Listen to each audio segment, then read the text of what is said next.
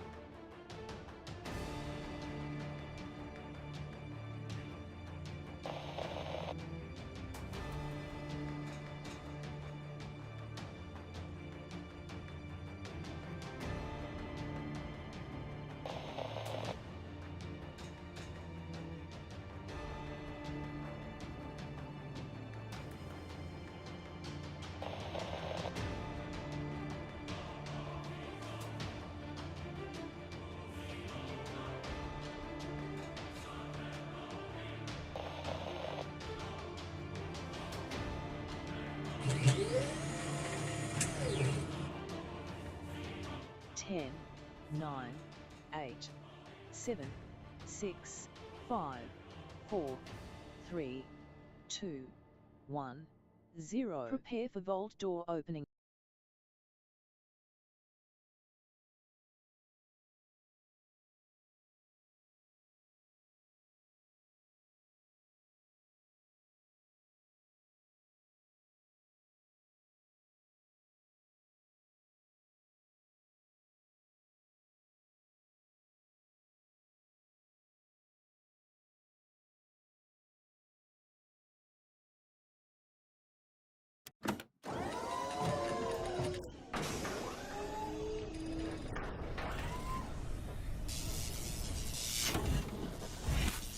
It's a miracle every time. Hello!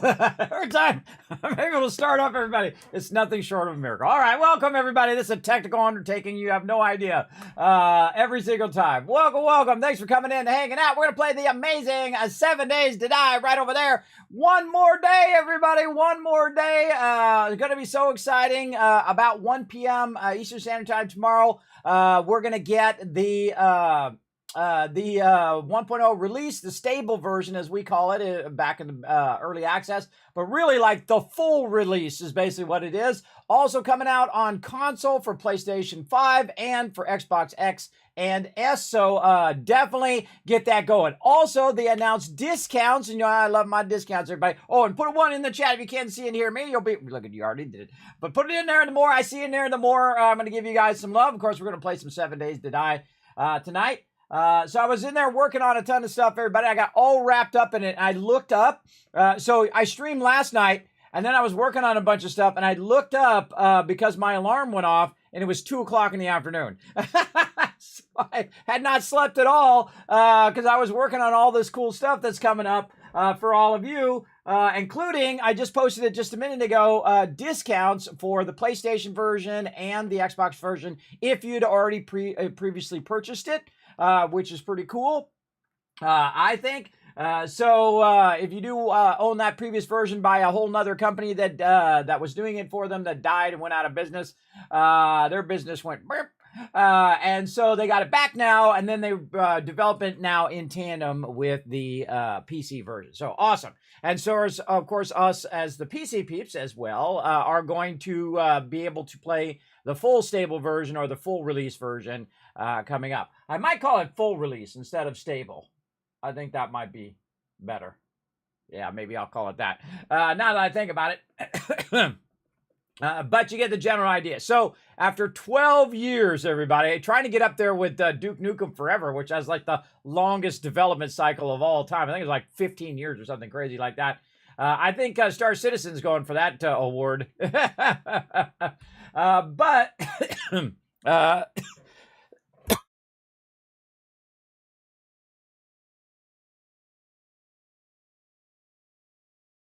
moment I get on stream, that's when I start choking. There we go.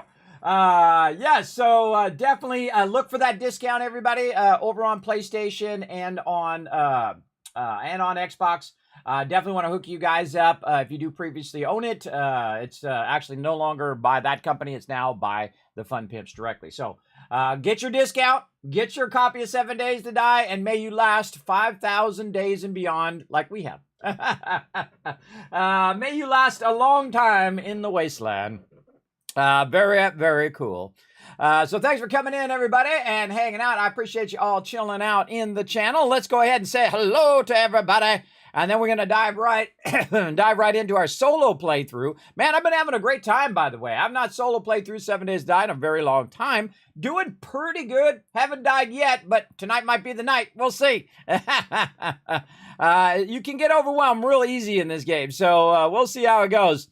Dragon Wolf coming in, bringing that hype. First person I see in the chat today, so 1,000 kids cats for everybody who's in the stream right now. Thanks for coming in, hanging out. Paul, hey Paul, what's up? Thanks for chilling out. We got Rotisserie J, we got Joggers, we got Raz coming in. Hello, Raz, welcome, welcome. Thanks for being here. Again, Joggers bringing that one, Paul bringing it, Raz bringing it. Wow. Hey, Master Gundam, what's up? I see you over there, over on YouTube. Thank you so much for coming in and hanging out. Jay, bringing that one. Dio, we got H2O in there as well. Thank you very much. Jazz Sads, bringing that one. How you doing, Jazz Sads? Been a while, man. I hope you've been well. I hope you're doing good on your end as well. Thank you so much for hanging out. I appreciate it. Tomorrow I buy 7 Days to Die. Ooh, that's a rhyme. Did you know that? So there you go. You rhymed it, and you are going to enjoy it, I'm sure. Hair Luna with the ones as well. I can't wait to buy 7 Days to Die tomorrow. Yeah, there you go. Retweets are good. Oh, you went over on X to tell me that retweets were good. Oh, that's impressive. All right, I'm going to give you 1,000 kids caps for just going over on to X and finding my chat over there, which is fairly hard to find. And then you also got the retweet side, so let's triple it up. 1,000, 2,000, 3,000 caps. That's the way to start a stream right there. Let's get it going. That's Mr. Non, you bringing that love lurker train. Thank you very much for bringing that Kismet love lurker train into here and get it going. You're good, Kez. Thank you. I hope you're well. I am doing very well, as a matter of fact. Since I had my throat stretched a while ago, I am actually feeling a lot better.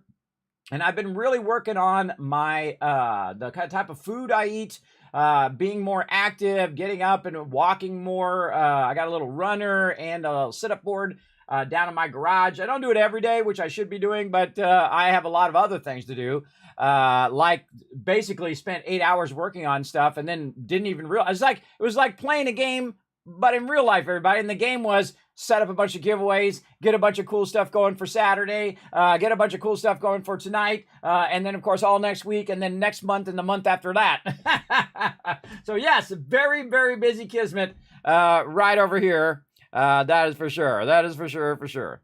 There you go. I had to do it. Well, there you go. GG's there, Junkers. Again, thanks for coming in and hanging out. Appreciate everybody coming in the stream. I say it's time to dive right in. Let's go, everybody. Let's get it going on.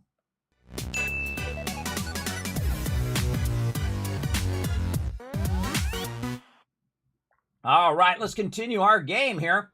Now, what I did, everybody, is I started a solo game right here. For those who missed it a couple days ago when I restarted. Now, I may do a stream override. Sorry to my 76 peeps. I wasn't able to stream today because, man, I was wiped out after that. All of a sudden, I looked up, it was 2 o'clock. I was like, oh, come on. Darn it.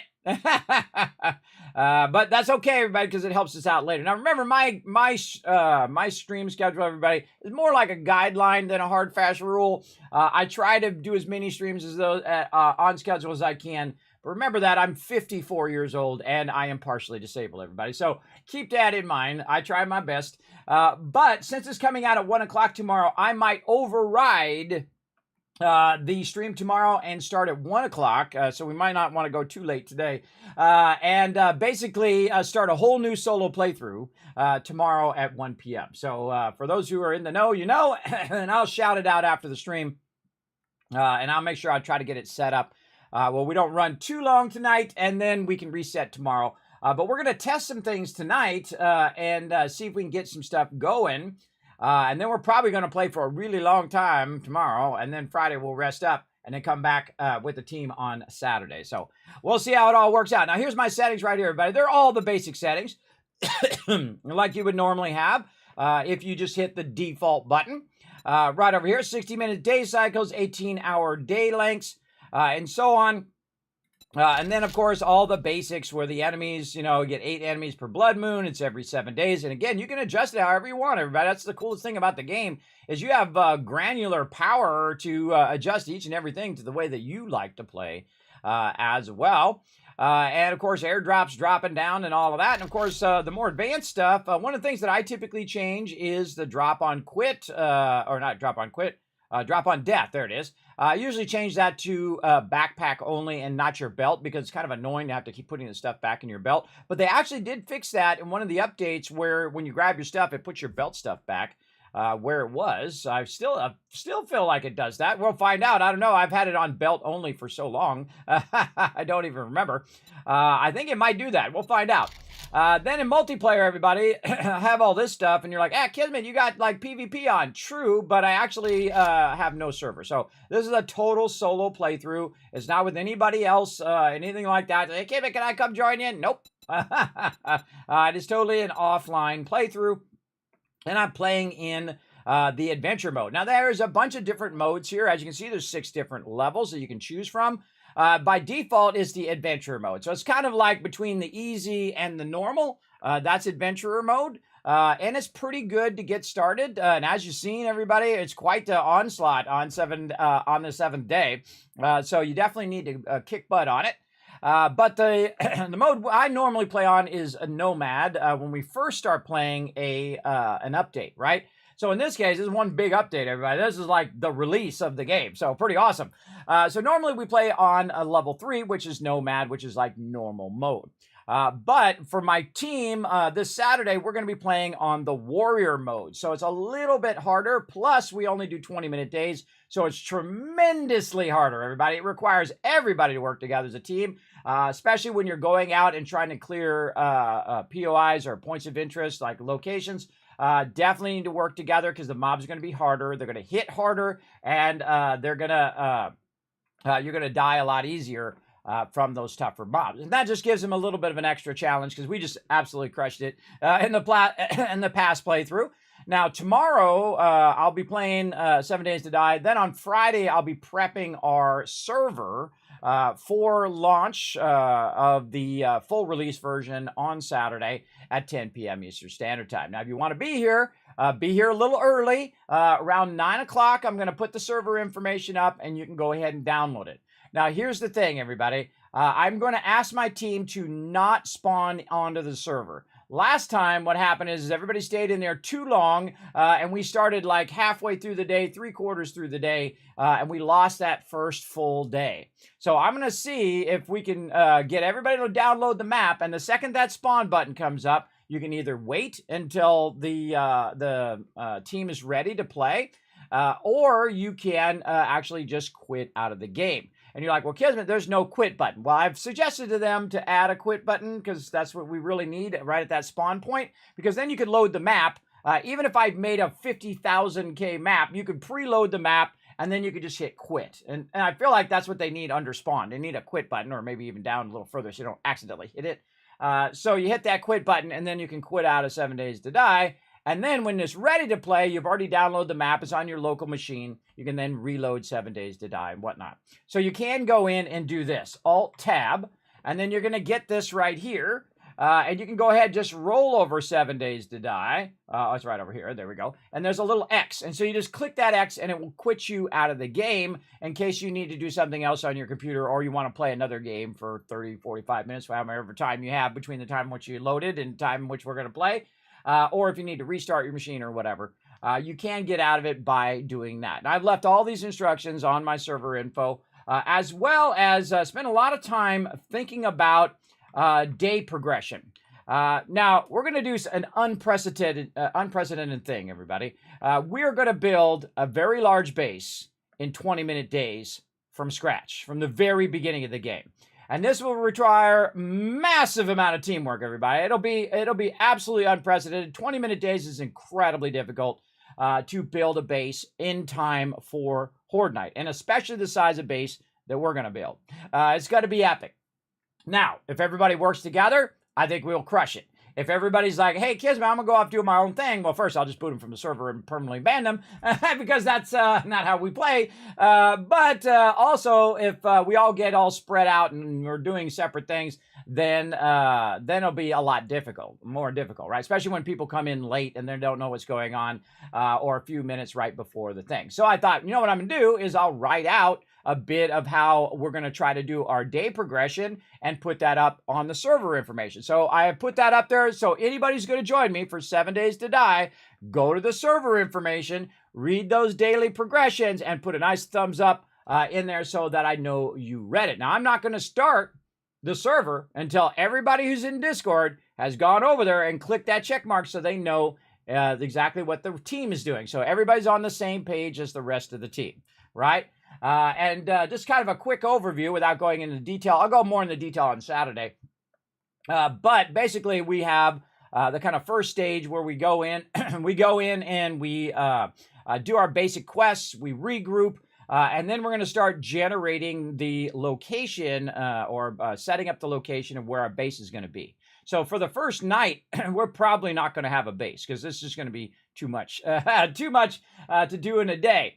But we're going to prep that location straight away. And the whole entire team is going to work on it. Not just me, not just the peeps who normally dig stuff out, but the whole entire team. Now, this is something... Oh, hey, Ro. Thank you very much for the raid. Appreciate that.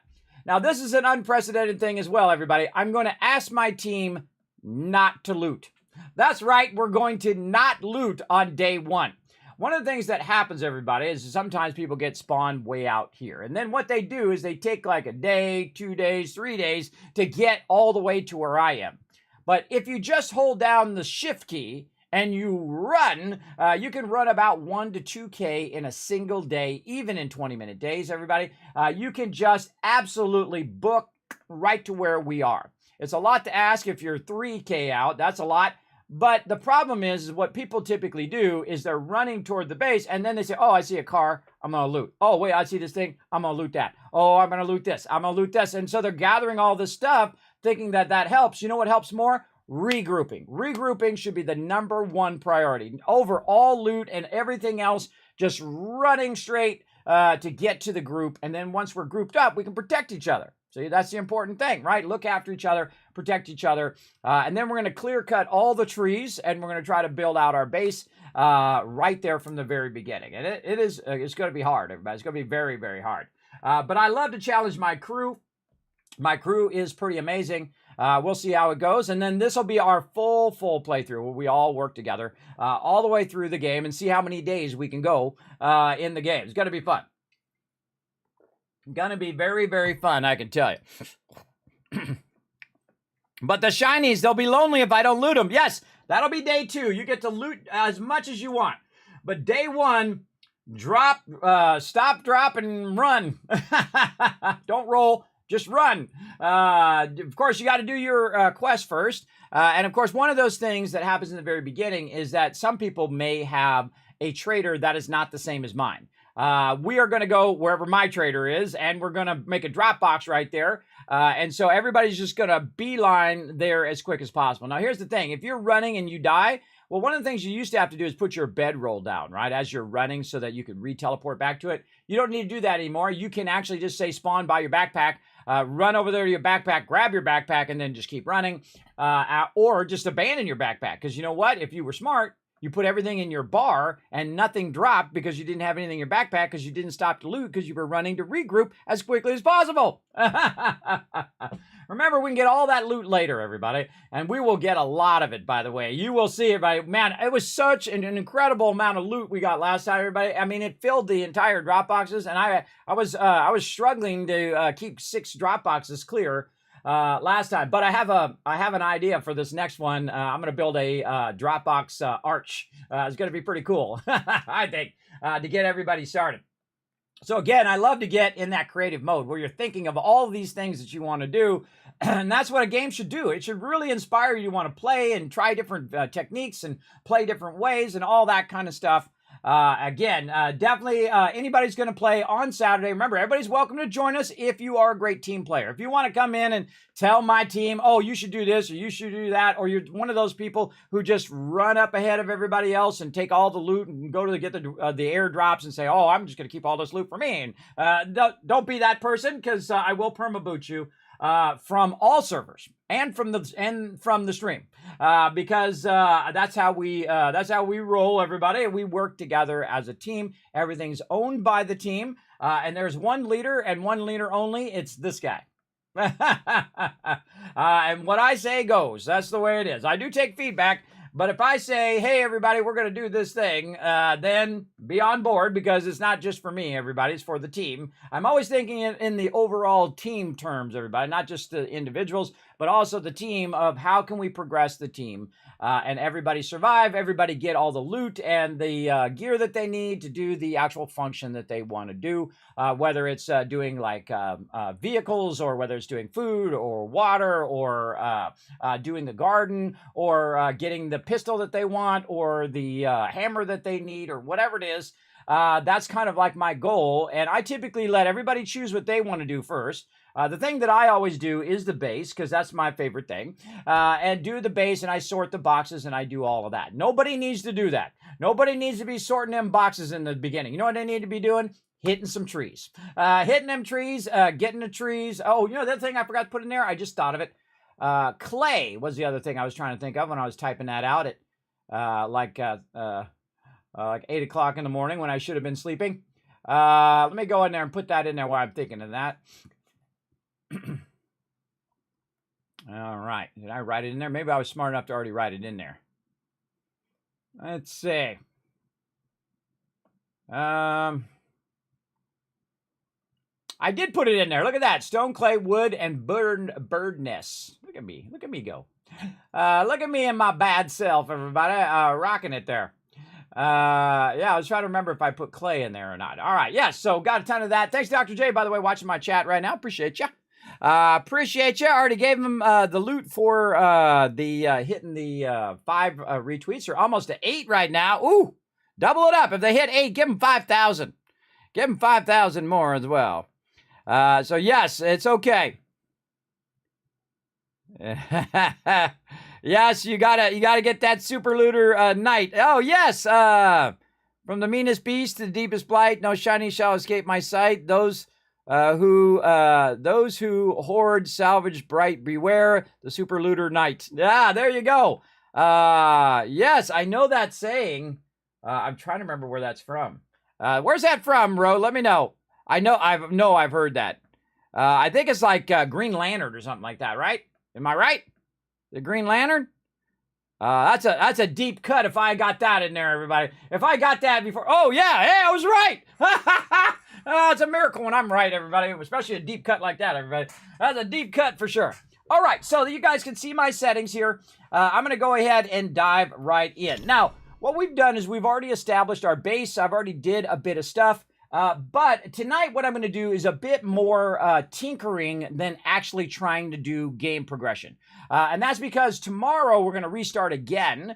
So we're going to test out some stuff that I need to do. Now, I did log in a little bit after the stream last time, measuring some things. I was measuring distances and all of that, which I'll show you when we get in here. Because what I want to do is set my base way back. Now, the cool thing about doing the solo playthrough is it also makes me think of things that I can do in the team playthrough better, right? So if I can do better stuff over there, it does help the team as well, and faster and more efficient. So always thinking of faster, more efficient. Now, we're not going to do a subterranean base like this one, and we'll give it a quick overview. And you can see I have my land claim block on over here. Now, on this particular base, the thing I learned in this particular playthrough, and this is just a test run of the experimental version solo to get a general idea of it, is the fact that my land claim block cannot be closer than this, than 13 blocks out. Really, it's 13 plus 3 blocks, if you think about it, because you can't be within 3 blocks here. Now, you can actually cut the blocks out, by the way. which I just realized. See, look, you can cut it out, and it's usually 3 blocks out, and then you can start to build, right? But if you cut these blocks out, those are permanently out. You can never put those back in again. Oh, Itzimer, coming in, showing some love. What's up, Bazinga? Thanks for coming in, but you can never put those back in again. So do not do anything 3 blocks within the trader itself. So you can see that we have 1, 2, 3, and then if we go back here, this is 5, 10, and this is 15 blocks back. So first, that the metal area is 16 blocks back. Also, you can see that the land claim block, the closest we can get it is around 14 blocks, or really 13 blocks if you're thinking about it, if you're butting up the edge. It's 13 blocks back. So you have to at least have 13 blocks back. So I thought at first, well, maybe I'll just build it 15 blocks back, and I'll just build it, just move it over just a little bit. But if you're playing solo, it's all about the spikes, everybody. If you got enough spikes, you're going to make it, I think. So one of the things to do is to actually move this back where the actual land claim block is right here. And I built this last night on stream. And this is basically using the land claim block as the exact center of your base and moving it exactly the right distance back from the trader. Now, of course, it puts you further back from the trader, so you have to run to the trader further. But it also gives you all this room to put spikes or put remote turrets or, electricity things or Durek traps or whatever you want to do. And then if you want to move it, you can pick it up and move it. The biggest problem is I'm just beyond that barrier and I can't move it any closer and I can't move my items. Now you're like, well, Kismet, why would you want to move your items? Well, to start, what I did is I put the items up on the top of the base, which I'm not a big fan of. Oh, there's the spikes. Oh, Kismet gonna die from the spikes. Right away. There we go. That's a great way to start. There we go. Let me go ahead and heal myself. Let's use the bandages up here somewhere. Bandages. Over there. There we go. So, as you can see where the edge of this is, the edge of this is just not close enough to where I can hold down E and pick up my my forge and stuff like that. Also, this is a little bit more difficult to dig because of the road, and typically I don't build stuff on the road, but I thought, you know what, I'm going to try it on the road because then my foundation of my base is already close to asphalt, aka as tough, almost as tough as cobblestone. But I kind of feel like it's less worth it because it takes more time to dig through there than it would be to just dig the dirt out and put the blocks in and fill the blocks in. I feel like that would be way faster, and I relearn that every single time I do that, everybody. I was like, I should have done it like this or like that and like this, right? So what I'm going to do is do something I normally wouldn't do on day 16 because, Horde Night's coming up, everybody. And what I'm going to do is actually move the base. Now, I can't move the base right now, and that's because I don't have enough resources because I used up all of my resources on this particular base. But I do have a bunch extra in here, and I can drop all that stuff in there. We got all the food up here now. Always fantastic to see that food looking good. And again, the one thing you want to do definitely is get your food squared away. And again, that whole green edge is going to flash there is the land claim block. I'll turn that off here in just a second. We need to make sure that we have some. I got one thing left. All right. We need to definitely get more wood, everybody. More wood. So we're going to try to rebuild this base, or at least the center of the base, and try to rebuild it a bit closer and try to see if we can get a better start. And one of the things that I think in any game, everybody, is it's how you start the game. All right. Starting the game is the key to everything. Oh, I didn't bring my axe. Is the key to the whole survivability. And it's the problem is that the zombies get too far ahead of you. It's very difficult for you to catch up because they're constantly swarming you and killing you and so on and so forth, making it difficult for you to do anything. Get that loaded. Get this loaded. That's loaded. All right. Another thing I thought of after logging out as well is that I put this way too close. These are 300, but I'm going to take them down anyway. I put this way too close to the trader. The problem with having this close to the trader is if you're running by the trader, you can't see because the trees are in your way. So you definitely want to take your trees and move them further back. I'd say at least 10 from the trader itself, so that when people are running by the trader, your tree farm's not in the way. Now I kind of feel like the best place for the tree farm is by the trader, not this close, but further out. And the reason why is because you're constantly going to the trader in the beginning of the game, right?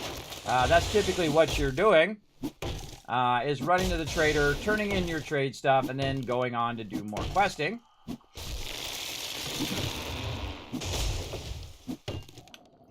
And we're going to go ahead, knock these down just to get us started. Now here's the cool thing. While I'm knocking down these trees, some of them were 300, some were 600. You really want to wait for them to get to 1200, which is about 2 hours real time. So I just got 15 more, everybody. I just picked up 8 of these, but I have 15 more of them that I can put down. So it's not really that big of a problem. And you can see I've got this perfectly set up so I can make this nice and easy like this. Very nice. All right. And then in a couple hours, those will all grow back up again and I can get more stuff over there. Okay, so now we've got our land claim block. What we're going to do is start to work on the foundation. We're going to turn that, we're going to hit E on there. That'll turn off that whole green aura. If you ever get that stuck on, everybody, just go to your land claim block and click it over there. So what we're going to do is we're going to pick this up and we're going to use this as the center of our base. Now, this is actually something I'm going to do also. We need to make a bunch of building blocks. Let's say 200. There we go. And we'll swap those back in there and that in there. There we go. So this is also something I'm going to do on my team play, where I use the land claim block as the center. This way, no matter how far I build out, if I build out by so many blocks, it'll still work. Now, this is actually 34 blocks back from the thing. Now, the funny thing is the land claim is 41 blocks, which is an odd number, right? So in theory, you would think, okay, 41, it would be 20 that way and 20 this way, and then this would be number 41, because you got 20 and 20, and then the center one would be 41, in theory. But that's actually not how it works. It's actually 34 blocks I found in this direction. Back that you have to be from the thing. So you would think that it would let you go right up to the edge of the trader, but it doesn't, because the trader has a null area in which you can't actually land claim too close to the thing. So it's 34 blocks back, and then your land claim itself is 20 out this side and 20 out this side, and then 1 in the center. Because you have that 13 block null zone plus the 3 blocks that you can't put right next to the trader. So it's like really like 16 blocks back. Let's just call it 15. 15 blocks back that you definitely need to be if you want to ever move anything that you put out there on the edge of your base. So that also tells me, hey, I need that as a minimum also for my larger base as well. So I'm going to set that one back further than I did last time. And I might also rotate the base so that the front of the base is aiming right at the trader. So, because most people are just coming in and out of the trader all day, getting quests, turning in stuff, buying stuff for the group. The trader is usually your go-to place. Now, they can run over to the town and do all the quests and do all that stuff and just come back to the base. But they're going to come back to the trader. 99% of the time, they're going to run out, do a quest, or do something, and then come back and sell it to the trader, go to the trader, drop it off of the drop boxes. You got to think about where is the most important thing. Now, also being further back is you don't have to listen to the trader all the time, because that can be an issue for sure. Is constantly listening to that trader. Oh, I need to start my water too. Let's go start our water over here while I'm thinking about it. Oh, snake. That's my snake charmer right there. No bone knife. All right, well, I'm too lazy to go get it and come back, so let's just get it now. There we go. So that also opens up the ability for a lot more spikes, different rows, different things I can do with electrical and traps and things of that nature. So definitely important to set yourself way further back from the trader itself. And then that'll be the center of my base. Now, right here, I've got a nice little fun drop. See, I can just drop down instead of having to go down each and every time. Because again, it will, it'll wear on you after a while, everybody going up and down that ladder, which is one of the reasons why we typically don't do underground bases. It's got like 12 minutes. Holy mackerel. All right, let's go 15. There we go. That's got a lot of time right there. That's nice. I like it. I like it. Where did all my, where did my thingies go? Did I use them all up? I might have used them all up. Huh. Okay. Put them right there. All right, just need a little bit of shum here. Let's go ahead and use that red tea because that is all sorts of goodness there. And then we'll go ahead and eat up all these eggs. Now, I do want to get to bacon and eggs here at some point. So it's daytime now. Now, I'm not going to be doing too many quests today. We're just going to be mainly working on seeing if we can get a better start. So when we restart tomorrow...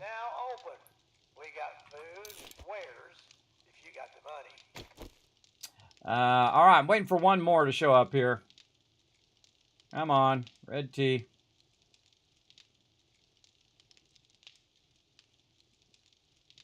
And we can also convert this water while we're at it, too. Red tea. Let's do this, put it all as one. There we go.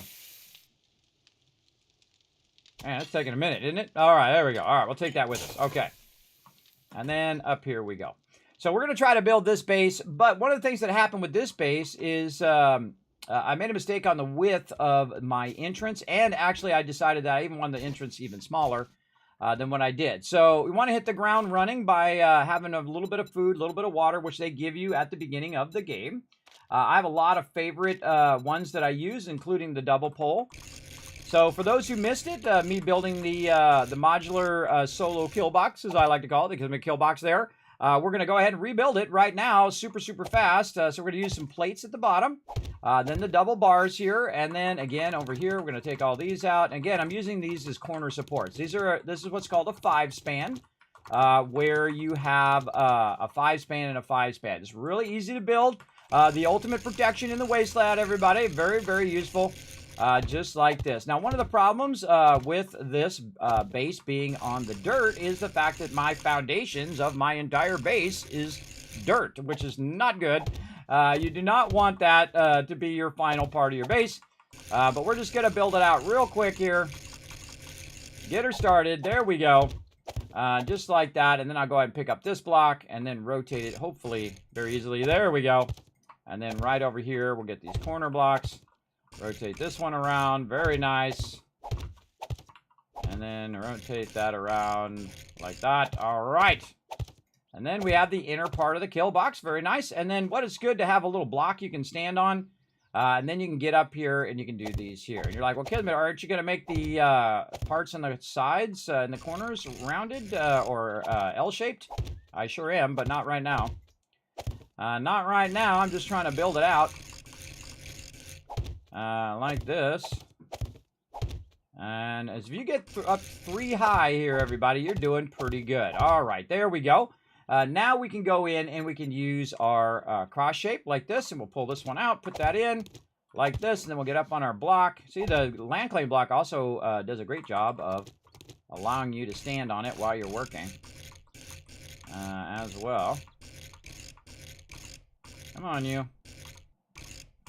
I don't understand their rotation. I've been playing this game for, I don't know, 8 years. I still don't understand how their rotation works.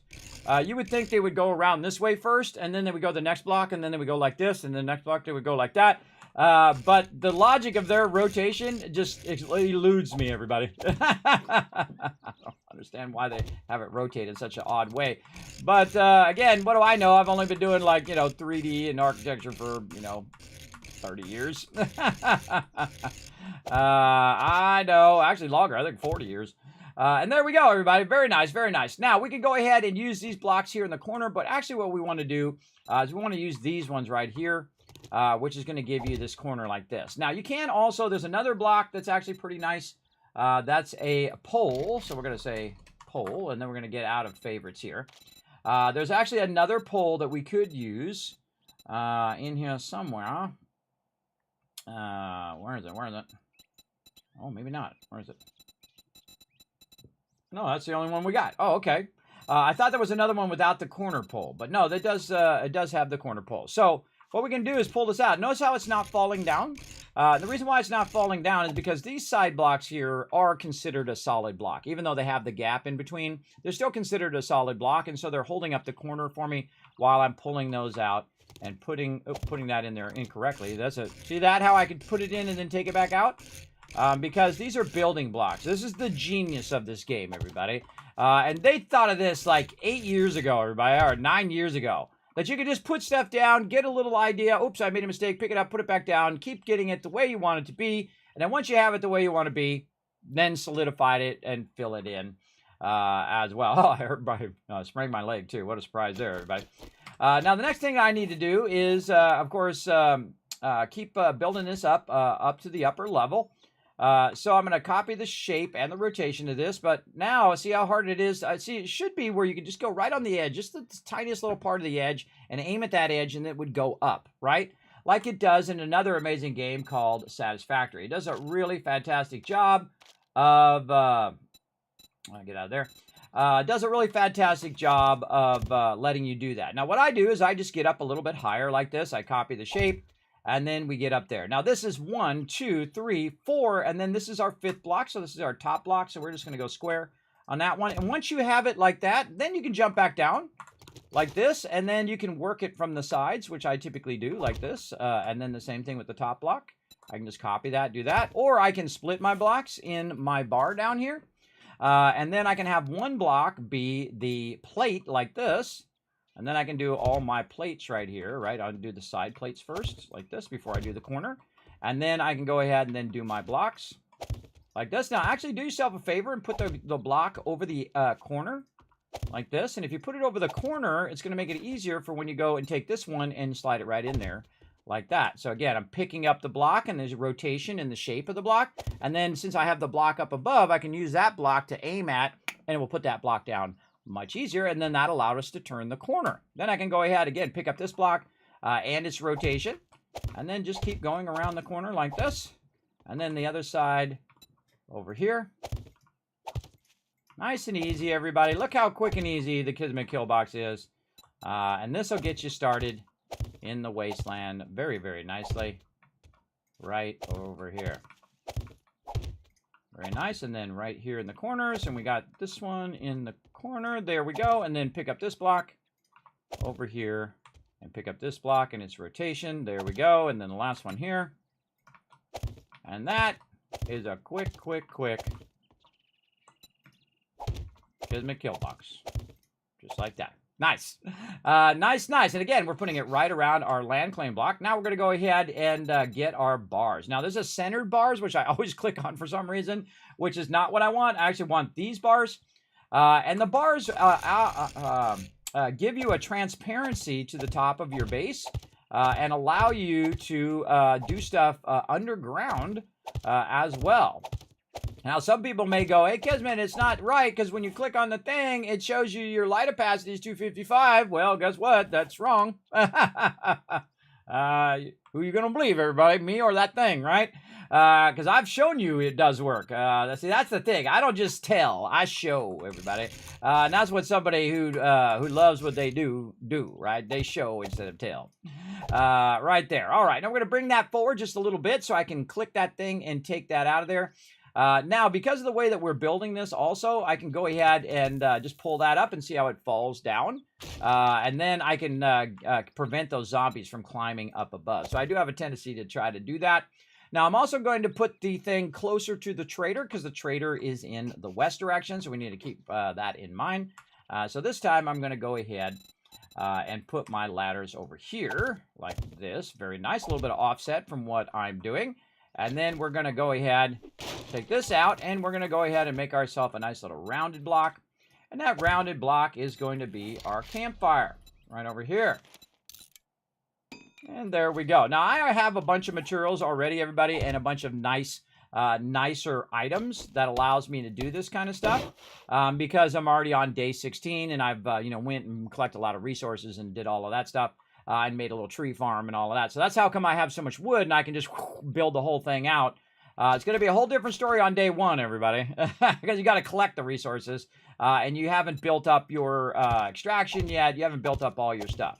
Now, I suggest to fill this all the way in so birds don't come flying in here and go, surprise, and get up in your business. Also, you notice that I upgraded this block right here. Now, if I go over here, everybody, and I dig down. Oh, I don't have my shovel. I forgot to get my shovel. Hold on. Let's go get my shovel. Get up there. Okay. Feel free to not get up there then. Hold on. It's being feisty today. Get up there. It's my spring leg, no doubt. I'm just going to torture myself. If I find some stuff over here. Oh, and I don't need these blocks anymore. That's was there to explain to you guys why I'm putting that where that is. Get all them blocks back. Recycle, everybody. Recycle them blocks. I'm going to take that one as well. And you can see that I have an entrance that is not a front door, everybody. I'm not a big fan of the front door itself because they go right for it. Now, of course, you could use it to your advantage if you want to... you know, set up a kind of a trap for them. There's a couple boxes that we could use as well. And we're going to need our grill and stuff. So we'll go down here. And again, I have this kind of drop that drops me down real fast like that. Very nice. That one's working, and this one's not doing a thing. So we're going to grab all of that out of there. Now, see, I can't pick that up. Again, it's outside my land claim block.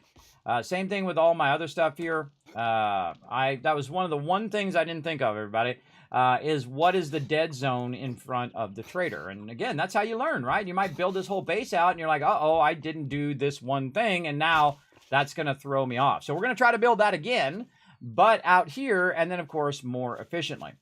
Now, typically, again, I would want it facing toward the trader. So we're going to go ahead and do the kind of same thing here. And we're going to go and we're going to work on our outside bars. Now you can build this all out ahead of time. I would get it to a point where you can upgrade the side of the base.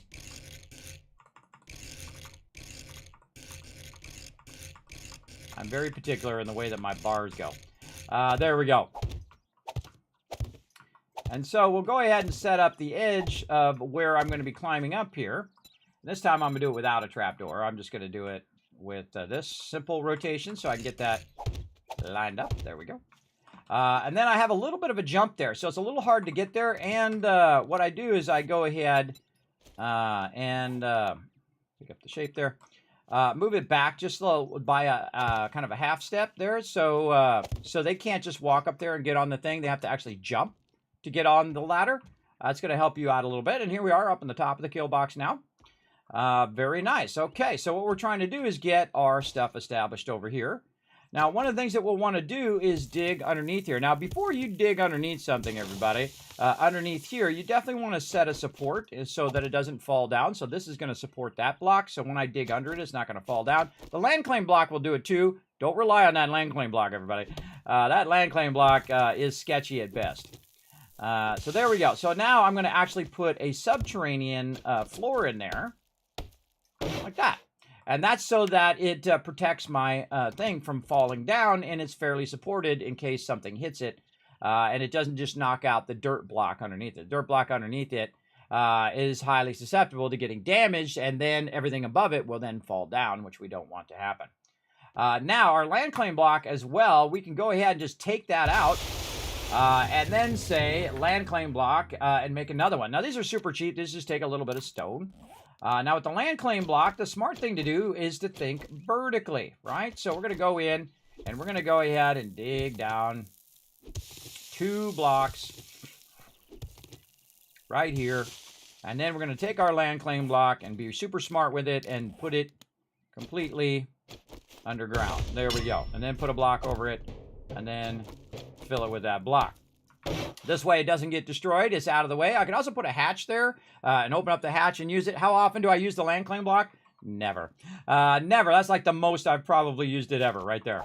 I usually don't use it all that much. I usually put it down, and then I'm able to go in, and now I can hold down E and see the hand. I can pick that up. I can move wherever I want. I can move it basically 20 blocks in that direction or 20 blocks in the other direction or that one because it's right in the center, right? So now I've got this massive area that's 41 wide by 41 deep. And by the way, it goes all the way up to the sky and all the way down to bedrock. So you can build as high as you want. You can go as far down as you want to go with that land claim block. So pretty awesome. I think so. 41 blocks up or 20 blocks up and 20 blocks down. You get the idea. And you can always put more land claim boxes down as well. So say you make another base that's, 40 over that way. Well, you put another one down, and now you have 2 bases that you can move around and do whatever you want with. All right, so that gets that going. Now, of course, the same thing here where I've created these supports in here. I definitely need to work on the supports on the outside of the base. I would definitely work on the corners first because your corners are typically your primary supports, right? Now, you can see that that doesn't fall down because, again, the rest of this is holding it up. And then we can go ahead, put that block in there, and I would go straight to upgrading. There we go. And then we can go ahead and put our angle block back in, just like that. There we go. And then take this one up. Now, you can also just dig it out in the very beginning. Now, I'm going to be digging a little bit faster than you would at the very beginning. You'll see me do this again, by the way. Let me go ahead and do double there. You'll see me do this a lot faster, or a lot slower than the speed I'm doing it now because I have upgraded tools, upgraded Miner 69er and all that stuff. So again, you can just dig out the whole entire edge to get started. And I definitely would so that you have a more solid foundation of your base. Most likely, they're not going to destroy the block under your base in the early game. It could happen later, though. It could absolutely happen later. Where a bomber comes up and it gets right by your base and it blows up and all that dirt underneath your base is destroyed and half your base will come down. Yeah, absolutely. Or all your base might come down. We'll see. We'll see what happens. But again, work on them supports just like this. Easy peasy. Get them supports in there before we get too crazy and then upgrade those. Now, eventually we can come back and we can upgrade all of those to cobblestone, which we'll do here in a bit. There we go. So now we've got the corners, our main supports, good to go. And that tells us we're actually good to go on the upgrades of the whole entire support edges right over here. Now, do I want to upgrade the whole thing all the way up at the beginning of the game? Absolutely not. Because that's going to burn up all the wood that I collected. The smarter thing is to upgrade the middle first, right? To upgrade that all the way around. So we're going to upgrade the corners first. There we go. Now, I just happen to have a lot of wood and materials, and I can collect the materials faster. But you'll see when I play tomorrow, we're going to probably do an early playthrough. Now, I'm going to go ahead and take some of these out here, just so I can dig this out a little bit here. I'm going to take my thing and put that over there, just to make that easier to get to. All right, there we go. Now we're going to dig out this. Now, the cool thing is when you're doing this, you're doing 2 things at the same time. You're collecting clay, which you need for your forges, but you're also building your base. So anytime you can double up on something, I'm all for it. I'm all for doubling up on everything because then you're just being way more efficient. Right across the bottom here. There we go. And then again, the more digging. Hoping we can put our edges back so we have our supports before we dig the rest of that out. There we go. And again, now, sometimes I thought, well, I'll try it on the road again and see if that works. And like every time, I suddenly discover that it's way easier just to go out here and dig because then I've got the clay and I've also got my supports already ready to be upgraded later on. So very, very fun double function here. There we go. Broken leg. Yes, it does happen. It's really not broken, actually. I think it's springed. Let's go see. I think it's springed. Yeah, it's springed leg. Springed leg right now, but that's okay. Now, again, you're going to see I'm going to take out a few of these, but not all of them, because if I take out too many, it's going to potentially mess with the supports. I like to go maybe a maximum of 4. You can go 5, because I have the side supports, and I could actually just put an arch here. Don't even need the wall. I could just put this here, and then put a block across the top and put it over there if I wanted to. But I don't trust it because, remember, it's still an experimental. It doesn't matter what it says it does, everybody. It matters what it will do, what it actually does, not what it says it does. That's the way I roll, everybody. That's the way I roll for sure. So, again, we'll dig this out. And we're setting up our kill box here to be nice and strong for Horde Night. And we're collecting clay at the same time. And again, we'll put those in. We'll upgrade those.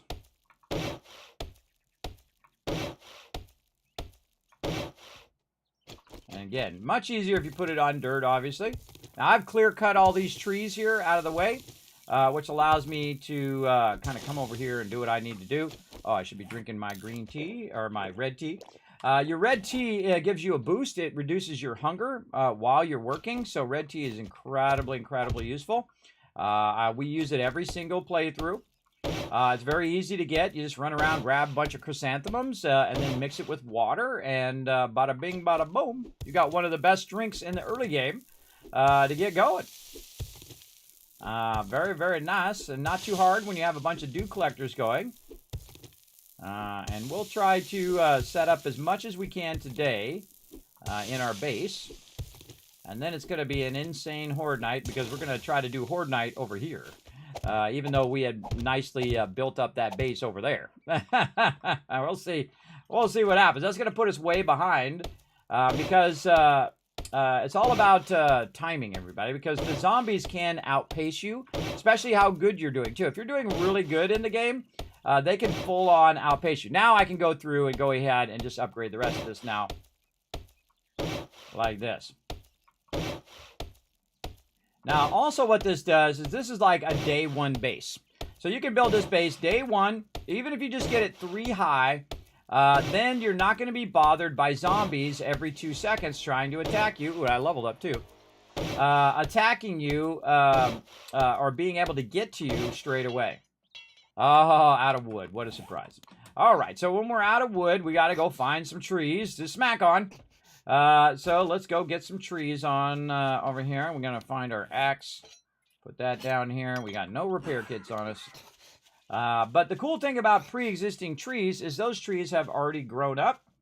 And I'm going to have a problem with my broken leg here. I should have found that steroid somewhere. And you see it went right back up to 10 minutes. Definitely use those steroids to keep that from happening. But this is 1,200 wood, right? So you definitely want to do this. And of course, the more you cut down these trees, the further and further the trees get away. Oh, I have a bicycle too I could be using. Just thought of me. The more and more these get further and further away. Go get my bicycle. From you. But then, of course, you're also going to get vehicles which allow you to travel faster over time. Now, normally, at this point, I would already have my base built. And I would then be doing a bunch of questing and then trying to get to the moped next. Would be the progression, but we're just going to do some test building over here, away from the trader, way out there, and see how it goes. And just kind of get the rhythm down.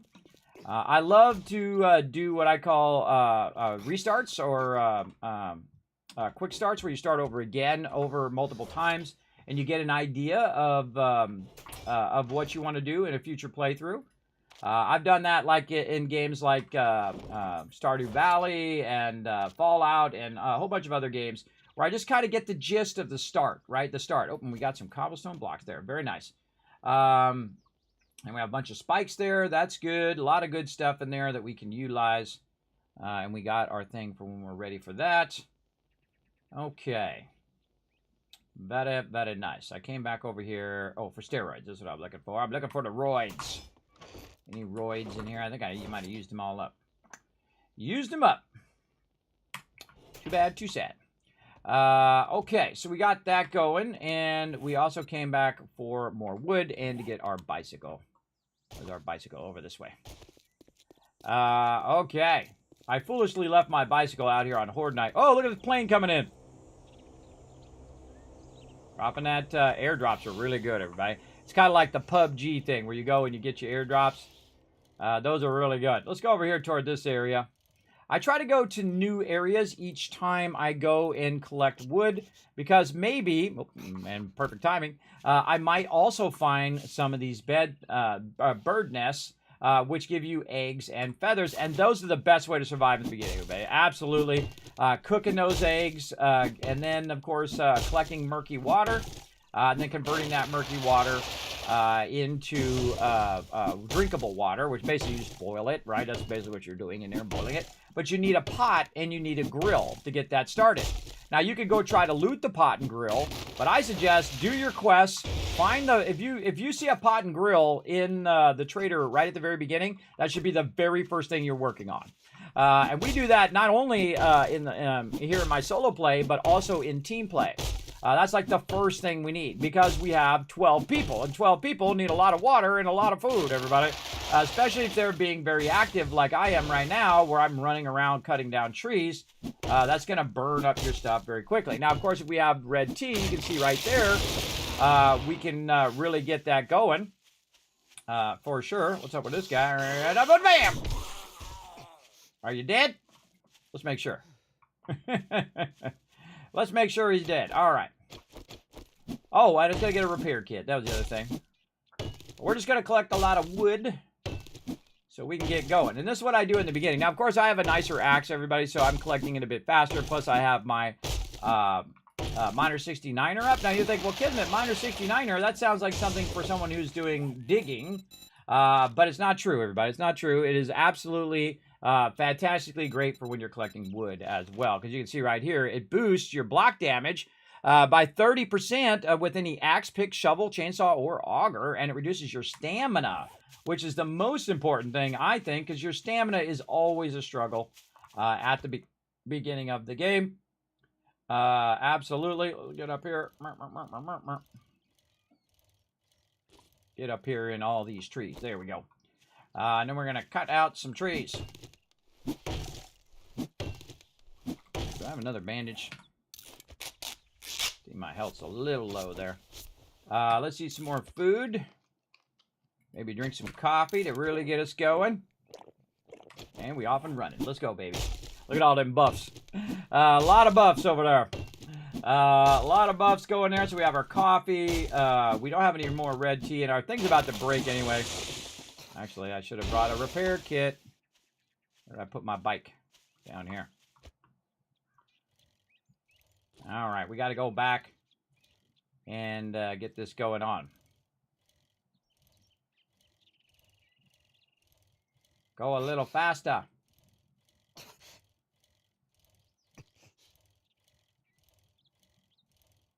Heading back.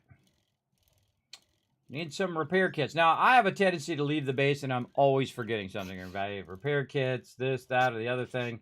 It happens a lot.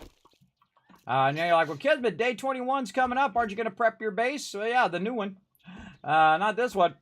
Let's see if we got any repair kits. We absolutely do. All right, cool.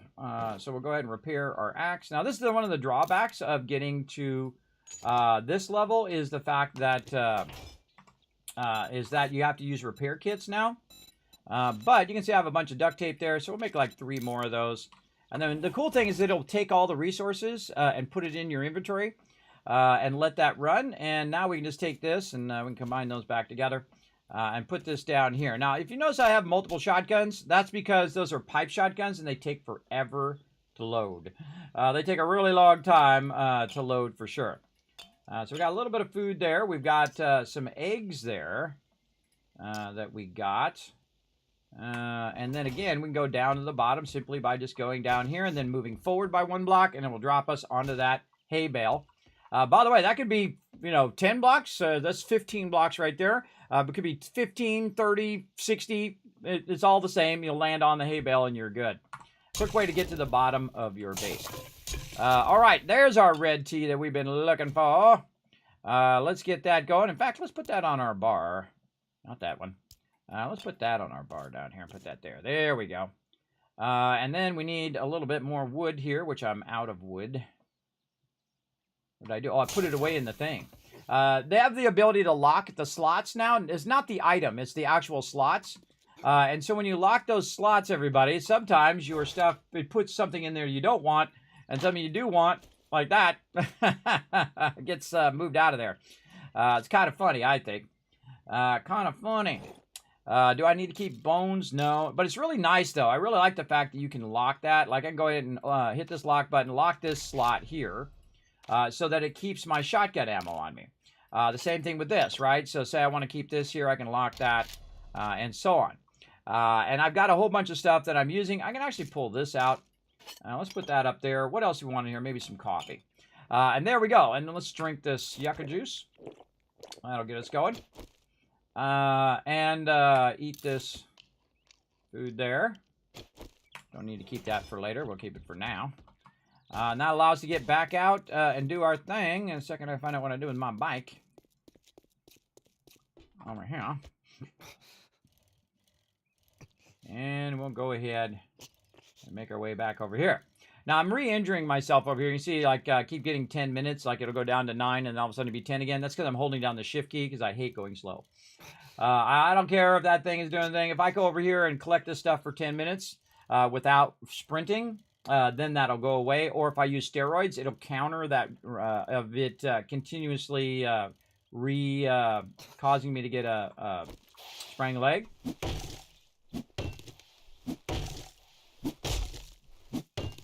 I kind of watch and make sure no zombies are sneaking up on me. By the way, you can crouch, and it actually gets quieter in-game, and then less chance that mobs are going to come and find you, but, you know, you're also dropping a tree on the ground, so that's pretty loud.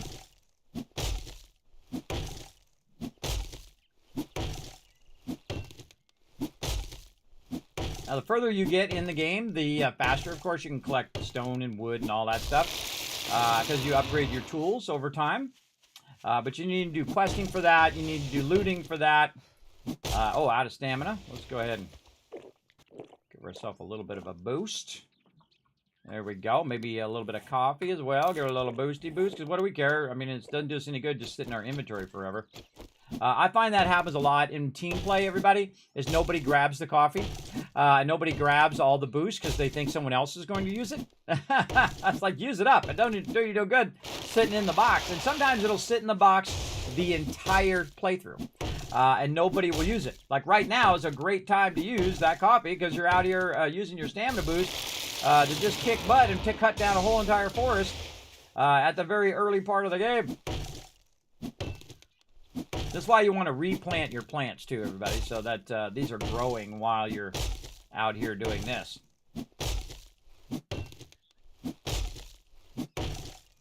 How much ever we collect, everybody, is not going to be enough. It's not going to be enough, but we're going to try to collect a whole lot. Because the best time to work on your base, by the way, is at nighttime. Because nighttime, typically by default, all the zombies will run. And so they're much more difficult. Especially if you get a zombie horde at nighttime, and then you have 5-10 mobs running at you. And you may not have the ammo or the weapons to fight them off. I typically, what I do is I backpedal, so when they're coming at me, and then I do a heavy swing to knock them all down, to knock them back a little bit. And that gives me a little second to regroup some more stamina, and then I can smack them again. And whatnot, or if you have like a machine gun, you just start unloading on the people who are close to you. But even in real life, everybody, if there was a zombie apocalypse and 50 mobs were running at you, even if you had a machine gun, it's hard to kill them all before they get to you, right? That's the trick part. Sometimes better to run away and get in a better position. Mob coming from this way. Right? See him over there. If I can drop a tree on him. Oh, that tree didn't drop. That's a bummer. Now, I don't need to kill every mob in the wasteland, everybody. I got things to do. I got places to be. Like running way back over here and finding my bicycle. Right there. All right. I'll try to be good. Oh, there was a nest thing there. I'll go back for those later on. Right now, we want to just keep going on our base. We're going to hold down the shift key. Get buzzing over here. Right back over here, and we'll go ahead and just park this out a little bit. Right there. All right, now we got some wood. Let's go ahead and get our kill box upgraded yet again. All right, here we go, and we're going to need our thing here. Now, I could make a hammer. I believe I can make a pretty decent hammer now. Yeah, a claw hammer. But I need forged iron, duct tape, all of those things, and especially the wood. But I'm not going to worry about it. I'm just going to use my nice level 6 stone axe I got going. Oh, forgot to get the middle first. There we go, middle. Thought I'd already done it, but I hadn't.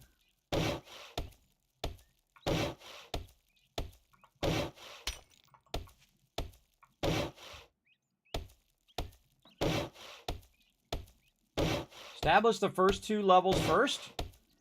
Because this will protect you against dogs trying to get under there, at least for a moment or two.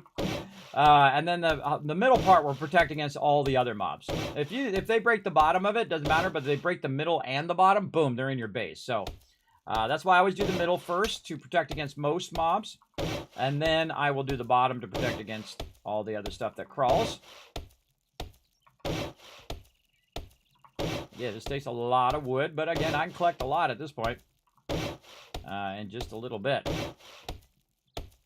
There we go. So you got your basic kill box good to go. Now, you know what you don't want to do? You don't want to leave this dirt in here. Because what will happen, everybody, is they'll spawn in there, everybody, and that's not good. That's not good. You do not want to leave any dirt in your base anywhere. And what we usually do is we dig it all out. We dig it all out, and we'll replace it with blocks. Now, do I need to replace all of these with upgraded blocks? Absolutely not, because it takes more wood. All you need to do is remove the game block or the pre-existing block, which could spawn zombies on it, and replace it with a player-made block, your blocks, to prevent that spawn. So we definitely want to dig all this out. And again, while I'm doing this, I'm multitasking. I'm getting clay that I can use in my forges or for making items. And whatnot. Again, multitasking for the win. Right over here. Very nice.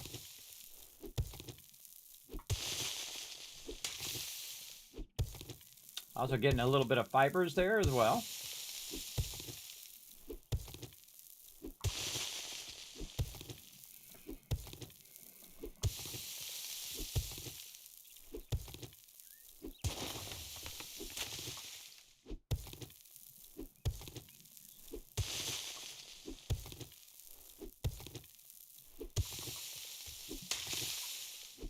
I'm specifically hitting that thing on the top so that I can get that extra fibers.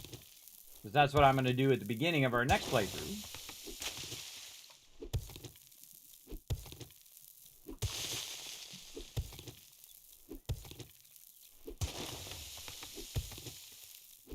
Again, I'm making this look easy, everybody. But again, this is an incredibly great way to start your base. Because not only are you building like a production base, but you're also building a horde base at the same time. And the Kismet kill box is tried and tested, everybody, hundreds and hundreds of times against thousands and thousands of zombies.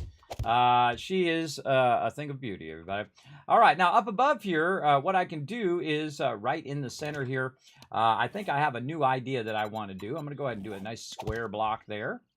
And then I'm going to go ahead and upgrade that block, wherever my upgrade thingy went right here. Let's take our axe out right there. There we go. Actually, let's move this up and that back. There we go. Actually, let's do that like this. There we go. So we're going to upgrade this block, and we're going to upgrade the blocks across. Like this, so it creates a support. And then right down the center. There, and then I like to do it on both sides. You don't have to. You can just do it on the one side. But we're going to upgrade this right along the center. Just so that this whole entire thing can support that block right there. Now, there's a block on top that is not upgraded. Probably should have upgraded it first. That was there, but I took that out and then put a block there just to hold it. Now, one of the things I can do to make this even more solid is, of course, I can upgrade this even further to cobblestone and all of that.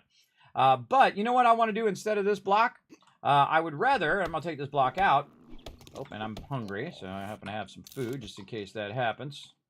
There we go. So what I want to do instead of that is actually put some storages there at the top up here. Now, what it's going to do is it's actually going to protect that storage because it's up pretty high, and it's not up on top of the base. It's actually right there. And I thought of that just at the end of the stream yesterday. I thought, man, I could have put it right there, and even if it does shoot, it'll have trouble trying to hit that center box. And then this center box is where we can just go ahead and drop any extra loot right there like a nice drop box. Now, also what we could do is take that to the next level as well and just say, you know what, let's make another box. Now, this one at the bottom is going to be more susceptible to being hit, but we can actually just let it hang down like that. And then we can name our boxes, drop box and miscellaneous box or whatever. A good way to get started. Now, I wouldn't leave them there in the long term, but in the short term, when you're first building your base and everything, you've got all your storage. Instead of having to run to the trader every time to grab the storage, you have the storage right there hanging from the ceiling. So very, very useful, and you're using that vertical space to get started. I've also got this nice and offset, and then we can also go ahead, just to make this nicer, we'll go ahead and put that back over there, and we'll put a little block in here to do that, or we can just bring this all the way down to the bottom, because it doesn't matter in your base right now because you're still working on it, but during Horde Night, I would pull this up so that you don't have that problem in the long run. All right, now once we've got that bottom part and we have some more wood, we'll go ahead and upgrade all the rest of this. Again, this is going to take you a lot longer than I'm doing it, everybody, because, again, I already am day 16, and I've upgraded my character a bit from running around. But this is giving you a general idea of how to make your own quick and easy kill box. And then, of course, you know, iterate on it like I just did, right? I just iterated on it and thought, man, it'd be nice if I just let those hang down in the center. Now, that's actually going to serve a dual purpose, which you're going to see, because I like all my stuff to serve multiple purposes, because then it's more efficient, right? If it does multiple things. All right, but we'll get all these upgraded first. Now, if you have a hammer, this goes faster, or if you have the nail gun, even faster than that. But I just do what I gotta do to get going on.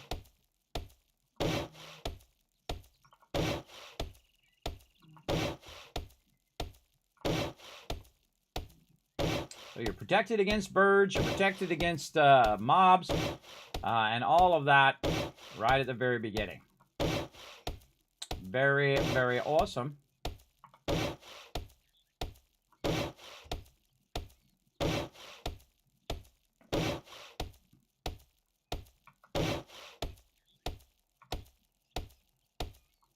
Okay. Didn't want to upgrade that one, but all right.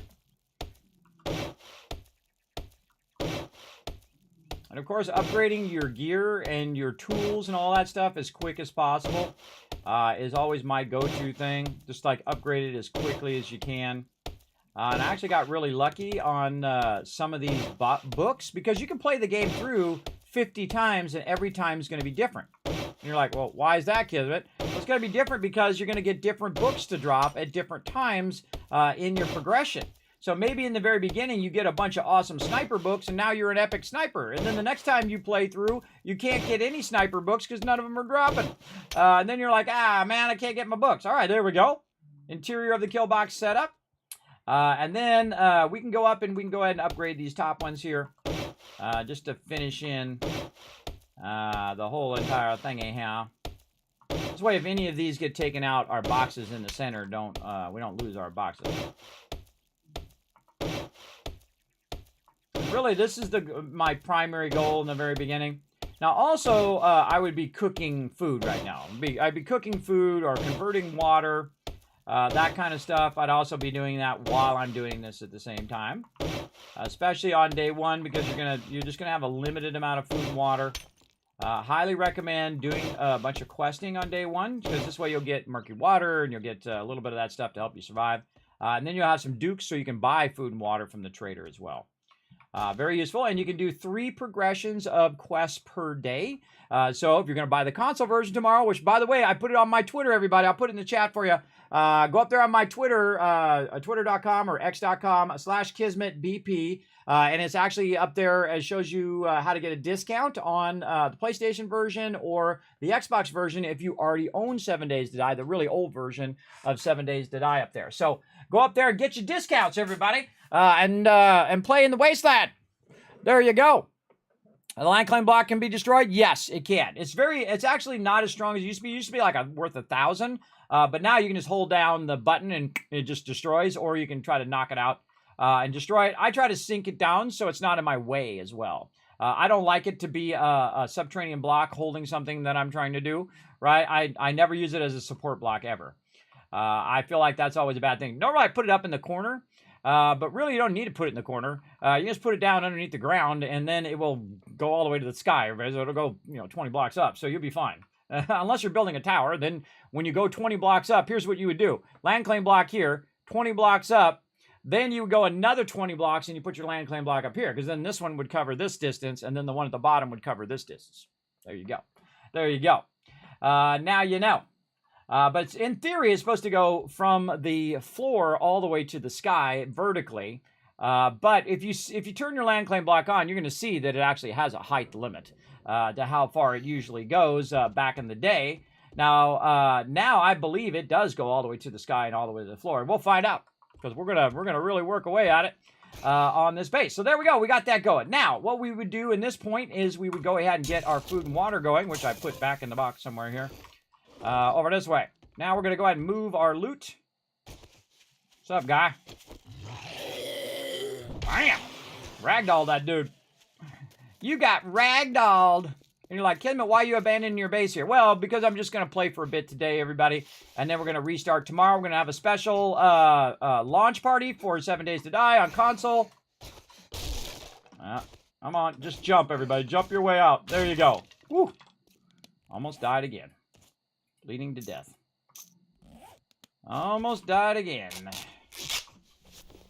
That's it. I'm putting a block in now. Keep falling. It's because I have a sprained leg, everybody. That's why it keeps doing that. There we go. All right, now we're going to grab all of our loot from in here, and we're going to move it to our other base. We could actually put an entrance on this side, so I don't have to keep running around that way. That seems sketchy at best. Sketchy at best, everybody. I got a broken leg, and it keeps... or a sprained leg, and it keeps getting re-springed. Yeah, we're back up to 10 minutes again. Again, without those steroids or just standing around for 10 minutes, I don't like to waste time, though. It can be annoying. I'm going to actually build an entrance on that other side, so I don't have to keep running all the way around the base every time. And again, this one won't be here when I build in the future. I'll just build this one. All right. I'm also overburdened, too, which is kind of annoying, but there we go. And again, my entrances are typically on the top of the base. And now I can access that also from on top, which is super useful. And then I can just aim down at that other one. Put all that. Oh, I already got it. And then we're going to go ahead and build our way across here. Oh, did it again. Nice. Thought I put a block there. Did it just fall down? No, okay. I didn't put a block. Only one person to blame. All right, better heal ourselves some more. Whoa, okay.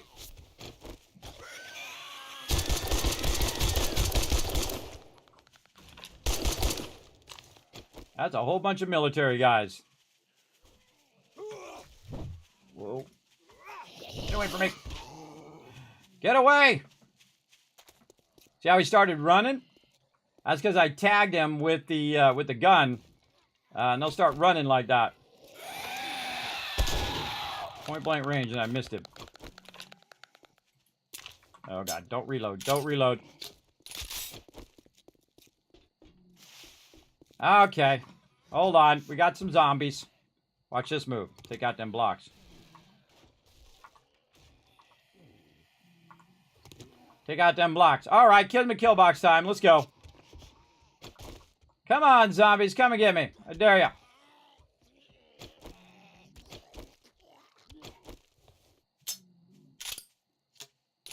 That is a wandering horde, everybody. And that's actually a pretty tough one. That's a pretty tough wandering horde there. That was a bunch of military guys trying to kill me. I think we got most of them. Also, I got a sprained leg, too, everybody. Of course, it's making it even more annoying as well. Well, we're up here. Let's grab all of our loot. All right, try to stack that a little bit. Might be able to make it. Oh, I made it. Blech.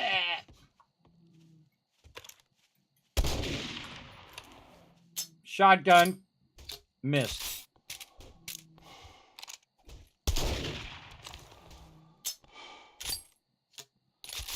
Sounds like he's to my left. Oh, there's another one hitting my base. Get in there. Oh, gotta make a hatch.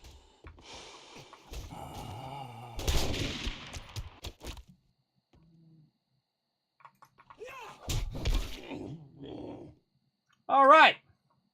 Wandering Horde.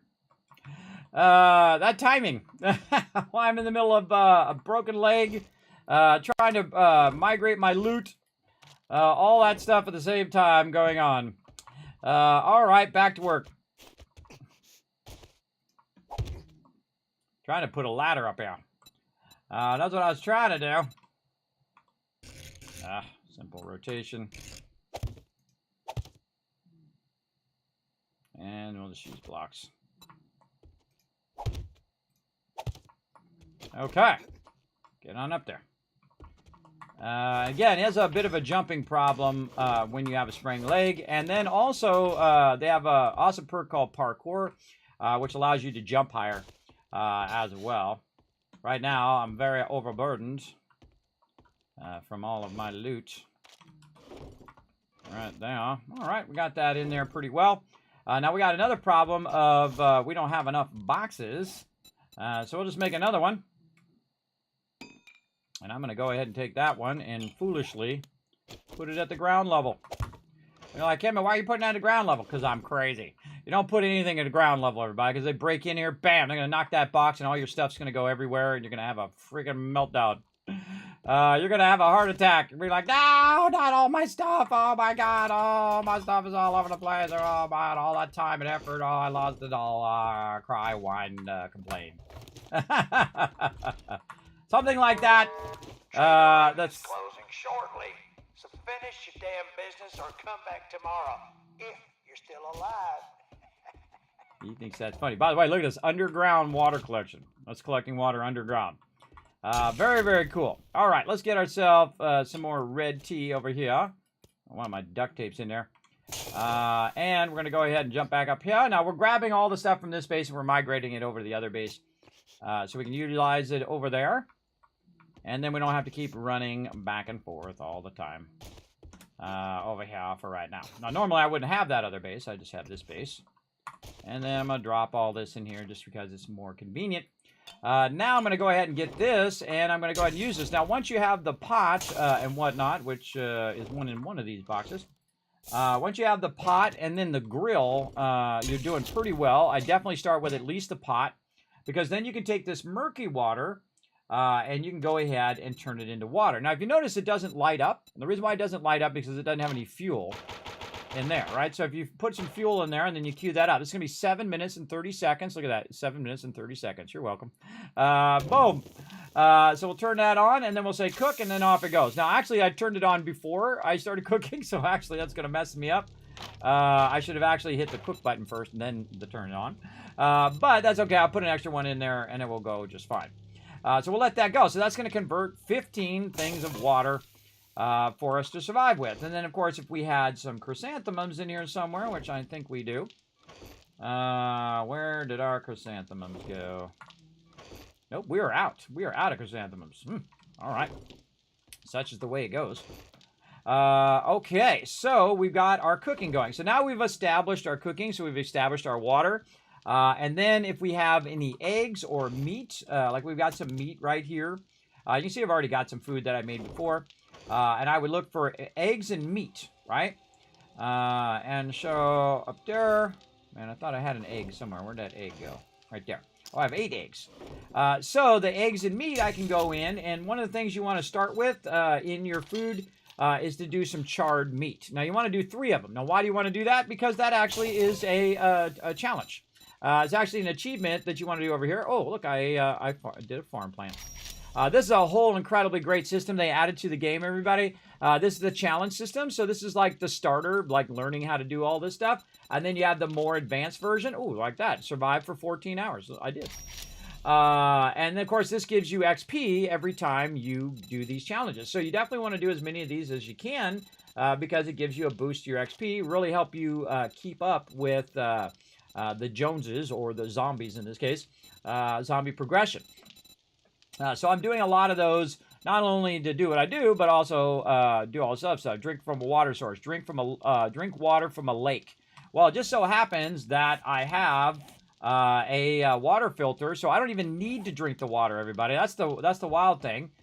Is I could find a body of water, which I don't have out here, or I can make a bottle of water. By the way, you can go collect the water and make yourself a little pond if you want to, and people can drink out of that. I might add that to my other base.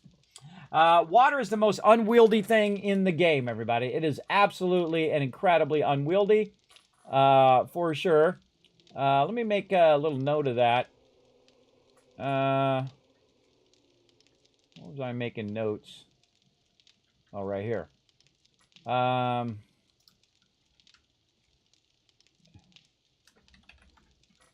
let me make a note of water area people can directly drink from. Now, it used to be where you take the jars and you make a bunch of jars and you go and you collect the water. You don't do that anymore. You have to do dew collectors. Otherwise, you're going to die. Or you can do a lot of looting. And you go in, and the first thing you loot, even if you don't loot anything else, everybody, loot the toilets. I know it seems gross, but oh, that's what you got to do. And loot the sinks. So don't loot anything else in there. Just loot the toilets and the sinks and run down the town and do that and kill a bunch of mobs, get them out of your way, get yourself a bunch of XP, and loot all of that and get your murky water and convert your murky water as quick as possible. And then you've got at least some water going before you can get your dew collectors going. And then you definitely want to get your dew collectors going in the long run. All right, so now we've spent all that time, and then the next thing we would do is collect a bunch of stone. Now, the smart thing to do in the stone, and I've got this figured out way better than I had it on that other base over there. I really was off on that other base. What you want to do is I've got my center support here. Now, over on the side here, everybody, I have a layout in Illustrator that I did. And actually, I want to kind of zoom in on it a little bit here. That is basically a modified version of the one I was using this whole week. If I show you, you can see now that little red box represents the trader and how far out it is from the trader. And then also I rotated it sideways so I could better align it to the direction of the trader, because that was my problem. I had it rotated this way, and then I was trying to figure it out with the rotation. So this time I just rotated it in there. Makes it a lot easier. So if we look at the direction of the trader, we come in here and we say, this is our center block, our land claim block. We're going to go ahead and say, okay, this is the trader, this is the direction, and we want to put our entrance back here in the corner. Now, if we go in and look on my thing over here, which you can't see yet, which I'll eventually show you, it's going to be the center block and then 2 back from there, and then right here as this block. Now, we already took that block out, and that is much more aligned than it was before. And then what we need some clay and we need some stone. Well, guess what? We have plenty of clay and stone right under our base. Now, before you do this, everybody, make sure you got a lot of blocks so you can get out of there, right? All right. Now, I would consider this as 1, and then it goes up 5, right? Or it goes up, 6 eventually. So because it's going to be sunken down 1 more, and I'm going to actually add another row all the way around the outside when I sink the spikes down, or upgrade the sides when I sink the spikes down by 1. So this actually is 5 high instead of 6 high. Normally I do it 6 high, but 5 high you can just jump off the side without breaking your leg. So very, very useful. All right, so that is calculating up. Now the calculation down is 1 block down from here, but this would be number 1 right here. So this would be block 1, and so we're standing in block 1, and then this is going to be block 2. We're just going to keep doing that. Okay, now we've hit stone. Well, guess what? We need some stone, right? Well, it just so happens that I have a pickaxe, but we're going to keep going, and we want to keep counting. So this is 3, and then this is 4.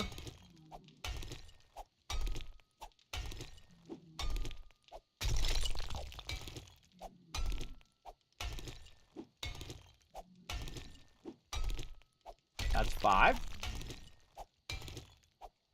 And in this case, I also have an elevation, and that's number 6. All right, so over here on my modular base that I'm building, I also have an elevation on the side, which you can see right there. It shows the side of the base and how far down I need to go for certain things. to get those going. So one of those is 6 down. Now, let's just double check that we did this correctly, right? So that'd be 1, 2, 3, 4, 5, and 6. And then the top one should be there. Oh, wait a minute. I did it 1 too far down. See, that's what that just told me, that I'm too far down.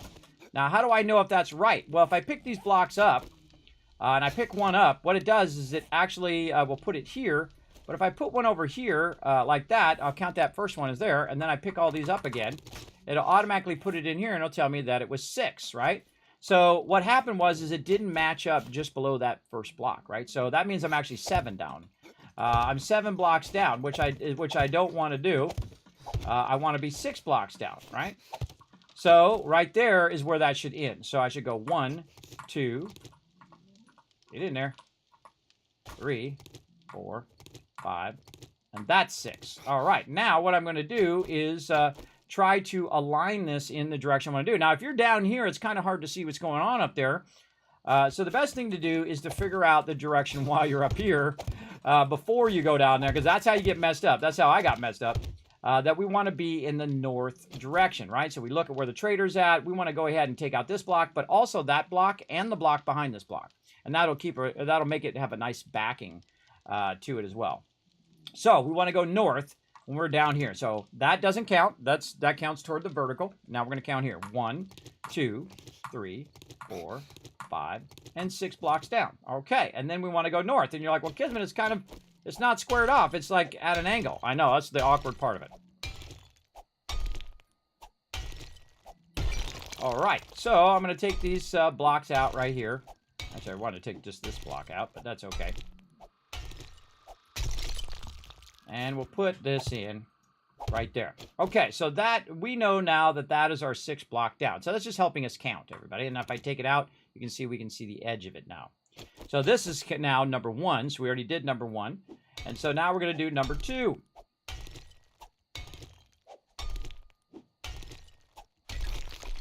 And number 3.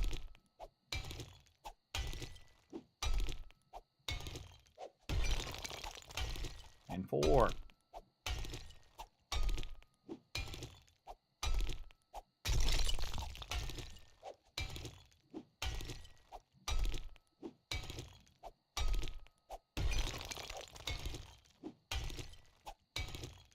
Now I count like this: 6, 6, 7, 7, 7, 7, 7. That's how I count in my head, everybody.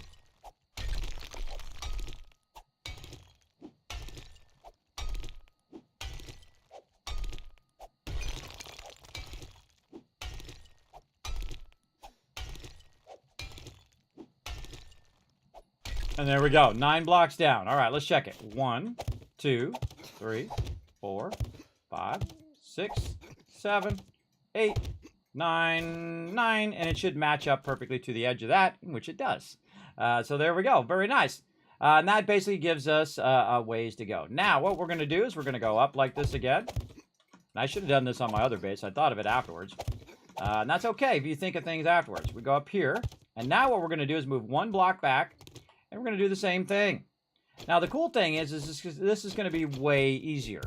Now, why is it going to be way easier? Because as I'm digging downward, I already have the blocks as reference right up here. See, I have all the blocks as reference. Kind of hard to see it in the nighttime.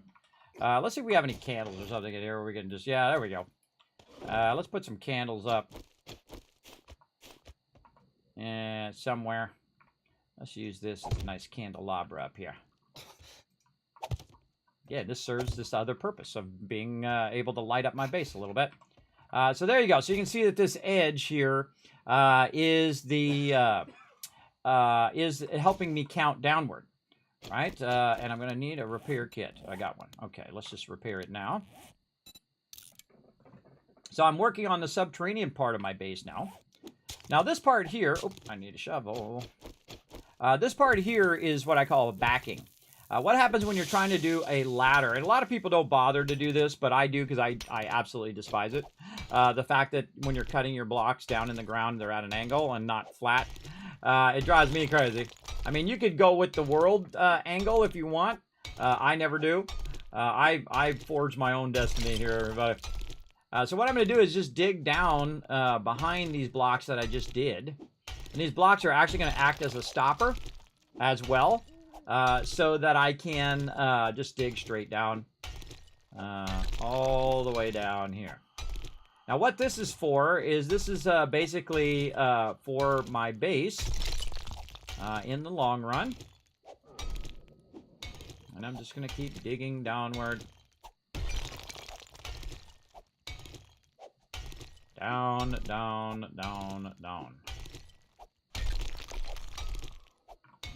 How are we looking? Still more to go. Trying to see if I can see down in there. Much more helpful if you have a light. But I don't got one.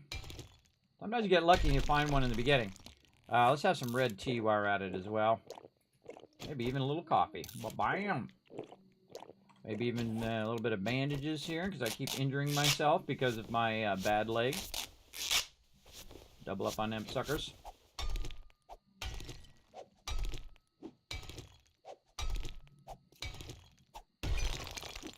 Now this would take a lot longer with the axe. Still going. I could be counting, but I don't need to, because I got the boxes to tell me when I'm done. Again, I'm just looking at see if I'm at the bottom. So I'm looking for that flat edge of the box. Like that. There we go. Now I'm one down too far, and that's okay. But now that tells me that I'm right there. Now what I'm going to do is fill all that all the way in, all the way up to the top. Not even going to bother counting it. Just all the way back to the top. Like this, really nicely. All right, and now this one is the one in which we can go in and just take all this out. All the way down. Be careful you don't break your leg, which I might do. We'll see. Take a couple of them out at a time. All the way down. Now, I'm also going to go ahead and dig in this direction by 1, which is north, right? So you can see there's this little edge. And we're going to dig north by 1. If you make a mistake, no big deal. You can always fill it back in with a block, everybody. It's no biggie.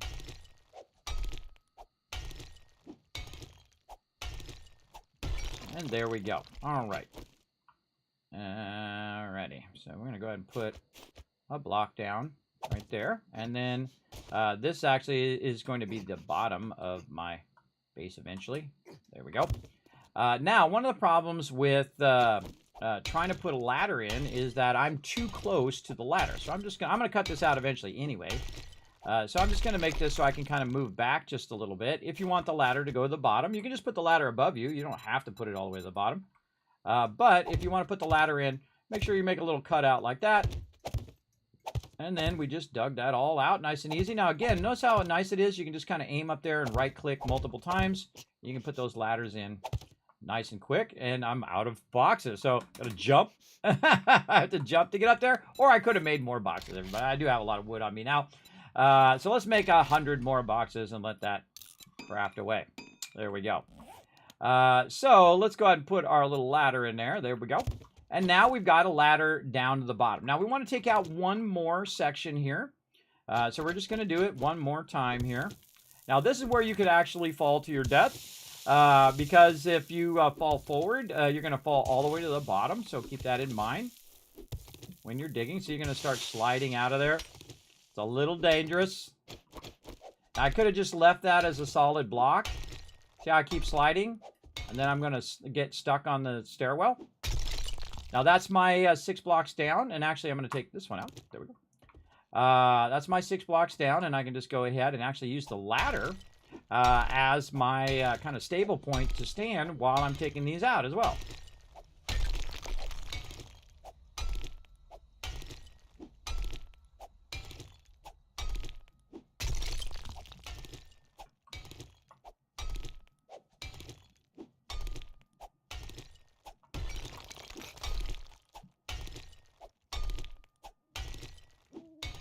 And if I slide, the ladder's there to catch me. Very useful, everybody. Very easy way to make yourself a nice tunnel.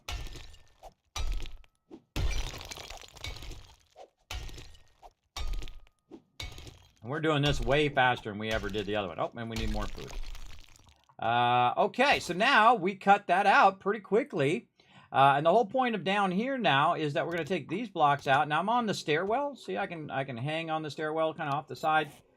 Is that we're going to put a hay bale here at the bottom. Right, so we're going to craft a hay bale. We'll take care of our food here in just a second. We'll go ahead and craft a hay bale. Put that right there. Now I'm going to show you something really cool. I'm going to take out this block here. But first I'm going to actually cut back just a little bit. And put a block in there just so it reminds me where 6 down is. That's going to come into play later when we go to work on our subterranean stuff here. And I'm just kind of showing you a lot of subterranean stuff.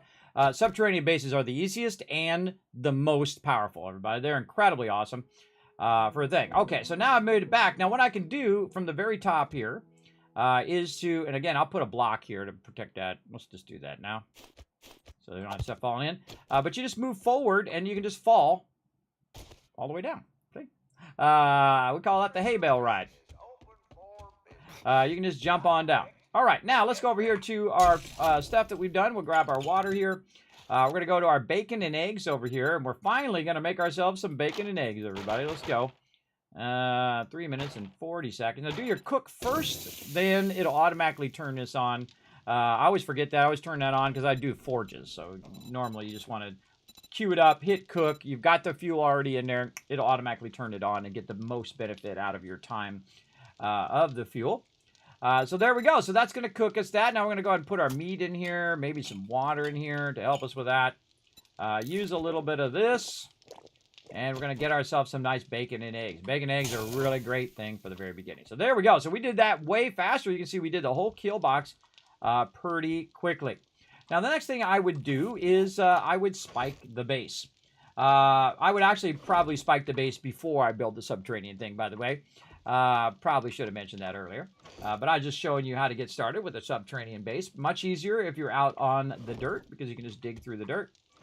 And somewhere in here, I've got my spikes hiding somewhere. Right there. So some spikes that I already made from a bunch of wood.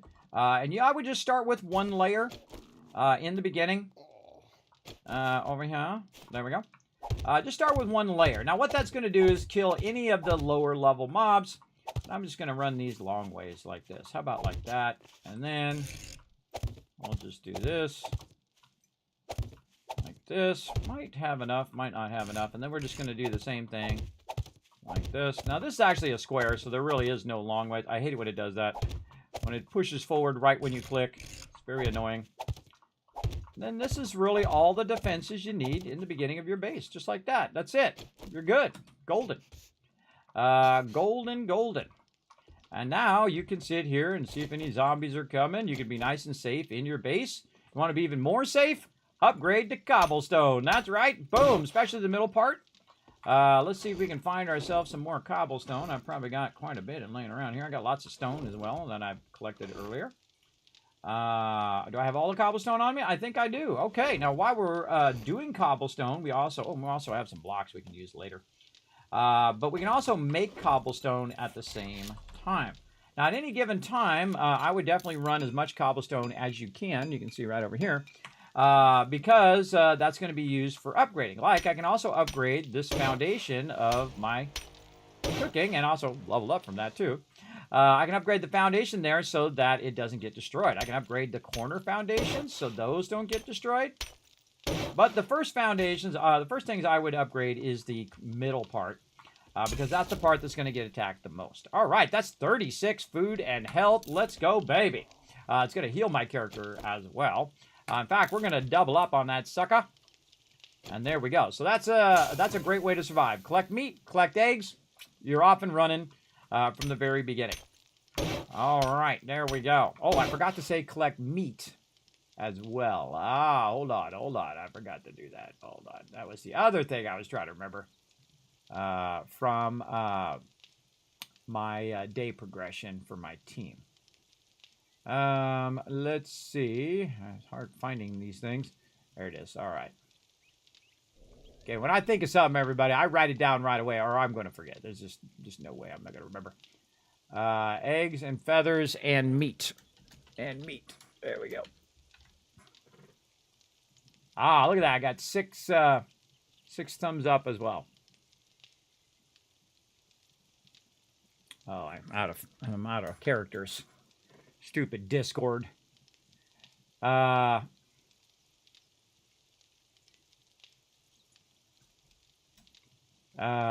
we go. They have a text limiter if you're not Discord Nitro. Dumb. Dumb. Well. I went in and added that. Again, when I think of something, and that's what I was doing all day today, everybody. When I was working on a bunch of other things, I also kept thinking of things to write down to get my team on the same page. Right over there. Now, that should help a lot because we do have even with my team, everybody, we struggle. You see that took some damage there, and I had to repair that.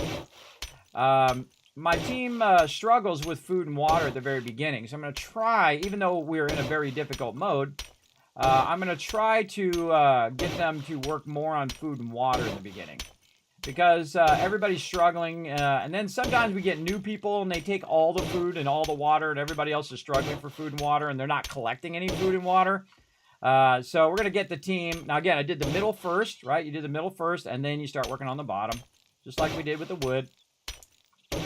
And we're going to upgrade this. Now, again, we're making cobblestone while we're upgrading. Now, do we need to upgrade the inside? Absolutely not. That's much later. You really just need to protect yourself against those zombies walking up and smacking on the side of your base and trying to breach it. Now, this is a world of difference, everybody, between cobblestone and wood. Wood is going to be 500, and then cobblestone 1,500. So it's 3 times as much. Totally worth it. It's just stone. You just go get stone and convert it into cobblestone. Easy. You also might get it as a drop or a quest reward. Highly recommend taking crafting bundles always first. And then if you have a bunch of stuff and you don't know what to choose from, choose wood or choose cobblestone.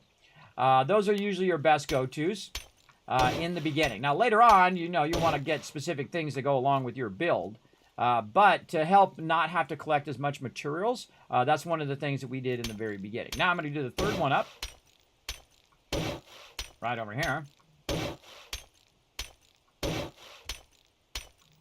Now, in the other base over there, everybody, I had the road, which acted as a kind of cobblestone base. But yet again, I put it too close to the trader. And I don't like the fact that I can't just dig right under the base, so it makes it more difficult in the long run. It's actually easier for me just to put blocks down and upgrade them than it is to utilize that road. Because I have to then take out the road and then put another block down, and because I can't upgrade the asphalt, which is a bummer. And again, we'll get the 2 layers high. Now, sometimes they jump on each other's heads, and they try to get in the base, so that's why you want to be up there. And there we go. All right, now looking very solid. In there. Then I would go bottom supports. In this case, because again, it's not on the asphalt. It was originally on dirt. So get them bottom supports upgraded so that they don't knock out your bottom supports and your whole wall comes down or your whole base. That's not good. You definitely don't want that to happen. And always be crafting, everybody. ABC. Always be crafting. All the time. Every minute of every second. As much as you can. Whether it's just in your inventory, like I'm doing right now with cobblestone, or if you've got your forges going, and you've got your campfire going and all of that. There we go. And you can see I've got that there. Now what I want to do also is put a nice little hatch here. So we're going to go ahead and say hatch. Oh, not there. Over here. That would be nice if it was in there. Do they actually have a hatch in there? I don't think I've ever looked. This is your block shapes. I don't think they let you do hatch in there. Now, that would be awesome in there. You can put the hatch in. If you don't like it, you can move it. You actually have to craft a hatch. Now, to craft the hatch, I have to stop the cobblestone. We're going to favorite that hatch, too. Cobblestone. Oh, actually, I could probably just go to favorites, and they'll probably be in there. Right here. And bam, there we go. So you can favorite a bunch of stuff, and it will just keep your favorites over here, so you don't have to keep looking or searching for stuff over and over again. It'll just be in a little quick list right there, which is nice. Right, like that. And then we're going to have an arrow, and that arrow, and this is something they added, is awesome, everybody. I really like the arrow. And that's going to put that there, and you're going to see that it opens like that. And why does it open like that? That's so I can use it as a back, and then I can just keep walking forward, and then boom, all the way to the bottom of my base, like that. And then I can also climb back up again by holding down shift, and then it's not in my way when I come up. This is one of my pet peeves, everybody, is people who build that hatch the other way, where you're coming up the ladder and then you end up hitting the hatch and then you have to move to the side to get out. Oh, that drives me crazy, everybody. Think about how you're going to come out and how you're going to go in, and do not put that thing over there. Now, you can also put it on the side if you don't want it to be in your way in that direction, or even this way. I could have put there. But I feel like it makes a great backdrop for just bumping against it because it's a solid object once it completely opens. It takes a few seconds after it opens, but then it's a solid object you can bump into, and then it puts you lined up to go down your stairs. So very, very useful. And I can just close it if it's in my way and walk right over the top of it. Now, at this point, I would not upgrade the center here. I would actually upgrade the upper parts of the base. Let's go. Again, I'm going a bit fast here because normally I would have to stop and go collect stone and stop and collect wood and all that stuff. And this time what I'm going to do is I'm going to collect the stone from under the base instead of running around and collecting it from a bunch of random rocks. Because I thought of that after I logged off yesterday. I was like, why was I running around grabbing all them rocks? I could have just dug it right out of my base right from the very beginning earlier this week. Oh, and we want to upgrade the top thing right there. Why do you want to upgrade that? Because it's your hatch is sitting on that top ladder. So if you take that ladder out accidentally, your hatch is going to fall down. So yeah, upgrade that first ladder. All right, Kismet Killbox, get it going up.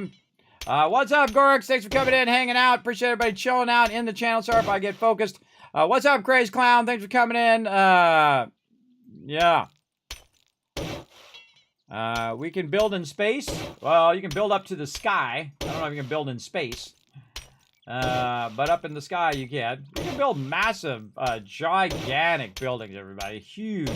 Remember that you can put multiple land claim blocks down, so you can just tie them together if you want to. I'm actually going to take a break today, too. Man, I've been going a couple days in a row for like 7, 8, 9 hours in a row.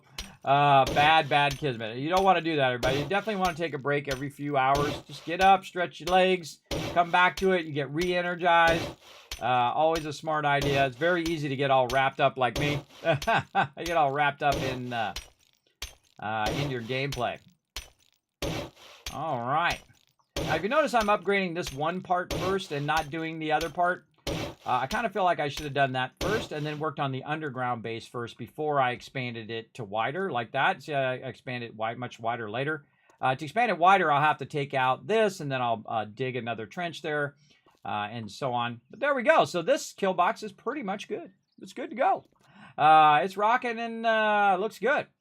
Now, one of the things you can do is it does auto-save the game as well. But at some point, you're going to have a problem, everybody, and that problem is always food and water, because you're surviving, right? So you got to take a break from building your cool base to go find some food and water and do all that survival stuff, and then come back and keep it going. But what you want is your food, water, and shelter, your 3 things. Now, what we really need right now to get this going is some more eggs, because we have a lot of meat here, and we do have some food already in here. But if we have some food, we want to use that food to get more food, right? If you're running out of food, don't waste all your food and then say, oh my gosh, I'm out of food, what do?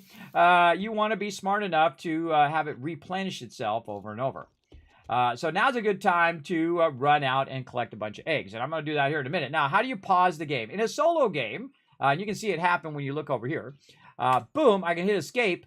And then that'll actually pause the game. So if you have to go to the bathroom or if you have to, take a break or whatever it is, you can actually pause the game in a solo playthrough. Now, if you're like me and you're on a server or if you're hosting a game, you cannot pause the game.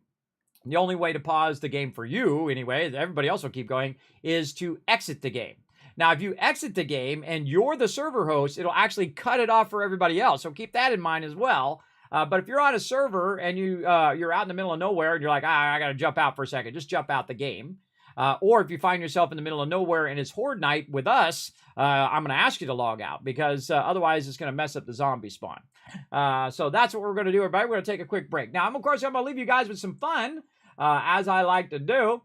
right up here, and you guys can go ahead and play some of this here in a second once I get it loaded. Gonna press all the buttons over here. It's always a giant undertaking every time.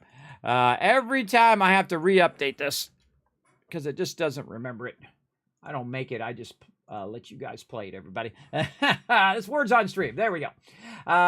Okay, so now what we're going to do, everybody, this is a fun little game to play while I'm AFK for just a few moments. While you guys go and descramble the words, and a little lock's going to come up. It's going to tell you that you're locked. Then you have to wait till that lock comes off if you get a word right. Now, if you don't get the word right, well, then just keep going in the chat so you can try to get a word right. And, of course, the more I see you guys working together, more Kiz Caps I'm going to give you. And there's some giveaways coming up very soon. So keep that in mind. Maybe tomorrow. And I got some good stuff. So definitely be around for that, everybody. Absolutely. So we're going to go ahead and start this up. I'm going to go AFK, and I shall be back in just a moment. Here we go.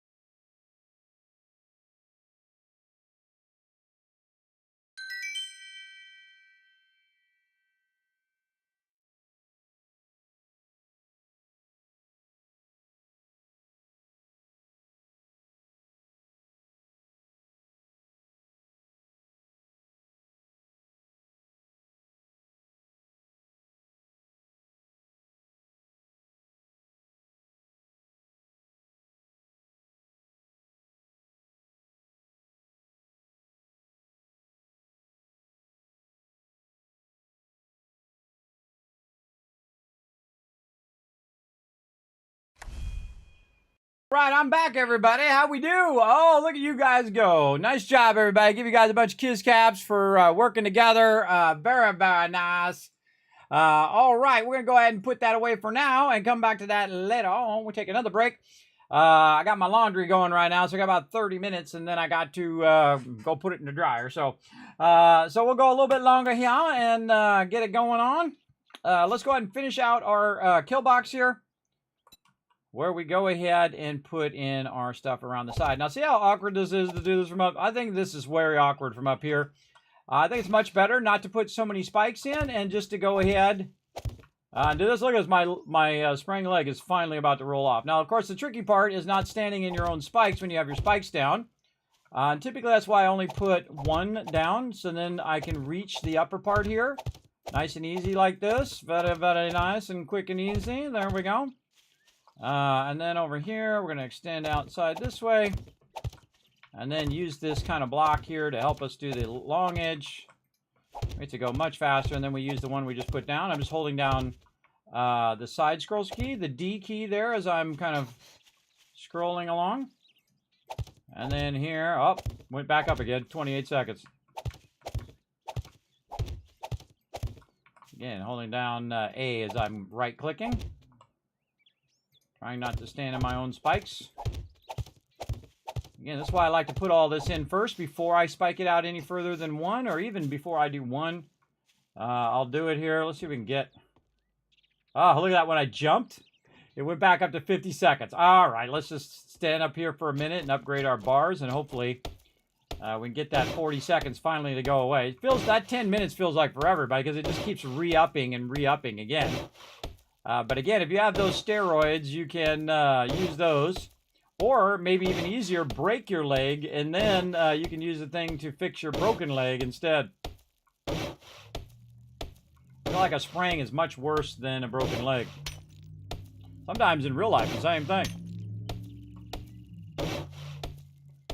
Now we're going to upgrade all this wood, so in case anything shoots up this way and hits these things, it won't just get knocked out. Because these are like 100, right? And then when you upgrade it, then it's at 500. So that's a lot more. Now in the later game, you definitely want to upgrade all of these again. You can upgrade them to cobblestone and then iron and all of that fun stuff over the long run. But as you can see, I'm doing the inner part of the box first. That actually takes more resources to do it this way, but I find it's sometimes faster because you don't have to make the blocks that go along with it. So you just make the raw resources like the wood and the cobblestone, and then you can upgrade it much quicker because you don't have to wait for it to process into blocks. And then you take the blocks and use the blocks. Now I actually have some cobblestone blocks, which we'll use later on. When we expand this part. But we're just trying to get our kill box up to spec to match our other kill box across the way.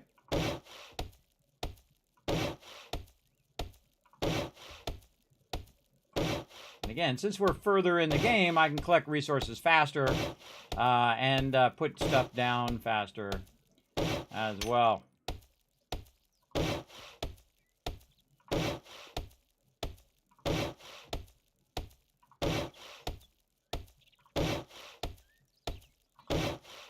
This is all giving me XP, by the way.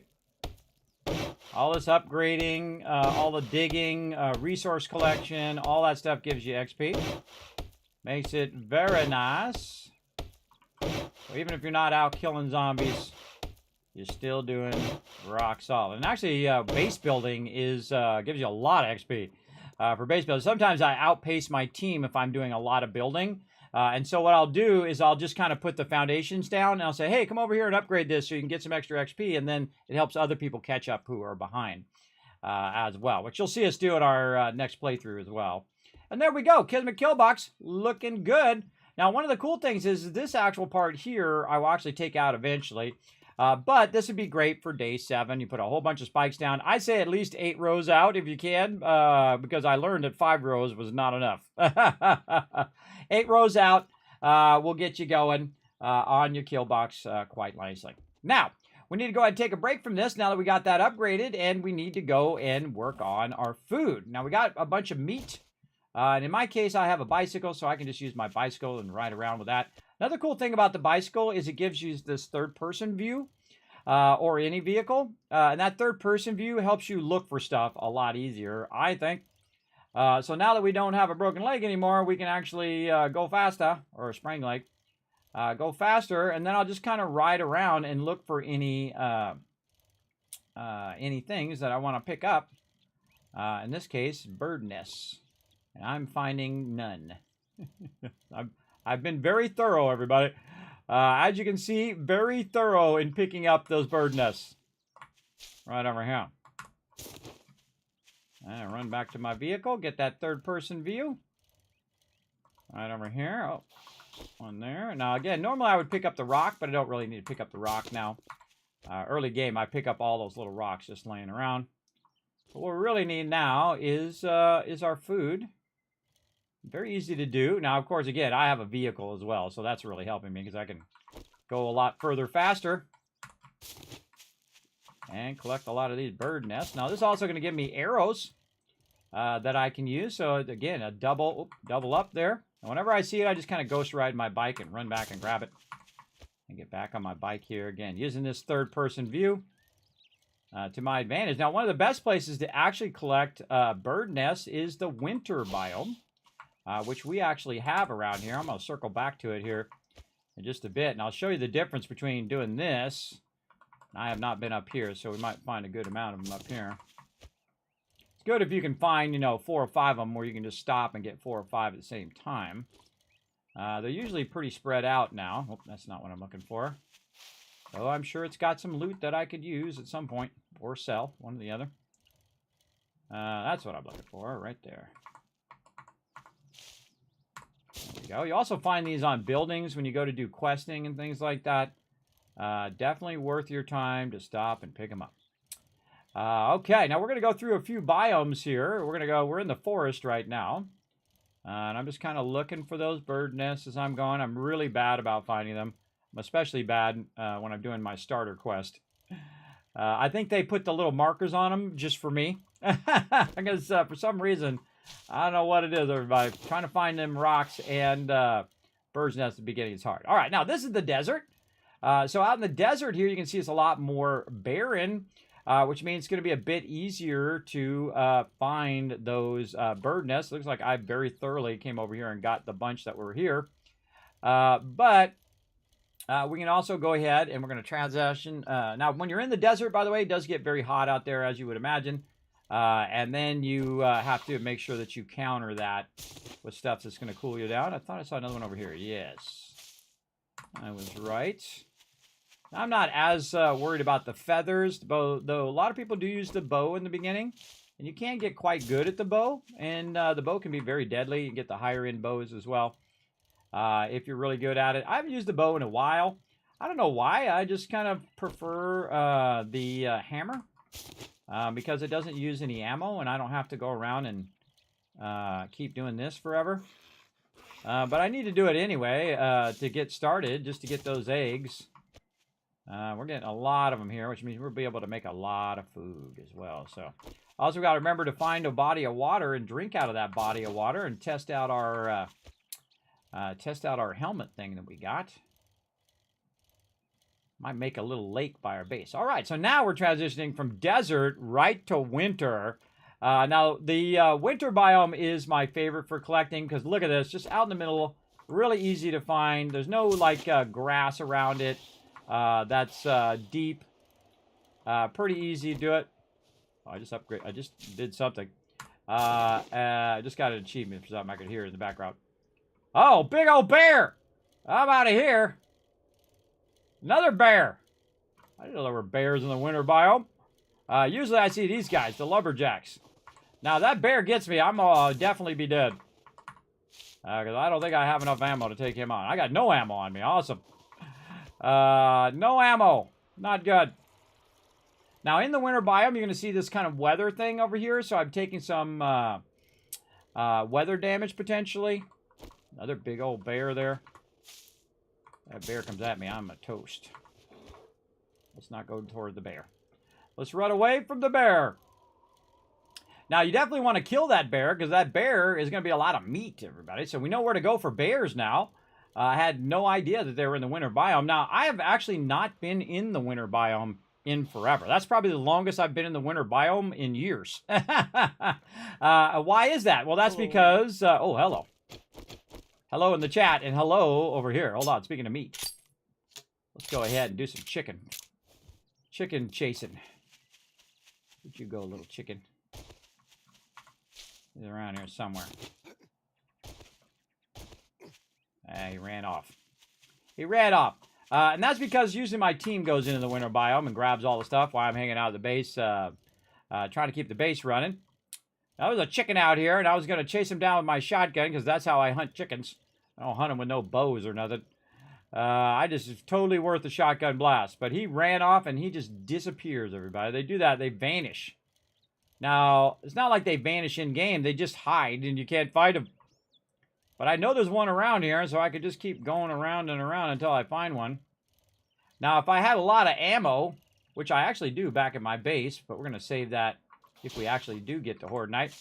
I have a lot of ammo that I could use for going over there, killing one of those bears, and getting tons of meat.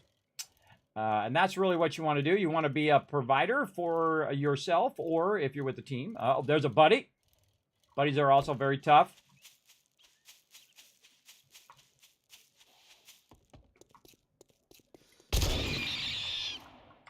That's how I hunt bunnies. I don't have any bone. I don't have my bone thing on me. You can hit this a few times and then make a bone knife. Because the bone knife... Oh, I need more. I don't have enough.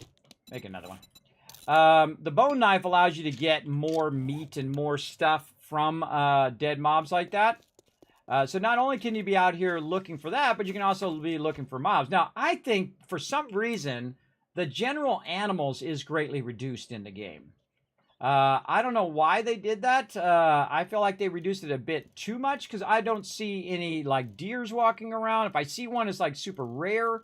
And if I see it, I stop everything I'm doing and go, oh, there's a deer. Oh, God, get it. Because it's the one deer that I'm going to see along the way. All right, I think that thoroughly did that. And again, I try to get all of the stuff, especially the stuff nearby the base in the beginning. You can see there's none over here, but I got a whole bunch of them from over here. And that's how I've survived so long. All right, back to the base. Over here, very nice and very nice. All right, very good. And now, we're ready to get it going on some more. All right, down here. Oh, we should make a hatch. That's the thing we should do. I keep doing that. See how I'm trying to do in that angle because it's not letting me go down in the thing as easy. So what I'm going to do is, make me a nice hatch and turn it this way. By the way, if you just move, it'll actually turn the rotation of the thing. Aiming toward you most of the time. There we go. So now I can use that backdrop to get into the ladder a little easier. Okay, now how many eggs did we get? 24 eggs! Wow, okay, it's unlike Donkey Kong, everybody. We are in the food. Let's go! How many can we do? 5 minutes. Oh, I got 10 minutes. All right, too much. Again, you just need to put it in there, because you got to go collect more wood if you let that run too long. Don't turn it on. Go over here and say cook, and then off it goes. Now, use a certain amount of, now it's cooking. Use a certain amount of meat, so you do need a lot more meat than eggs, because you need 4 meat to 2 eggs. And again, if we go over there, we kill that bear, we'd be pretty well off. And you see, I keep it in the output, everybody. There's no reason for me to keep it in my inventory or to keep it in the box, because I'm just going to grab it and use it here in a minute and just build it again. Now I can take the water out of there and get that going. Another thing I can do on top of this box is I can go ahead and say, you know what, I want to put another campfire on here. Now, one of the cool things they did with boxes, everybody, is you can actually upgrade the box, and the box can be as strong as concrete or steel. That's right, 10,000 we would take those out, so much stronger. And you can actually build your base out of boxes if you wanted to. I would definitely upgrade it as quick as possible because you don't want all your stuff to fall on the ground. That's not going to be good. So I can put another campfire there. And then we can run back over here. And we can now move all of our production from down here to up there. So we'll grab our, turn that not on. Take that off. There we go. and grab all that stuff. And because I can't move this and I can't move this stuff, but I can move these eventually. But we'll just grab it for now. And again, we've also got our plants growing here. Our corn is good. Our corn is very nice. And then up we go to the top side here. And then we'll run across. And we'll transfer all of this into here. Now, why do you want 2 campfires? Well, 1 campfire for food, and the next campfire you'll want for doing water and stuff. So, in this case, we've got some water that we want to turn into red tea, but we don't have the resources for it. So we got to go and find a nice patch that we haven't already gotten. I don't quite see it from here. It looks like I've gotten those, but that's okay. We got a bicycle. And we're going to ride. By the way, you can ride your bicycle right through the spikes in any of your vehicles. You'll be fine. Oh, yes, there's a bunch out here. We just couldn't see it. Hello, how's it going? Here, it's just for your face. And for your head. There you go. Now, there's a little trick. See how I'm backing away like that? Watch this. I'm going to let him swing at me. He swings, miss, and then hit him in the head. Oh, how did you not die from that? There we go. I hit him in the head. So you want him to try to do a swing, and it really takes a lot of practice to get that down, and even I still mess it up at my point. But what we want is these chrysanthemums here. You can see they're just growing wild here. I mean, there are so many of them, everybody. You don't really need to farm these in the beginning. Just go over here and pick these up. I mean, you just got a crazy ton of them. Eventually, you can farm them when you have all your other stuff squared away. But there's an absolute ton of them just laying around out here. I get all of them. There we go. And then just ride around. Because in the forest, you're going to have a higher chance of finding these chrysanthemums and stuff. Ooh, look at that iron and stuff right there. Nice little iron mine we could get going. Again, grab those chrysanthemums. And you saw me do that at the very beginning of the game when I was running along and I was picking them up. But then I sold them to the vendor because I wanted those that pot in the thing more than I wanted the chrysanthemums because I know I could always come back and collect them. Again, don't keep loot too long, everybody. I feel like that is a thing that I've done time and time again, and I see it over and over again. Oh, let's use our red tea, which we're about to make, to give us a little bit of a stamina boosty boost, and it also reduces our overall food consumption while we're exerting ourselves. Remember, that's why you have to do all this food. Now, you can also grab a bunch of this goldenrod. You can grab some cotton. All this stuff while you're out here. Just use your punching so you're not damaging your tool, which means you have to use more resources to repair the tool, which means that after you repair the tool, then you got to get more resources so you can repair it in the future. You get the idea. Again, just spend a little bit of time collecting some chrysanthemums here. And we're going to get a whole lot, by the way. Now, when I'm collecting these chrysanthemums, I believe that I'm getting 2 each. See, we're at 4. Yes, I'm getting 2 each because I have did my living off the land, which gives me a boost to my collection. Very much like the green thumb perk from Fallout 4 and really Fallout 76 also. That really is from 76. That gives you double the amount of plant extraction, and that adds up, everybody. If you collect 10 plants and you get 10, and then you can say, oh, well, I get 2 per, that's 20 now. So you doubled up very easily with just 1 easy perk there. And even if you only put it at 1 level, everybody, if you're not really going to do a lot of farming in the beginning, I'd at least put 1 point into it for sure, just so you can collect these a bit faster. I see some right here next to my base. Look at that. Nice. All right. So now that we've collected those chrysanthemums, we're gonna fall into the spikes. Okay. That's what you feel like doing, guy. Come on. Get up there. There we go. Sometimes it hits that top lip and then slips off the stairwell. Very awkward. All right. Now we're gonna go over here. And we're gonna go ahead and put some fuel in here. There we go. And we're going to make as much red tea as we can. 25 of them. Wow. All right. Go, baby. And then we're going to go ahead and put this up. Oh, we forgot to go to water. Now, I don't really need to make this many, everybody, but I'm just showing you something to do at the very beginning of the game to get you started. Now, I have a bunch of water, so that does help a lot in the fact that I have that water and also have a lot of wood that I can use to let that run for 25 minutes. Actually, it's running for 23 minutes. We need to put another one in there. Make sure that that number is higher. Make sure that that number up there at the top is higher than this number down here of what you're running. So it'll just keep running and running. So there we go. So we got that going. And we also collect a little bit of leather, a little bit of bones while we're out and about. And then this one is done over here. So we've got some bacon and eggs, which is awesome. I'm just going to leave those in there. Going to leave those in there. And then what we can do is go in and do something else while we're doing this. And one of the things that I would do is go to your chemicals here and go to glue. Now, I should probably favorite glue. And use your water and bone to run that in. Now, I've got 14 murky water on me right now, so I can go in and say, you know what? Let's put some fuel in here. Oh, no, those are rocks. Not that. There we go. Put that in there, and then I can convert all of this water in 7 minutes. So I've got 5 minutes in there now. There's 7 minutes, 30 seconds. That's fine if it's a little bit over. And then I'm going to let that run. Oops. If I press the right button. There we go. Let that run. That's a bad habit, everybody, especially when because I don't do the cooking all that much. I typically do forges. So what I'll do is I'll put the fuel in there, hit the forge, and the forge will start melting down and running stuff out.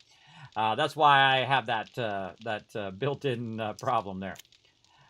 So what I'm going to do is have it run out some water over here while this one is making the red tea. Otherwise, I'm stopped. Otherwise, I'd be making food, but since I don't have any food to make, it's good to kind of double them up and keep them running efficiently at any given time. Now, this isn't the greatest place to have this, by the way, everybody, because if the mobs shoot through here, bam, they're going to hit that and then potentially destroy all my stuff. But in the beginning of the game, look how many mobs are bothering me right now. Look, there's none. Nowhere. Zero. Zero. Now, of course, in about 2 seconds, now that I said that, a whole zombie horde is going to attack me. And such is the way it goes. Now, they don't bother you that much unless you're causing a lot of heat signature. And the thing that causes a lot of heat signature is the campfires, and even more so, the dew collectors. The dew collectors never stop generating a heat, that kind of heat map, and that heat map is what attracts zombies. The more you do in an area, the more zombies that it will attack, and then you'll start getting screamers and mobs of that nature coming after you big time. So we'll go ahead and let that keep on running. Let me see how my timer's doing over here before I get involved in any other big project here. Let's see how long I got my timer. Put it on my watch. Minute and 34 seconds. All right. All right. So we'll just do a little bit of stuff, and then I got to put my stuff in the dryer. And then we'll come back. Now, I got a nerd outfit here. I got an athletic outfit, nomad. I just sell all that stuff in the beginning, everybody, and make yourself some nice primitive armor. Again, you can try to go for those bonuses. I do have some more nomad stuff here. I almost have a full nomad outfit there, which would give me reduced stamina recovery costs. But I don't know if it's really better than what I have. I mean, obviously, it's going to give me more heavy armor rating and carry capacity. In this particular one, because this nomad outfit will reduce your encumbrance. But you can see that the stamina has a higher cost, the mobility is -8, and noise increase, and so on. So I don't know if it's really worth it. I feel like it's more worth it to use the cheap stuff for now, and then sell this stuff so you can get the dukes to get the stuff that you really need. As well as, like right here, if I go modify this, oh, I'll get that. I just saw something in there I can take out of there. This is a brace mod for melee weapons, tools, and bows, and lowers degradation. So I just saw that in there, and the first thing I thought of is, hey, I should put that in my pickaxe, like that, and mod that out. Now, I'm really bad typically, oops, took my candle out. I'm really bad typically in the beginning where I don't really use the mods, and the reason why I don't use the mods in the beginning is so that my team can use them. I'm not typically going to use them, but let's go ahead and take all the stuff that we don't need. And we'll just keep that pipe rifle in there for now. And then also think about our ammo, because I definitely have my ammo somewhere. And I need to put some of it on me. There we go. Let's put it down here in this corner so I know I've got my ammo. And then reload my weapon in case things go down again or I want to try to kill a bear. And we gold it. Oh, and there's water in there and there's food in there. Let's go ahead and move that down. We got goldenrod tea. Now the bottom box here, I would probably use this just temporarily as a what I call a finished box, right? So stuff that's like finished or stuff that you can use for eating food, tea, or water I wouldn't necessarily leave in there. That would be something more I would leave in here so that I could cook stuff with it, or I could take it and I could make red tea out of it. Or whatnot, or maybe I'm just doing conversion and I just leave it in there so that when I move it, it'll be good. You get the idea. It's still got 20 minutes, so that's what you want to see, everybody. You want to max queue stuff for a very, very long time and let it run. So we're looking pretty good, except for we do not have enough spikes. We definitely need a lot more spikes over here for Horde 9 as well, and then we're going to kind of couple these spikes with those spikes that are already there. Now this is 10 out all the way around that base. And we definitely want to get that going. Now, before I make a bunch of spikes, everybody, I would definitely extend the base out first. So I don't put a bunch of spikes down and then I have to take the spikes right back out again because that sucks. And then also, if you have a bunch of spikes like that there, it's going to be in your way while you're trying to upgrade your base. So now I got to go over here and find my axe. There it is. I'll put my other shotgun up there. There we go. Get my axe, and now I got to go around and take out the very thing that I spent all that time collecting wood for and doing it. Now, normally, if I was playing this, I wouldn't put these spikes in. I just put the other spikes in on the sides here to take care of a few of them. And if they did come up on this side, I would just try to wipe them out with my melee weapon. Because this costing me two very valuable things. One, the wood that I spent all the time collecting, so my resources, and then the worst thing, my time. But I do get wood back from taking these out. But the spikes are like the most awkward thing to take out, everybody. I find like this is the easiest way if you're going long ways from the spikes. Like this.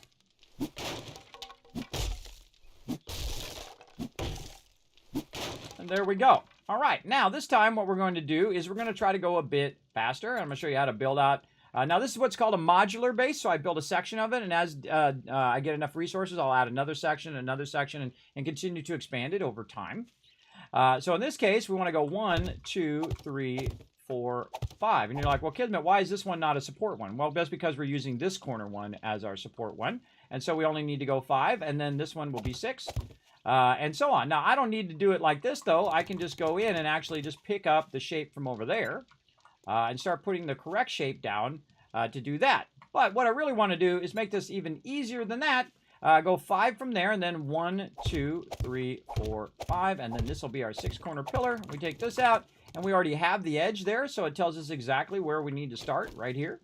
And dig out the corner first before you put the rest of the blocks down. And then you can just dig toward the thing there. It's sometimes a little tricky. It's not nighttime yet, everybody. It's just dark. It's raining. And you want to listen for zombies because they love to sneak up on you. Like this.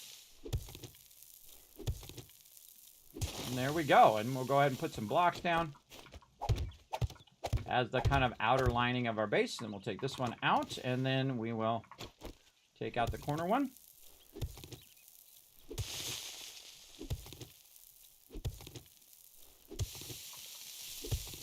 Later on, you can make better shovels and whatnot. I'm just using the stone shovel for now. Actually, a pretty decent stone shovel, level 5 stone shovel. I probably have a bunch of level ups I could be doing too, by the way. I'm sure there is. All right, and then we're outside edge. Now, these are all going to be square anyway. Because square blocks are, I find, the best when they're sunk in the ground like that. And again, this is much faster than what we did over there. And I did it to contrast how much faster it is to just dig it out first, and then you build your base around it. And we're building this around the land claim block. The land claim block is the center of my entire base. This allows me to build in all directions, up or down or horizontal, vertical, however I want to do it. There we go. All right, so now we have our foundation looking good. And then we'll just work our foundation a little bit here. A little easier to upgrade when it's just the foundation itself.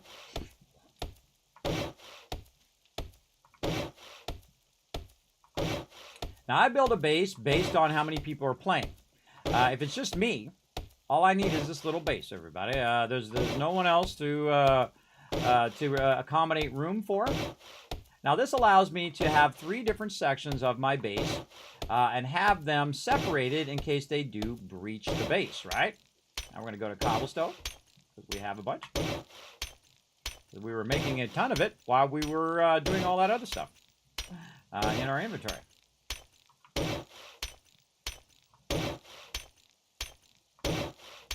I'm also collecting clay, which is going to help me in my forges later.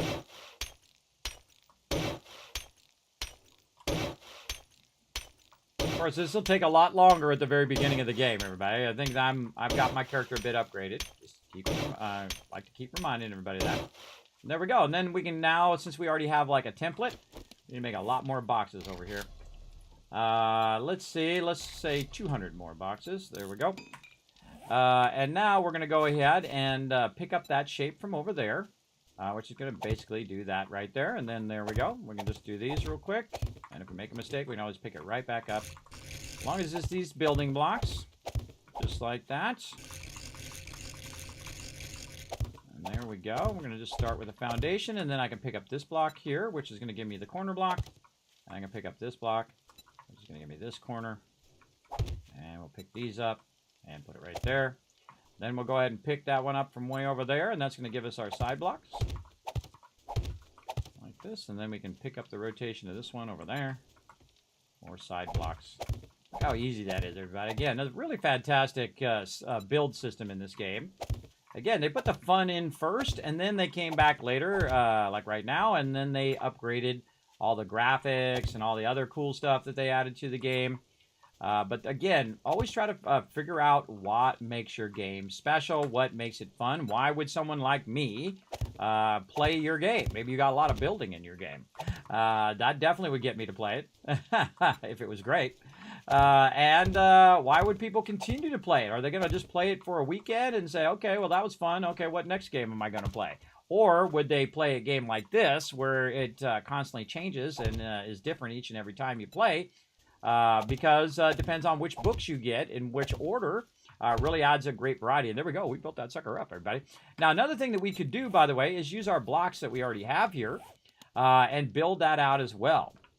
Now, you can see that I've already kind of built a little bit here, but I need to kind of put some blocks way up there at the top and do that. So I could just use these blocks instead, and I can just take these out and say, you know what?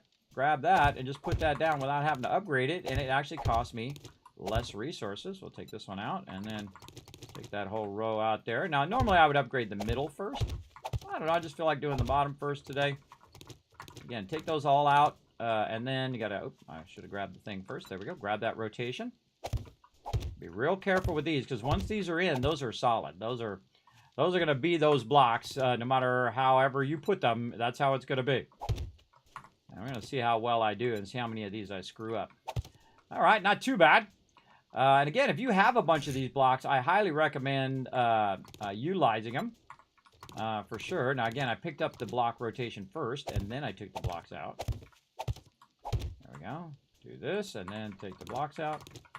Again, I can just use this temporarily, and then actually use the concrete blocks to fill those in. So very, very useful. To have the blocks also pre-built. Now, I typically do pre-built boxes much later in the playthrough, and I just keep picking up the shape of the box. That's how I can just have the same rotation and shape when I'm doing this. You notice I do the sides first. That's because the ones in the center are the supports, and again, I can just pick this one up here, which is the same as this over here, and now I'm out of blocks. And again, normally I will start making a bunch of blocks at some point, just because it makes it go faster and I don't have to spend the extra time upgrading it. But I actually feel that sometimes it's faster just to upgrade. And why? Because I don't have to make the blocks. Making the blocks is a thing that takes time. Also, you saw I leveled up from this as well, so you're also getting XP for upgrading this as well. So I kind of feel like the XP gain and the less use of having to produce the blocks is a bigger benefit than anything else. Now, I would at least get this to 3 high. You can make it higher like I have in the rest of my base. but at least 3 high all the way across. We'll keep mobs from jumping in here. And we'll get our blocks back here. And we'll copy the rotation from down here, which is the same as what's up here. There we go. And now this side is fairly secure. Now there are some leapers that can leap over that. But most mobs cannot get over 3 high. Now I could just flatten the base right there, everybody. But the reason why I put my base up at 5, and eventually it'll be actually 6, because I'm going to be recessing the spikes down on one, is the fact that bombers can kill you. So they'll explode and they go 3 blocks up and 3 blocks down. So if they're at the bottom block, they're going to go about 4 or 5 blocks up. So you definitely want, depending on if they're standing on the spike or if they're under the spike, I always assume that they're going to be up higher. So I make it a little extra high. So I usually make it 6 high. So if the bombers make it all the way to the inner part of the base and blow up, they're not going to kill my people on the top, which has happened in the past, everybody. Absolutely. All right, so we got that done. And then we're just going to go ahead and dig this out. Again, see, this allows me to be in this little area, nice and secure at nighttime, and continue to work at nighttime while the zombies are wandering around. And even if I'm making noise, they will come over here, and I can just smack them in the head if they get too close.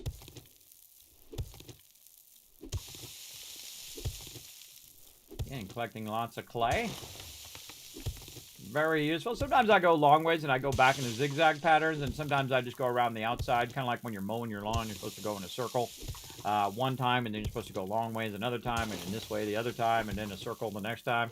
That actually really helps your lawn, by the way, everybody. It helps it grow better if you don't just cut it the same way every single time. Who in the chat cuts their thing every single time? People say the weirdest thing. Weirdest stuff in chat. Hey, Kismet, you excited for 1.0 launch? Absolutely, Duck Joey. I'm playing 1.0 right now, the experimental version. I'm super excited for all my console peeps out there who get to play over there of a PlayStation 5 or an Xbox One X or S. That's coming out tomorrow. Remember, I did post also about a discount that you can get for PlayStation and for Xbox if you own 7 Days to Die previously. You can find that up on my Twitter, twitter.com/KismetBP, or you can, or x.com/KismetBP.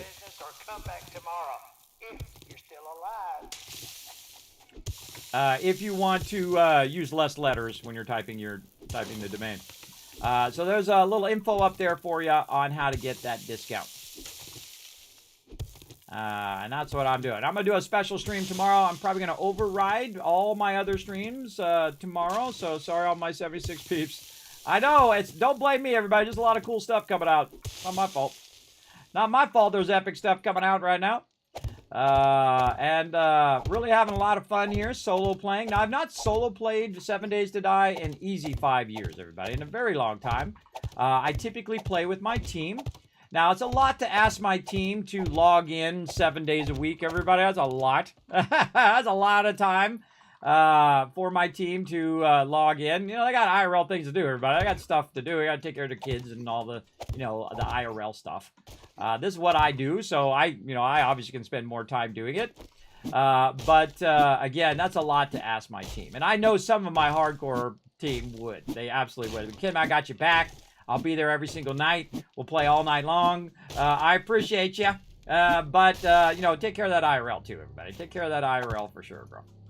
All right, now we're going to go ahead and modify. Now, again, this is a modular base, so it's going to change over time. Now, I'm greatly accelerating in this particular playthrough here how to build the base. Now, you can see I actually have another one over there that I built since the beginning. And we're going to restart again. We're going to build this base again. But I'm going to build it way faster than I'm building it right now. I'm kind of explaining about it as I'm going.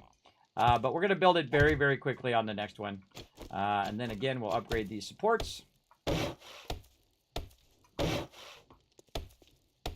Just to get those going nicely. There we go. And then down we go. Whee! All right. And then I want this ladder to aim toward the interior of the base. And actually, one over. And I want it to be at least one back from the exterior. Actually, I probably want to take this one out here. Let's take this one out. And put this one, you want it at least one out. from the base. I think that's right. We'll find out. The way we can tell if that's right is we'll go in here. We'll go in here and we'll put a ladder in, and we'll go to simple because otherwise it'll rotate weirdly. We'll put that in there. We'll take the top one out and see if it falls. Okay, yes, that's perfect. Now, the reason why you want that is in case some zombie makes their way in here, you can crawl up to the top, hopefully before they get you. Oops. Before they get you, and then you can pull out the one on the top, and then the ladder will fall, and they can't get up to you, and they'll be stuck down here, and you can shoot them from up above, which is the whole point of that in the first place. Okay, let's go ahead and finish up with our this side of the kill box. Again, nighttime is the best time to do a bunch of building, I think. That's my particular preference. Again, super easy to just pick up what we already got. Now, see how that's kind of hard to hit that edge, everybody? That's why you want to do the corner first. So you do the corner first, and then you can do this, and then you can use the edge of this one to aim up there from down below. Okay, there you go. Pretty easy. And then over here, same thing. We can pick up that shape because it's just the same all the way up. Now, another thing that we could do, by the way, is just do the bottom shape, the middle shape, and then go 2 there, and then do the block. I bury it on purpose so that you don't get burned out on the way that you build. Sometimes I'll build stuff in a straight row. Sometimes I'll build it a half row here, half row there. I don't know. It's whatever I kind of feel like doing in the moment as well. And again, you want to vary your gameplay so it's more fun, I think. And then again, more bars over here. And these bars are actually come into play later on when we work a bit on our subterranean base. And this is a lot of wood I'm using right here as well, everybody. So I did collect a lot earlier. All right, and then make sure to upgrade these blocks, everybody. Remember, they're only 100. So if like a cop shows up, he's going to hit it, and bam, that thing's going to come down. So definitely want to upgrade it. Get that XP. That's a lot faster later on when you make a hammer and all of that. But we're going to get her going. Now, in theory, everybody, on day 7, you don't necessarily have to have anything higher than 3 levels up as cobblestone. You can leave all this wood. You could probably leave it pretty late in your playthrough as wood. So if you lose 1 block or a couple blocks, you'll probably be okay.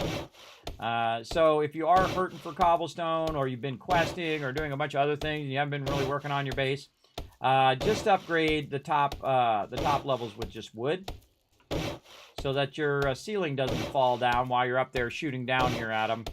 If they do breach the outside. So if they breach the outside, if I see them breaching, everybody, and there's like 5 or 6 of them, I'll just go boom, and then grab that top rung, and that's it. It'll fall down. They can't get to me. And then they'll be stuck in this little area here. And then I can just shoot down at them from up here. Right? And through the bars as well. You can Now, again, see the bars are not upgraded. So if I'm standing on these bars and I accidentally hit E, or they take out the bar, I'll fall right down in there where they're at. So that's why you want to have some of these bars upgraded. Or even better, just stand on your stronger supports, your square supports here on the side, and just shoot at them like this. So you always kind of watch where you're at. Of course, this would be even better, the cobblestone one. Stand on that one. And then this is going to take a lot more damage before it falls down.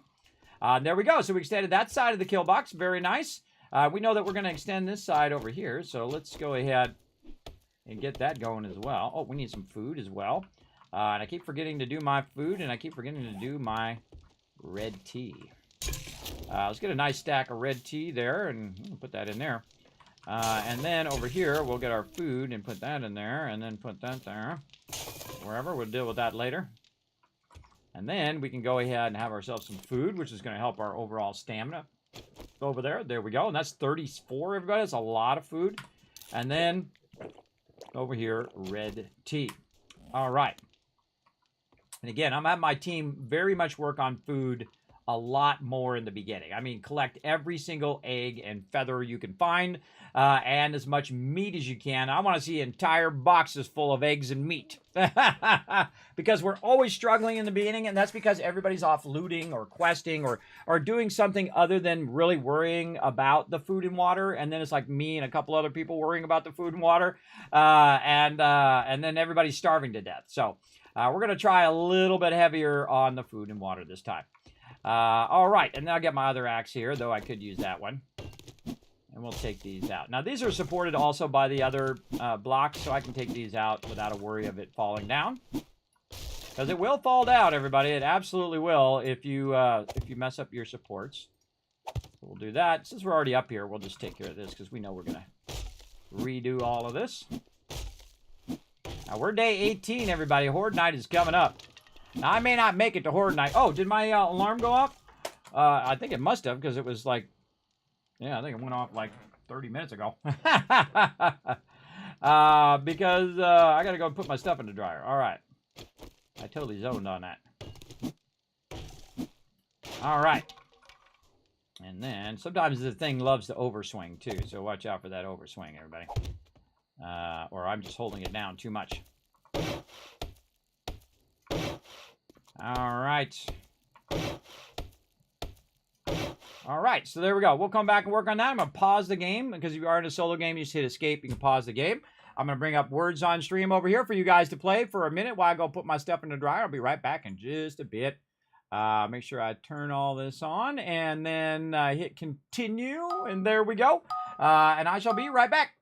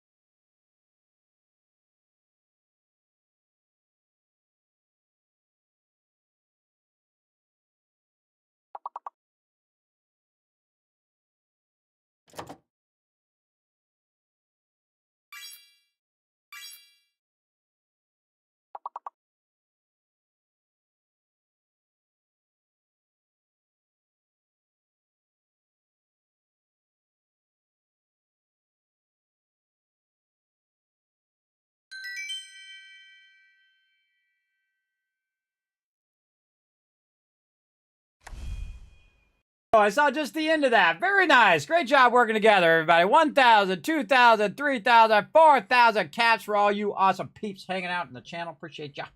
Appreciate you being awesome. Let's go ahead and get back to it. Bam. And well, bam. Over here, some 7 days to die.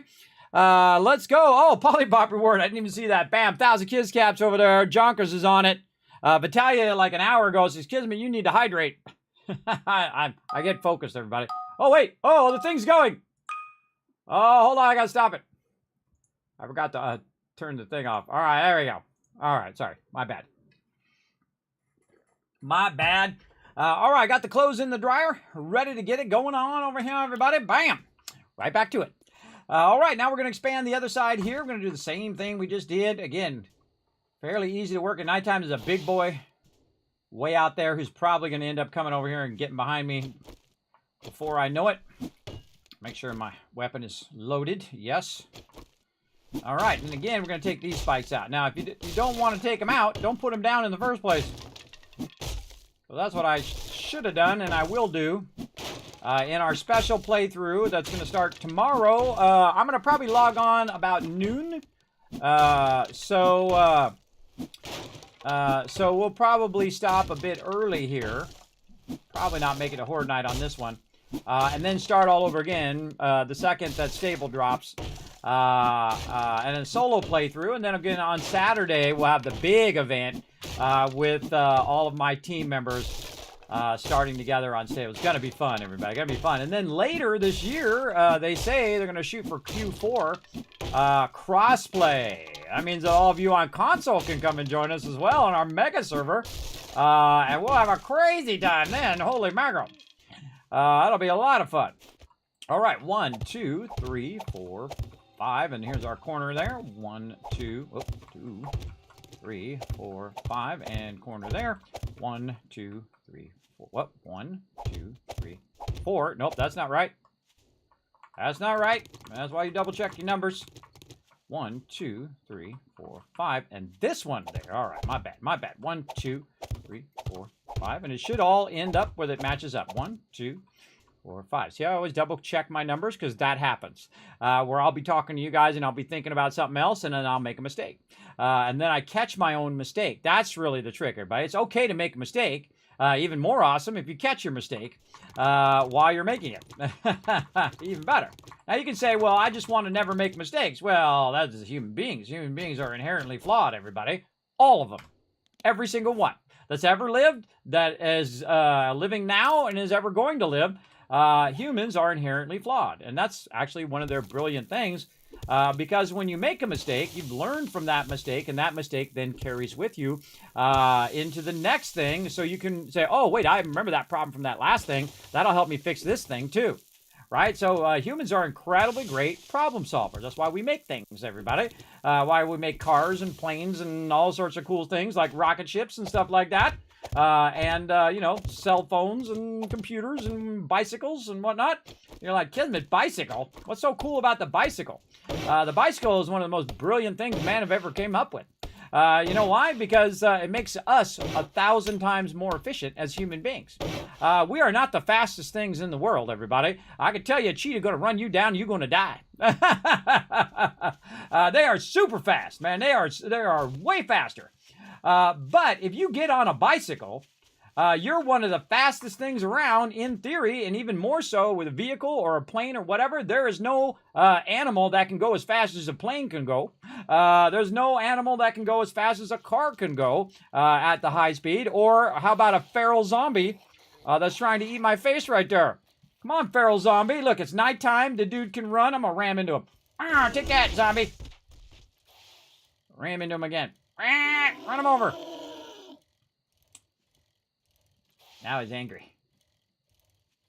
Big boy!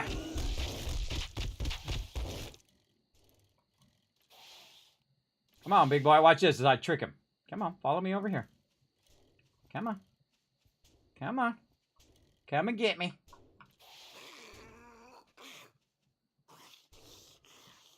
Oh, I hear somebody over there. Did he die? No, he's still walking this way. I don't have a horn on this one.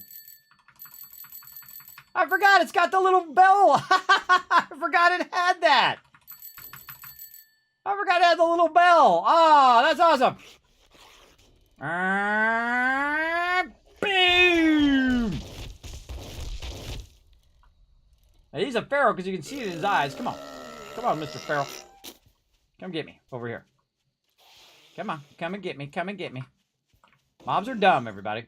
Now, see, since I have a vehicle, I can go through the spikes and I don't get hurt. But he is going to get hurt from those spikes as he's walking. And mobs are inherently dumb.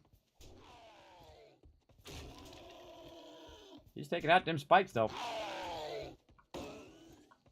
Come on.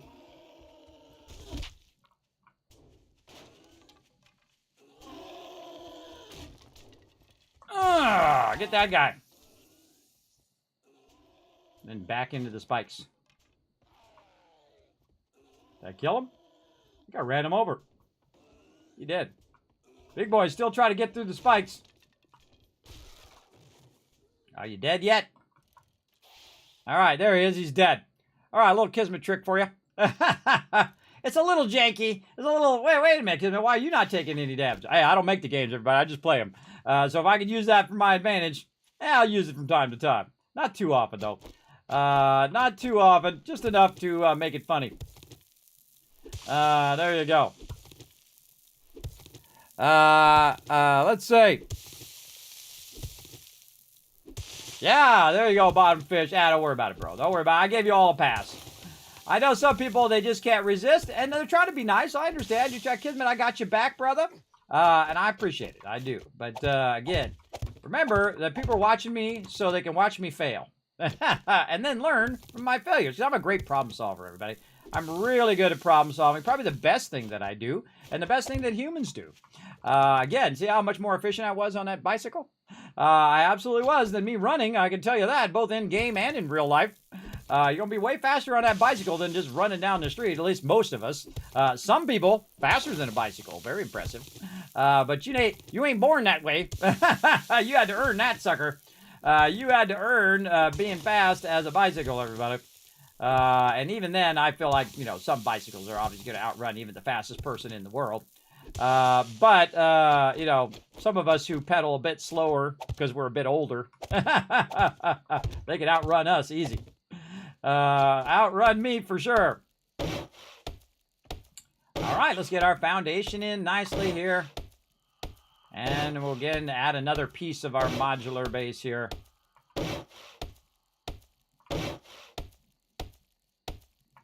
But I love to pre-think through bases and then go and build it to see if how correct I got it. And then sometimes when I'm building it, I'll make a mistake. I'll have an issue with the base like that one over there, which is offset just a little bit when I was digging down. And that's because my thing that I used, this here, the base was rotated this way so I could do the elevation. But then I rotated it at the last minute so it would be lengthways with the trader. And the reason why I did that, by the way, is so that this side would be, the long side would be against the trader, which means less zombies to attack. But we have a big problem with that is the fact that if you get too close, you can't pick up your stuff. Like all that stuff is stuck over there now. I can't move it. I can't put a land claim block any closer than I have it right now. So I thought, well, wait a minute. The smart thing to do is to use the land claim block as the center of your base. And then you can build 20 blocks in any direction, whether it's spikes or remote turrets or electrical stuff or traps or whatever you want to do. That's the smarter idea. So that's what I've done. The exact center of my base right here is the land claim block, which I put underground. And this whole entire area is my area. Now, you can always add more land claim blocks. But I had forgotten that there is basically a dead zone by the trader that is bigger than the actual one that normally there. There we go. That's normally there. So this dead zone comes back about 13 blocks on top of the 3 that's already there. So about 15 blocks back from the trader, I cannot have my land claim block, which means that I can't pick anything up. And I didn't even think about that when I was doing. Oh, hold on. Let's go do some shotgun hunting.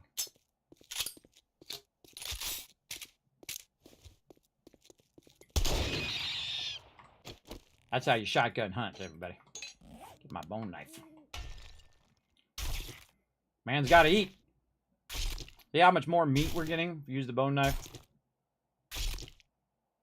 There you go. There's also, you can spec into that too, where you get more meat from that. I might spec into that next time. We might think about that. All right, back to our base here. Now we've almost got the exterior done. Now there is a faster way of doing this, by the way, so I could just go ahead and do this. And put that in the corner. And then I can grab the next block here and actually stand up here on top. And this is called nerd polling if you've never done this, like in Minecraft or something. And then grab the one at the top. And then you jump and you right click. So you're kind of going vertically. Now, all you got to do is get one of them in there like that. And then you're off and running, everybody. Because now you can go ahead and just pick up all this over here. And you have a starting point, right? So you can just use that starting point to very easily put all that down.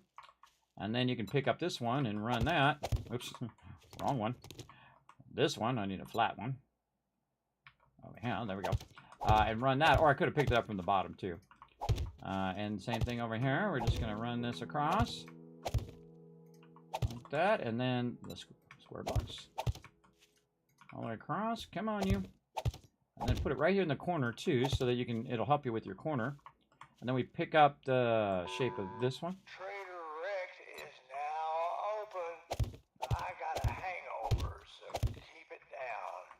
I can still hear him pretty good, even from 34 blocks back. He's pretty loud. He's pretty loud. I was hoping I'd get further back. I wouldn't have to hear him as much. But Trader Rec is salty, but also funny at the same time, I think. And then we can pick up this one. Again, if you already have the block, it's way easier to pick it up. You know how, what other game does this? Satisfactory. Satisfactory does a great job of being able to pick up previous blocks and use those to make your building go faster. Incredibly useful. Again, see, just picking up stuff that already pre-exists makes it easier. And then change the shape again. And then again over here, we're going to go ahead and take, yeah, we'll just use this so I don't have to get my, a little too high there. Hold on. Put a block down and we'll stand on it.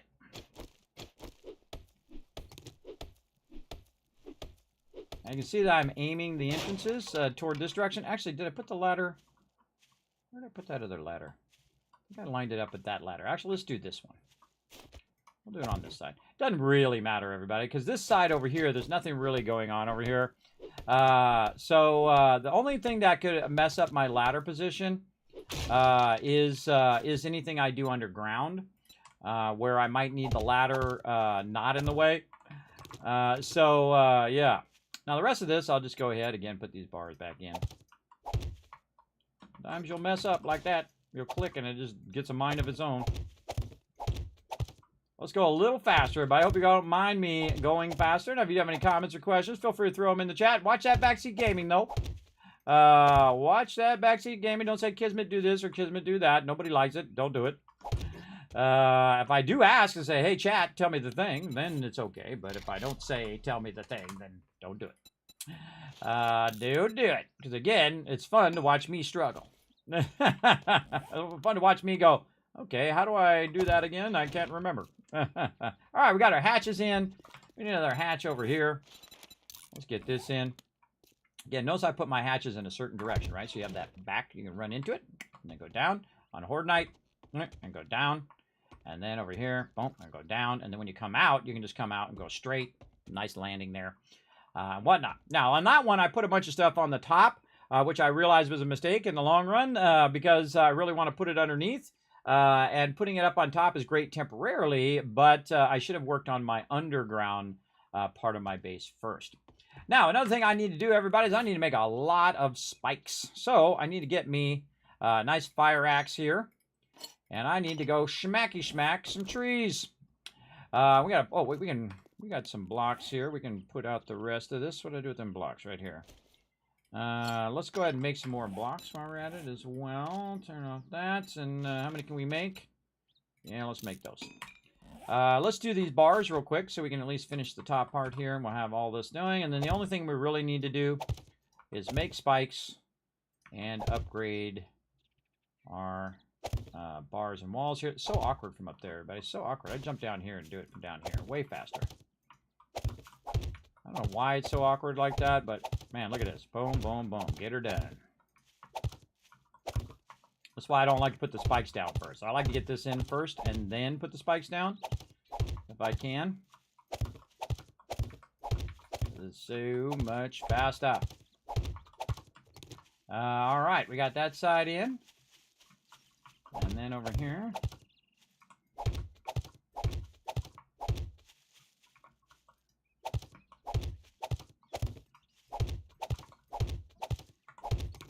Again, I hope you don't mind if I speed up. We're going to go to it. Now, by the way, this is normally how I play games off stream. I play at like 10 times speed. So I actually slow down on stream on purpose. So that when I'm doing something, you can see what I'm doing. Because I've watched a lot of streams, everybody, and they're doing all sorts of cool stuff, and I have no idea how they did it, and they don't want to explain it. And they just did it real fast, and you missed it. That blows. That sucks, everybody. I really don't like it when people do that. And then they go tell you, go Google it. I've actually had somebody say that. I never went back to their stream. How incredibly rude. It's so incredibly rude to do that. I was just asking, wow, that was really cool. How'd you do that? And they're like, go Google it. I'm like, oh, well, bite me, bro. Let's go check out our trees over here. How's our tree farm doing? Let's go. Hey-oh. Ooh, yeah, jackpot. Come to Big Daddy.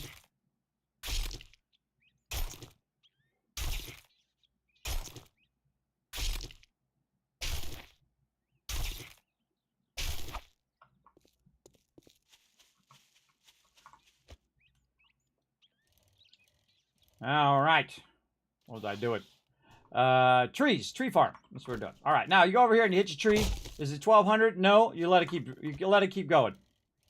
And then you come back and get it. Now that's my tree farm. I just went in and perfectly spaced those out. They're a gap of 3 between each tree. And I just make my own tree farm and just put a bunch of seeds down there and let them grow for a couple hours. And bam, I got crazy tons of wood. And I don't have to keep riding all the way out in the middle of the boonies. Now, obviously, you'd want to expand that to massive, everybody. You can expand that all the way the length of the trader and all this. You got all this room right here. You can build trees for days.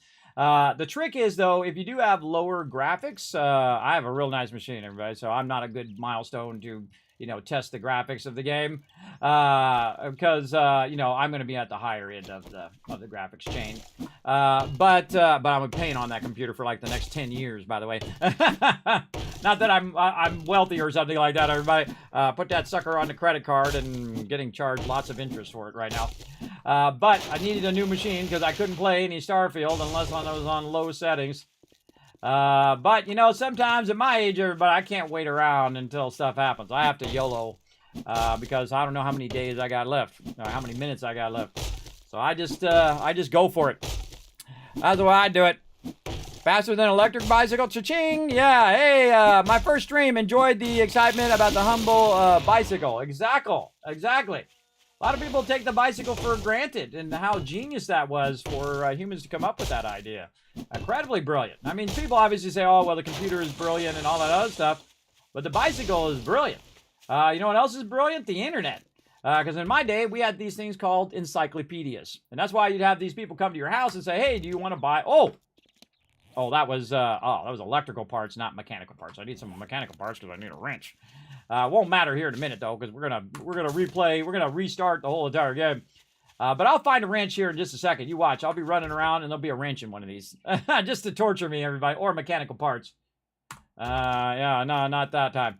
I also get a lot of pipes and stuff from there as well. Okay, I'm getting too far away from my bike. I'll put my bike over here. So I also get those. Look at more chrysanthemums there we could get. A lot of good survival stuff. I love the fact that the desert's right here. I have a feeling that I'm just not going to get as good of a random gen, everybody, next time. This is such a great random gen because you got the forest, the desert, and the winter, which is the 3 biomes that you're typically using. I heard like a bird or something. Oh, is that zombie over there? You got all 3 biomes, which is the 3 that I typically use the most, especially in the beginning of the game. And that's because they have a bunch of various resources like iron and shell and all of that stuff that you need. So if you have one where you're basically your base and the trader and the biomes are all in the same spot, holy mackerel. That's like a jackpot, everybody. An absolute jackpot right there. Of epicness. But it don't happen every time, because again, every time you play the game, you can randomize the map so you don't know how the map is, which is what I do. I don't want to know. I don't want to know the map, and then I play it as is. So if I got a really bad map, I will play it through. If I didn't get the books that I needed in the very beginning, then I'll just roll with it, right? That's what's so cool is that you can play the game 100 times or 1,000 times, and it's different every time because you're going to get different drops. You're going to have different things at different points in the game. And you might go, oh, wait a minute, this time I'm going to be a stealth time. And next time I'm going to be a sniper. And this time I'm going to be a super tanky guy, right? So you can just keep choosing these different ways of playing through the game. And that's why I've literally played this game for thousands and thousands of hours, everybody. Because every time I play, I think, man, I could have done that better. And every single time. And that's what we're doing right now, everybody. I could have built that base better, and I'm building it better right now. As you can see. Oh, I should be using my points right now, too. Oh, and I'm overburdened. Hold on. And I should be using my food. All right, be using my bacon. I always forget to use my red tea and stuff. Num cookie. Exactly. I'm on it. I'm on it. All right, let's drop a bunch of that stuff in there so I'm not as overburdened. Or not overburdened at all now. Again, so you can use your book. You can use your bike to hold a bunch of stuff. What up? And boom! Ragdoll that dude. Just in case. Give him another whammy. My iron hammer I got right now, everybody. I actually call it the steel hammer, even though it doesn't use steel. By the way, I got one of these. I got a 9-pound, or I think it was 10-pound one. There was one that was like a 7-pound one. I thought, well, I get the one that's 10 pounds, because that one's going to be better, right? That sucker's heavy. When you're trying to swing that 10 pounds over your shoulder as a sledgehammer, it's pretty heavy. But it did drive those spikes down when I was working on my the foundation of my shed out there. It did work pretty good. It did work great. And one thing is my daughter, who is like, you know, she's like, a little over 5 feet. She probably weighs, a little more than a nickel. Very skinny, like I used to be in my youth, way long ago. And she's swinging that sledgehammer, and she knocked that thing all the way down to the ground. It was like a 2-foot rebar, and she knocked it all the way into the ground. I was very impressed. Very impressed by that. She got some skills. She got the strength that I used to have back in the day. That's what happens the most as you get older, everybody. You start losing strength. And especially when you get in your 30s and 40s, you're on the downslide, everybody. It used to be where people didn't even survive past their 30s and 40s. That was considered really old. Now some people survive 70s, 80s, 90s. Big love to them. And some people, they don't survive even past their 20s, everybody. I'm surprised I did. Nothing short of a miracle. I think for sure. All right. Got any coffee? Yeah, let's boost that coffee. Ba-bam! Get our coffee on. Gonna boost our stamina so we can just keep on rocking this wood. Gotta collect a lot of wood and a lot of stone in this game. If you're building bases. Now, guess what, everybody? You're like, Kismet, I don't like to build bases. That's not my thing. I don't like doing the settlements in Fallout 4, and I don't like building bases in 7 Days to Die. Guess what? You don't have to build a base at all. Not at all. Nope. You can play the game completely without doing it. You don't have to take over, a house and convert it. You don't have to make forges. You don't have to do any of that. You can play totally a nomad playthrough where on Horde Night you get up on some building and you fight them off on that building or whatever you feel like doing. And you can also just play the whole game by going and doing the trader. So you go and you loot, you do some questing, you sell it to the trader, and then you can then keep surviving and getting better and better gear over time. And then you just got the luck of the trader, whatever the trader happens to have, to see if you upgrade. You can play the entire game that way. Absolutely. I've seen it done many, many times. Called a nomad playthrough. Very, very fun. I've never done a nomad playthrough because I love the building. I think the building is a number one for me, especially the building blocks where you can put them down temporarily, get an idea of what you want, and then upgrade it and do it however you want. Or take those blocks back out and then put the solid blocks down like you saw me do earlier. Absolutely. Now, this is a lot, everybody. But it's nowhere close is enough. Oh, wait, I forgot to do my points. I bet you I got a bunch of... Oh, I got 3 points. Bad, Kismet. Bad, bad, bad. Now, I should probably go into Lucky Looter right over here so I'm getting more loot. So I'm looting faster and getting a 10% bonus. But I'm actually not going to do that. I'm actually going to go over here and go into Strength. Go one more into Strength and see if I get another one. I got to get to 5 Strength. All right, so one more Strength and then one more here. That's just because it allowed me to collect this wood faster. It's going to allow me to collect it faster.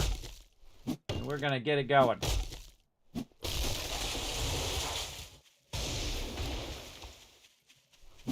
I need a whole lot. Now, you see I kind of leave my bike back there. It's more efficient for me just to run from tree to tree.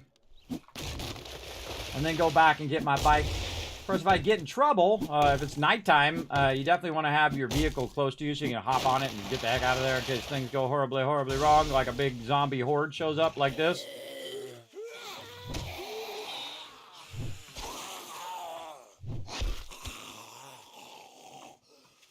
Double hit. Actually, I think that was a triple. This hammer is awesome. Oh, thanks for the loot, bro. Appreciate you dropping that for me. I'll take that. And I'll take this over here, too. You know how weird it is for me to actually loot stuff, everybody? Very weird. You'll see me not do it at all. When I play with my team, 90% of the time, not looting at all. Sometimes when I'm doing questing with my crew, I'll grab all the little stuff, like cloth and things of that nature. But most of the time, I'm not looting at all. Because my team has a much higher loot level than me. I go very heavy in advanced engineering. What up, guy? What's up, home slice? Boom! Come out of nowhere and smacked you in the head. Mr. Hoodie guy. Yeah, cracked his whole head open. As well. And that's because each of my team likes to fulfill a certain role. And that's what makes them vitally important to the team, everybody. I want them to feel like they're an important part of the team, that they contributed to the success of the team. That's why my team is so awesome. Instead of that one person trying to be the everything person or trying to tell everybody what they should be doing all the time. If you're one of those people, you don't want to come play with us because I'll just boot you. You're out. That's it, because no one wants to listen to it, everybody. My job is to keep the harmony of my team running. And my team works really well together. And everybody is an important part of the entire team. Whether you're collecting resources, you're over here collecting wood, or you're working on food or water or whatever. There's no one person who's more important than the other people. Some people may feel like they're more important. It's like, well, I did all the scavenging. Well, also there was somebody making a bunch of food for you, so you could do all the scavenging, right? And there was somebody sorting the boxes, like me, and organizing all the loot, so you can find the loot much quicker so you can get back to scavenging. Or doing the farming, or doing mods, or doing ammo, or whatever it is, right? So everybody working together is more important than one person saying how amazing they are all the time. There's nothing more boring than listening to somebody tell you how amazing they are all the time. I tell you, everybody, it really happens way too much. And I try to warn people. I try to warn them ahead of time. I say, you go play with us. Remember, we play as a team. We don't go off and do our own thing. We don't do all of that. Because I've had that happen. I've just let people come in and join us, and then they just go off and do their own thing. Or they super level, right? They take all of our resources and they super level themselves to like level 200 or something, while everybody else is level 10 and whatnot. Don't do that either. You want to grow together. Don't go get those airdrops and keep them for yourself. Make sure to spread the love around so everybody's getting an upgrade over time. And I can always tell everybody, I've seen people do that, and I booted them for that too. For whether they come in and they grab all the loot, and I see they're totally geared out. They got a machine gun, they got a ton of ammo, they got whatever. Everybody else is walking around and they got like a level 1 bow. So yeah. Again, contributing to the overall benefit of the team is what we're all about. Oh, there's Journey's Inn right there. Great POI. Now, did you know there's 750 POIs in here? For those of you who missed me talking about it before. 750. Now, in Fallout, there's a whole lot of POIs, especially in Fallout 4, which are points of interest, by the way, like Journey's Inn, right? So a location that you'll find. But in Fallout, you can't explore every single building. Some of those buildings are all boxed up, and you can't get inside them. There's nothing inside them to do anyway. But in here, all 750 you can explore. Every one. It's incredible. I tried to drop the tree on him. I missed him. Who's your daddy? Me? We're just going to keep on going, everybody. Like, kids, there's a lot of wood. It ain't enough. It ain't enough for the amount of spikes I'm about to put down. Well, that's for sure. Ooh, more food over here. Let's get that going on. And again, once you get the basics of the game down, collect bird nests, right? So you're getting your eggs. And then try to get meat if you see any. Sometimes it's very hard to find any. And then start cooking up that murky water that you found in one of these locations. Or you can buy the food and water from the vendor if you're doing a lot of questing and selling a lot of stuff to the vendor. Like a lot of people, when they're doing a nomad quest, they don't keep all the resources. They don't keep like springs and pipes and all of that. They sell it to the vendor. And then use those dukes to buy the thing that you really want, right? You can keep a whole bunch of stuff that you don't need right now, or you can sell all that stuff and get stuff that you do need, and then get that stuff that you had before later on. Oh, there we go. But luckily, we bought a repair kit, didn't we? We sure did. Yeah, come on. There it is. Right back at it. This is also a big benefit when you, where'd my bike go over here? A big benefit when you have lots of food and water. You can see I can wander around for much longer. And again, this is what you're trying to do is, I try not to spend too much time in the base where I'm not also, trying to survive. Because that's an important part, everybody. Especially if you have the bicycle. At this point you have the bicycle, the game massively scales up, and you have a much bigger advantage over the zombies, and you can kind of try to outpace the zombies now. And that's what I'm doing. But, of course, I'm also building another base on top of the base already built. So this is another huge undertaking to do. It's actually a bit crazy. Oh, there's a bird up there. Hit him with that tree. Hit him with that tree. Take his bird nest. Take that, sucker. All right. Now, birds are really annoying, and you can be on your bike or whatever. Birds can follow you at full speed. Also, when you're on the gyrocopter, they'll be up in your business all the time. I actually found that the birds are really bad if you're on the 4x4. I was using the 4x4 on a horde night, and I was running around. I got all these birds on me, and it actually almost killed me. It was pretty crazy. So watch out for them birds, everybody. Birds are very deadly, and dogs are deadly too. Very, very deadly, for sure. I know, 1 o'clock tomorrow Eastern Standard Time. It is going to release. Pretty excited. Now, of course, I'm playing the experimental version.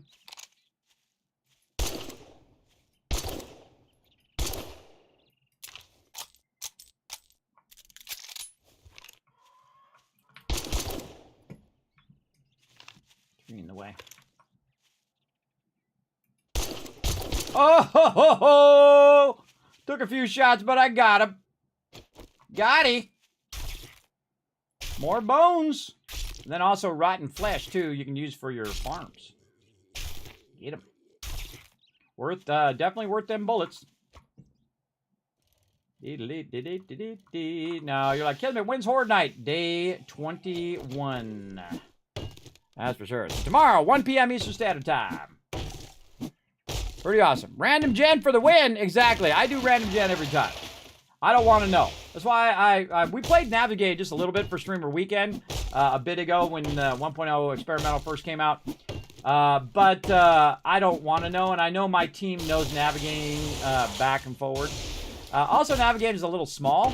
I think, especially for my team, when you have like 12 people on the server, everybody, that's a lot of peeps. That's a lot of food that everybody needs. So this time, we're going to try much harder. I hear somebody somewhere. Over this way. Let's drop a tree on him. Where's he at? Come over here.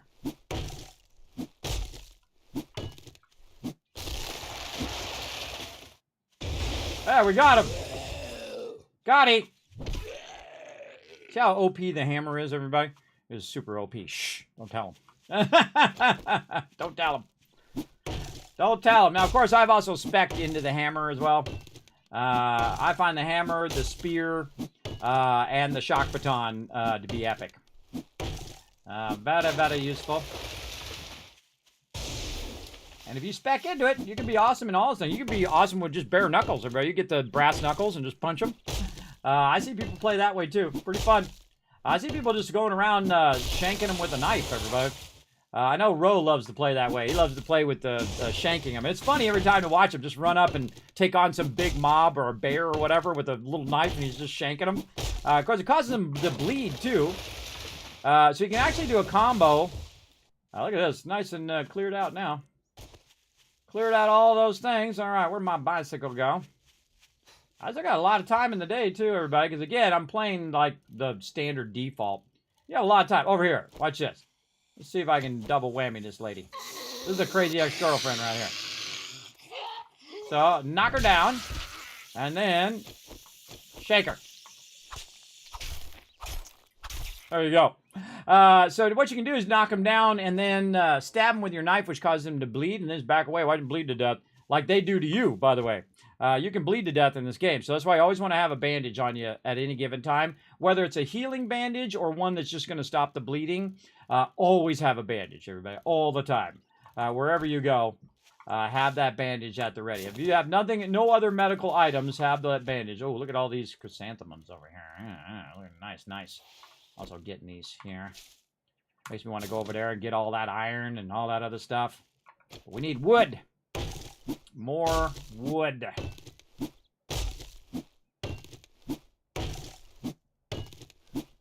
Oh, and we need more food.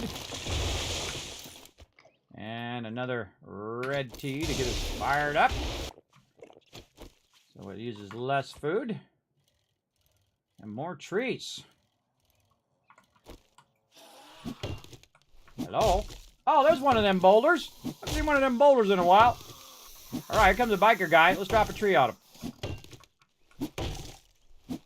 I try to move a little bit, so he just... Oh, I moved a little too far. Try to line it up on him. These guys are tough. Again, put him down like that. Shake him, and then he's going to be bleeding. See? Look, he's bleeding. You can see it on the ground.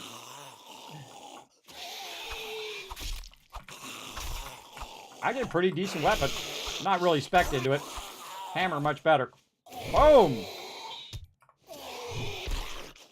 So you can knock them down and then hit them again, everybody. They do the same to you. They absolutely would while they're eating your brains. Drop another tree on him while he's dead. Now, it used to be where you killed the mobs and you got the loot from the mobs. It doesn't do that anymore. They'll randomly drop loot. Fairly rarely, too. Not all that often. I'm going to run that up there, and I'm going to run back for this. Right here. We might as well grab these while we're at it, too.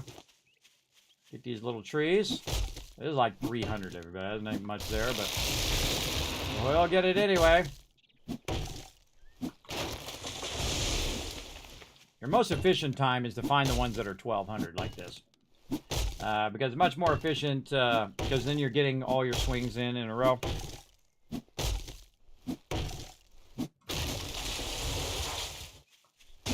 I've never been killed by a tree, but it was always a first time. And I haven't died yet on this playthrough, but I will at some point. I just assume that I'm going to die, and that works out.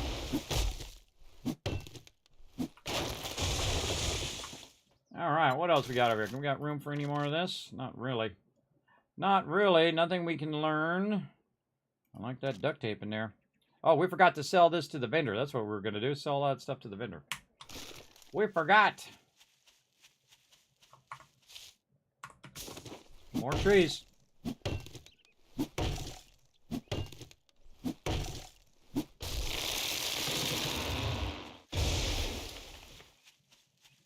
Oh, you know what I could be doing? Just dawned on me. I could be making spikes right now. Duh. Take this one out first, and then we'll do some spikes. Now, here's a great way to kind of work your inventory a bit. I'm going to go in here into the bicycle, which I put some wood in there. I got 6,000 wood in there. And then I'm just going to go in, and I'm going to say spikes. Over here in my favorites. And where are my spikes? Right here. And I'm going to queue up 509 spikes. Go. It's going to take 33 minutes down here. And that's going to work in the background. And then also just cleared a little bit of my inventory. And that's going to work in the background while we go in here and do this. And then again, we can put all that stuff in there. And then now we've reduced a bit of our overburdenedness as well. We also have double of this. We got way too much cobblestone on us as well. So you're like, wow, 500 is a lot of spikes. Nope, not enough. Let's keep going. I hear somebody somewhere way over there. That lady is like, sound like she was right next to me. Not enough. Keep going.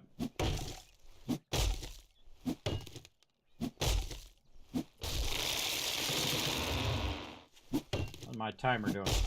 20 minutes. And on my little bike.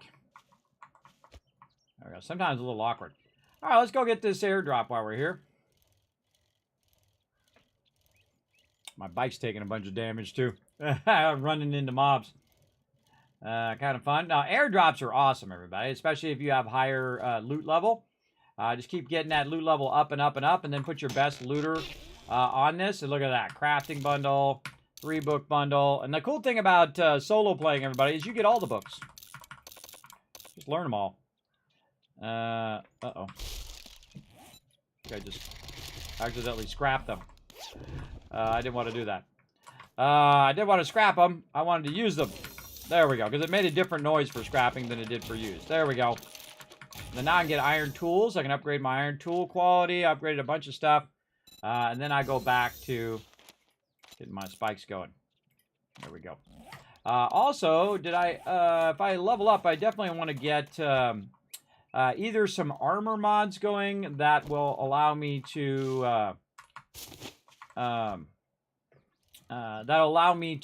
upgrade my armor mods, upgrade my ability to carry stuff without being overweight. There we go. I knew my brain would kick in there in a second. But yeah, look at this. Isn't that cool? Where you got the forest, you can see the desert, and behind that you can see the winter. That's just a cool shot, everybody. Very cool shot. Or you got all 3 biomes right next to each other. Just sweetness, man. Just very, very nice. An incredibly great random gen there. Vada nice. All right, now we're going to make our way back to the base. Maybe we'll use our coffee on the way back. Hold on for a second. For our stamina. I like when you jump off the bike. The wheel just keeps going like it does in real life. That wheel will just keep spinning.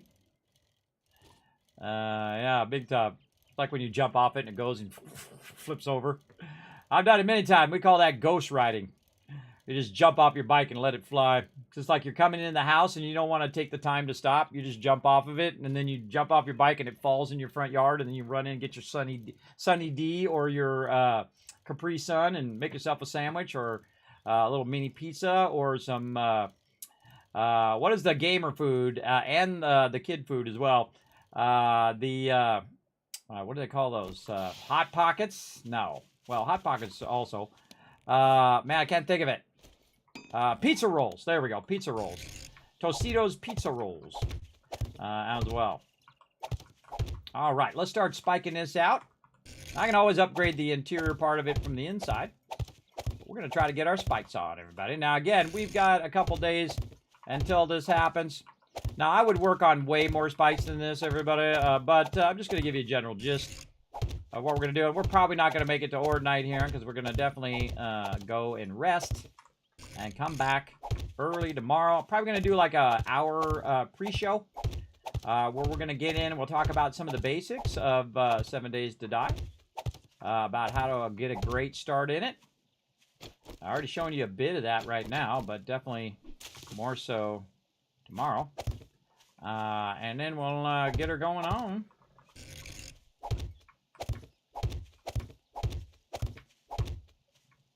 And that was it. Look, I made 50 spikes, and that was 50 spikes right there. There's 51. Or how many ever I did. See, those spikes take a while to build, but that's why you need a workbench to get that going. I still have not gotten that wrench. Normally what you do is you check cars, and you're going to get mechanical parts. And look around for it in different things. You can also get like items that you might loot at a location, like chairs and things like that. And scrap that, and you have a chance of getting it there. I think I still don't have enough mechanical parts. No, I have 3, and I need 4. Now, somebody told me on the stream yesterday that I can scrap this, so I'm going to do it just for you guys.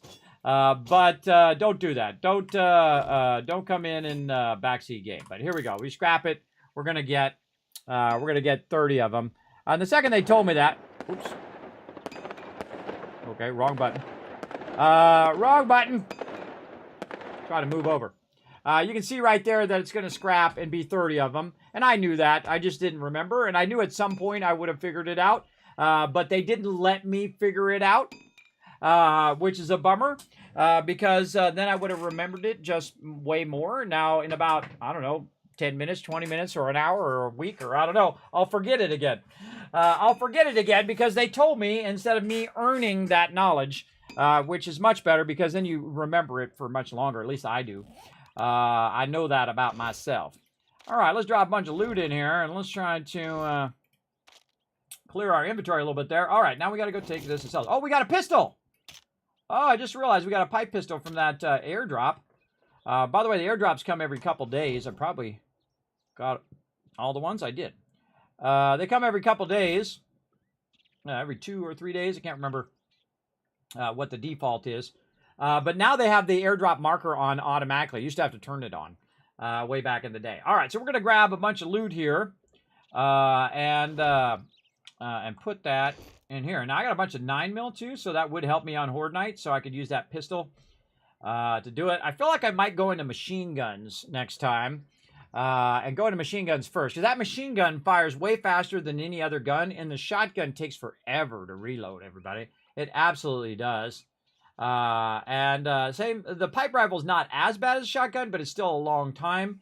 And this one, you don't have to reload. This one, you don't have to reload after every shot, right? So you got 15 shots versus 1 shot. But the shotgun does a lot more damage, though.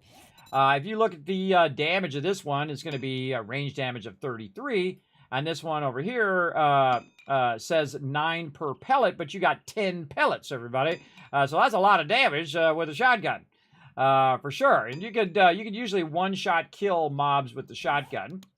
And I much prefer to have this gun, even though it does less damage. I can then very specifically do just as much damage as I need to kill the mob, and then move on. Then I also want to make 7.62 ammo over here, but what do we need for that? We need a workbench, so we don't got that. And then we also need gunpowder. Gunpowder is one of those things that you really need to kick butt on. We haven't got to that yet in this playthrough, but we'll get to it eventually. So you got the general gist, and we go out and we put all the spikes all the way around like we did over there. So let's go back to working on our subterranean base a little bit here. And again, see how I made this nice little drop? We call this the hay bale drop. Bam, right down to there. All right, very nice. Now, let's go back to working on our subterranean base here, and let's see if I get it right this time. If I get it right. Now, I have another idea of, wait, we'll do it this way first. We'll go here. And then we're going to, I'm going to go back to my thing over here and scroll up a little bit. There we go. And so we're going to go forward by 2. And then at the exact angle of this one over this way is that center support. So what I'm going to do is take it out here at the bottom. Now, this is kind of dangerous, taking out your center supports of your base from up above. We're going to see what happens. Now, we have all this other support here, so it should be okay. Again, I'm just going to kind of cut my way over here a little bit. It's not very awkward that that thing goes away.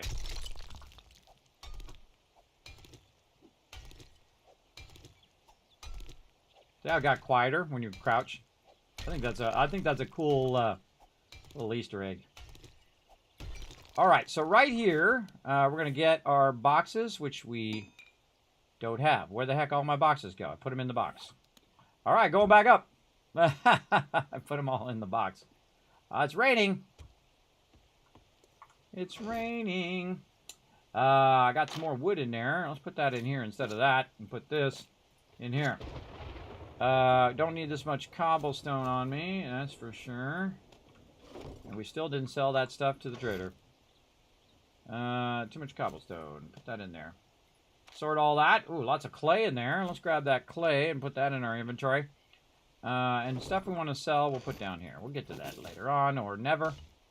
One or the other. Don't need my vitamins right now. I use those typically for horde night. And we'll put our coffee back. Okay. So now we want to come up here. What the heck we come up here for? I forgot already. I forgot. For my blocks. That's what I came up here for. Dude. Okay. And now I'm using all the wood that I had from before on the spikes, so you can stop the spikes and you get all your wood back. And then I can go in here and make a bunch of building blocks. Let's make 100. There we go.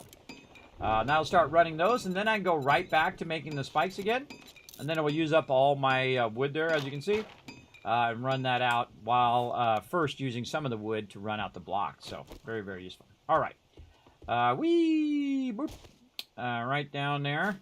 And there we go. All right, so we're going to just cut into that corner right there.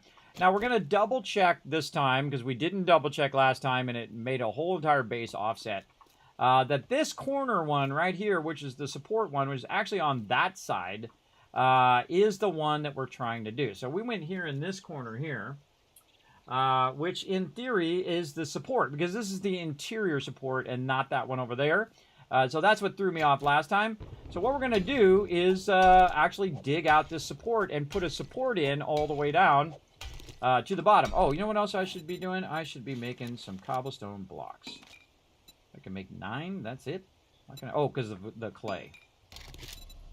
Right? No, I can make many more than that. I thought so. Let's make 100 of that.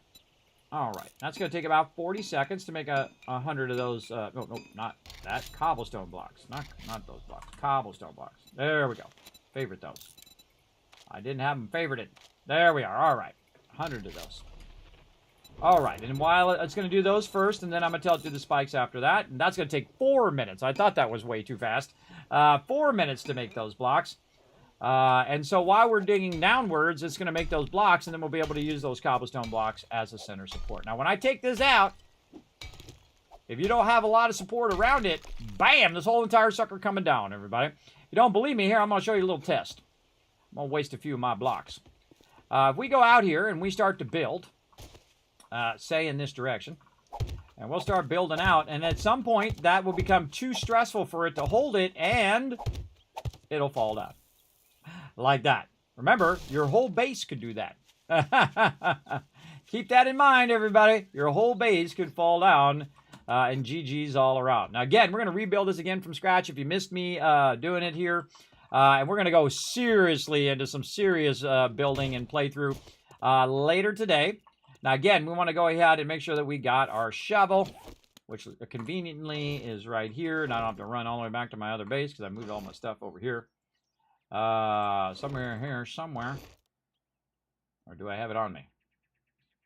Make me an iron shovel at some point, too.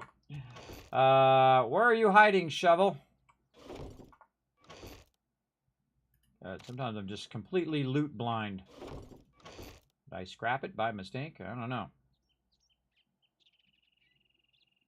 Got too much stone on me, too.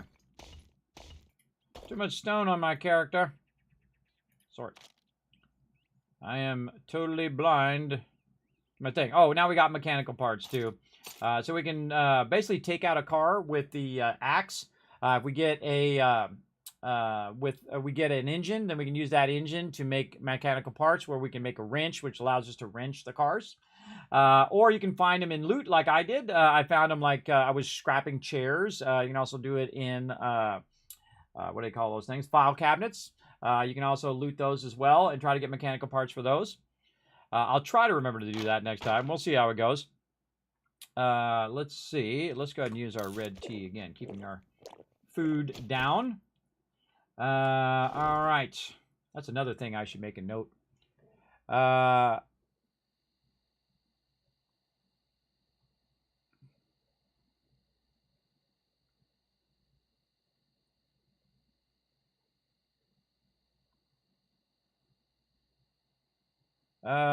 Right over here.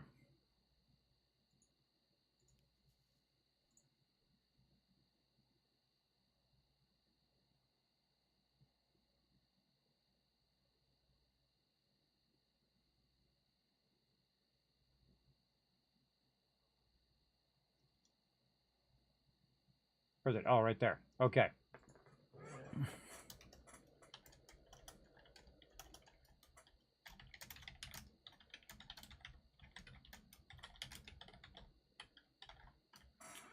Use red tea to reduce food consumption. Ah, I can't put it in there. I'll put it on another one instead of just at the beginning, because we probably won't have any red tea. Let's see. Trading tools, team questing. Let's say day 3, we might have red tea. Might have it on day 1. We'll see. We'll put it in day 3. Right here. Oops. Yeah, use red tea to reduce food consumption. There we go. Very nice. Night, Raz. Thanks for being here. Appreciate you. All right, I don't know what the heck happened to my shovel. I know I had it somewhere, and I'm just blind, or I accidentally scrapped it or something. I don't know. Weird, though. Weird that it just vanished. Definitely put it in a box somewhere. I'd leave it back at the other spot. I don't know. Let's go see. Could have. I thought I got everything out of here. Let's see.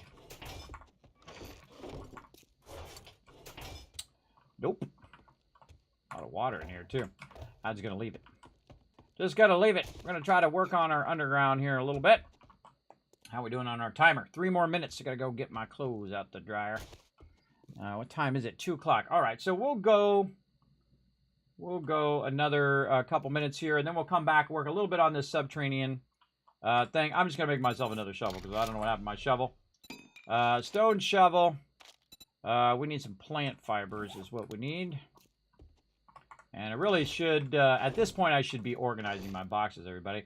But those boxes are going to be down below and not up here in the kill box. I could put them up on the edges and use them actually as a defense of the base if I had forged iron. But I would not put them there if you don't have forged iron, everybody, because they're going to get destroyed. Absolutely. They're just going to be wood, and bam, they're dead. I could also line the whole entire top part of the base, all these squares. I could line those with storage boxes and then upgrade them to iron storage boxes. That'd be pretty awesome because then you have a lot of storage. One of the problems, though, with the things, you can't rotate the boxes so the label is down. So that really screws me up because I do a lot of stuff where I'll rotate the labels so they're up and down so people on the roof can grab stuff and you can see it. I can also just take a sign and put a sign on it, but it sucks that it's not on all sides. So I think there should be a box where it's on the sides like that, and then you can have an option of the same box. Like if you go to build a box, I wonder if there is an option. Actually, let's go see. No, there isn't, because I've already tried to see if there was a menu. There's no menu. That's right. There's no menu that comes up where you can choose a different block. So that you could have it on the top and the bottom. Or at least just take the block and then rotate it this way, right? Rotate it down like this, so the labels are facing up and down, and then around like this, versus around like that. Yeah, that would be nice to be able to rotate that rotate the storage boxes. Very, very useful. That's one of the first things I noticed when I saw it. All right, I got to stop my spikes again. Get my shovel. Get me a new shovel. I'm going to find that shovel in a minute. You watch. I'm going to find what I did with that shovel in a minute. Maybe I put it in one of these. Nope. Nope. Okay, now we want to dig down our support. Here we go.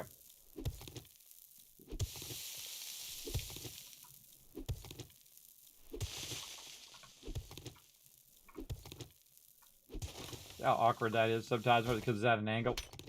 Oh, that is stone.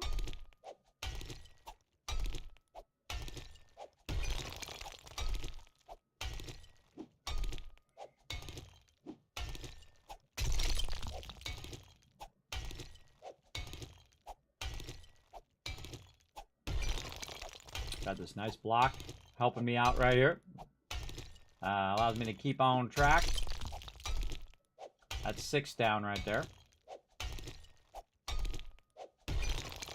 Now, why am I doing this one support? Well, what I learned last time is that I had a mistaken offset of my base. Now, you really want to do this all the way to bedrock so that you absolutely know that your base is secure and that your base is not going to fall down, because the bedrock is the strongest thing in the game.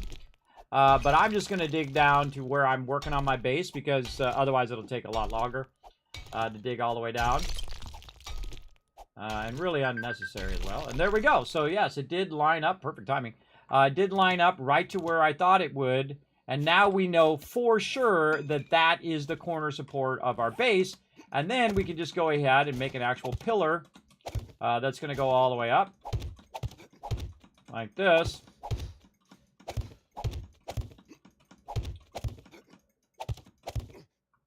And then put that in at the end. There we go. And then if we go all the way to the bottom, we can see our corner pillar. And we know that is for sure we can do that. Now, what that also allows us to do is do our counting, right? So now we know that that is that corner, right? So we know that there's a gap between the next one of 5. So we know if we take this out, we can go ahead and take this out down here.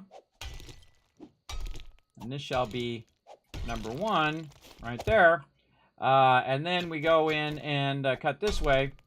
We know that we're perfectly aligned to the top of the base, right? And that's one of the things I should have done earlier, is I should have done that perfectly aligned one first, and then use that like what's known as the Rosetta Stone, or the center of everything else that you're doing.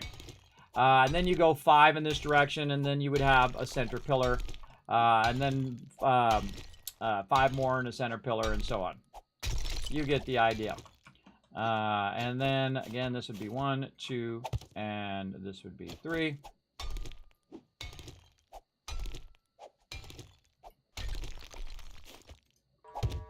Trader Rect is closing shortly, so finish your damn business or come back tomorrow. If you're alive.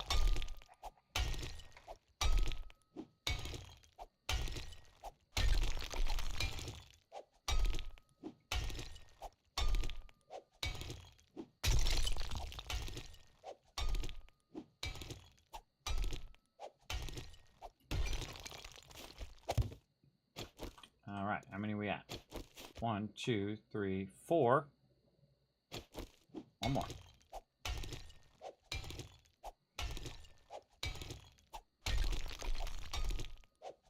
I could just put a block down too. In the beginning, I would just put blocks down and upgrade them later. But since I already made a bunch of these, I'll do that. All right, so there we go. Now, I know exactly where the center pillar is of that part of the base, right? So now I don't have to actually go any further than right here. But I can make it taller by taking all this out.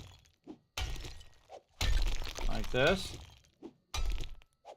Now, there is a creative mode, everybody, so if you want to go in and just give yourself an auger and go in and practice and learn all that stuff, you totally can.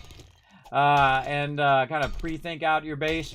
I'm not a big fan of that. I'm old school. I like to earn it, right? I like to earn my my thing. And if that takes, you know, sitting here wailing on some rocks for a while with low-level tools, then that's what I will do. There we go. Now, you can wait until later when you have more better tools. Now, again, the same thing on this side, everybody. I can go up here and double check this and say, okay, where's my inside? Now, this is the actual center of the base, so the inside support is going to be right here. So let's go see if we were right. Let's go see. Oh, hey, Siri, set a timer for 5 minutes to get clothes out of the dryer. All right, she'll remind me again here in a second. Otherwise, I'm going to forget yet again. All right, let's dig down. Now, this is dangerous, everybody, when you're digging real close to the edge of your base, because mobs can try to basically crawl underneath there and get to you. And again, you only want to take out a little bit of your supports first. Don't take out all the other rock and then take out your support, because that's a bad thing to do. The rest of this rock is acting as a support holding up my base. We're going to dig down. Level 25, and again, digging helps you level up. I'm just wailing on dirt, everybody. If you can't see it, I can barely see it myself, but I'm just wailing on some stone.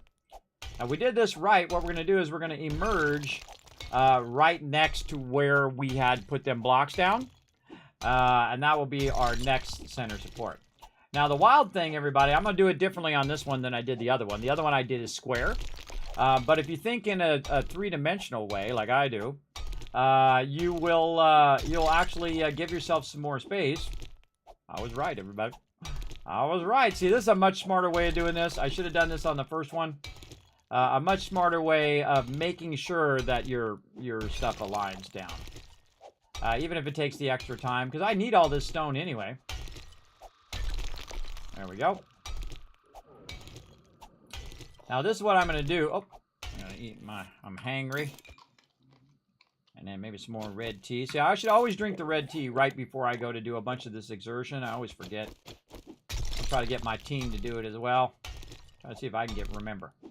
Now, what's going to happen down here, everybody, is this particular spot right here is going to have a block like this. But actually, to give myself some more room down here, I'm actually going to use a plate. Now, if I get it to rotate properly. I'm actually going to use a plate on the outside. And that allows me to run along the side, because in here I'm going to have a farm. And so when I'm running along the side, I can get around the outside without running into the block, right? The square block. See, if I run this way, I can run past that block. And this part right here is transparent enough I can get through. But this way, bam, I run right into the block.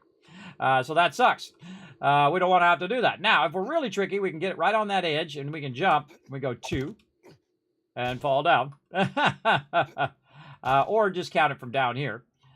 3, 4, 5, 6, 7. Oh, not enough. Not enough. So we got that 7 up. Now we go right here. And try to see if we can break a leg here. Get back over here and try to do it from up here. Now you can see it's super awkward to do this, but let's see if we can hit that edge. Nope. Broke my leg. Broke my leg. And it's super awkward because of the fact that it's a triangle and not a square, right? So it's not like that. It's like this. So it's really awkward to try to line some of this stuff up. Now, to really get that perfect, if I wanted this to go up really, really high, I would then just build another block and work my way up there. Or I would come back later and do it that way. Or I would do it from the top down. Right, so you build a ladder, you go up there, you put your blocks down, and as you're going down, you're picking up your ladder and you're working your way down as well. But that's just an example of how that works. Right over there. And you can see that we're cutting this out. Now, we have some candles around here. Let me go get some candles so you guys can see that a little bit nicer. I'm going to snag one of these candles from up here, and then we're going to drop down. And not break my leg that time, because I had a hay bale there. All right, let's get our candle and let's put it up here so you guys can see what I just did over here. Let's put it right there. There we go. And you can see I put this kind of flat edge, and that allows me to have more room, again, to run by that area later on. And I'll do that on all the sides, so I'll have them all flat like that. And then about 6 blocks from block 1 through block 6 is actually going to be solid. Why is it going to be solid? Because I don't want mobs to be able to dig through there or fall down and end up down here. I don't want them to fall down in the corner, because they could take out all the spikes, dig under, and fall right down here where I'm at. Because they can, if I can get in here, everybody, they can get in there too. So I would definitely, my particular base is 6 down first before I start the lower part of my base. So it's 6 down, and then the bottom part here is much longer. If I can get it to be scaled. There we go. The bottom is much longer.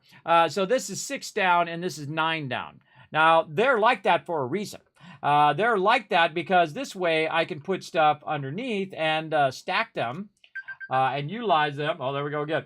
And utilize them underneath. And I'm going to show you on the other base because I'm not going to probably have enough time to build it out today because we're going to, we'll build out a little bit. And we'll try to put at least one dew collector down there if we have enough resources or maybe some food. But if we go down into this one, which you see that I already built, and actually I should get my meds going first. Get up there. Hold on. This is going to be annoying going up and down. It's going to re-injure my leg over and over again. Hold on. Back over here. I actually have some meds for this. Actually, better if you break your leg, I think, than it is to spraying it. Spraying takes forever if you don't have the steroids. All right, plaster cast. There we go. Now you'll see over here, my leg went away, and now it's like 25 minutes of me re-breaking my leg, whatnot. But at least I can move faster, so I can move faster now with that cast on. All right, down we go. Whee! Boom. Now you can see down here that I'm actually collecting water underground. That's right. We've got a tunnel that's coming all the way down, and over the top we have some bars. And the bars on the top of our base are also letting the light come through, and then it's going through the spikes here. And then I've made a tunnel all the way down. Now I would make multiple points of places of where you can block zombies in case they get in there, right? I'm going to do it at the top, which is going to be at the bottom of the kill box, right? So you have a kill box on the top. So they're going to do there. Then 6 down, I'm going to have another one so that they can't just fall all the way. If they break the top one, they can't just fall all the way to where my base is. And then I'll have that 9 gap, and then I'll have my purifiers under there, or dew collectors here. Now, you can actually stack dew collectors twice high if you use your bars.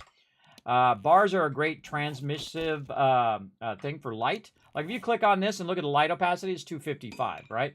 But if I take it and I make it into bars over here, you go, okay, well, when I look at it, wait a minute, it still says 255, but it lies. Obviously, because I'm doing it right this second, everybody.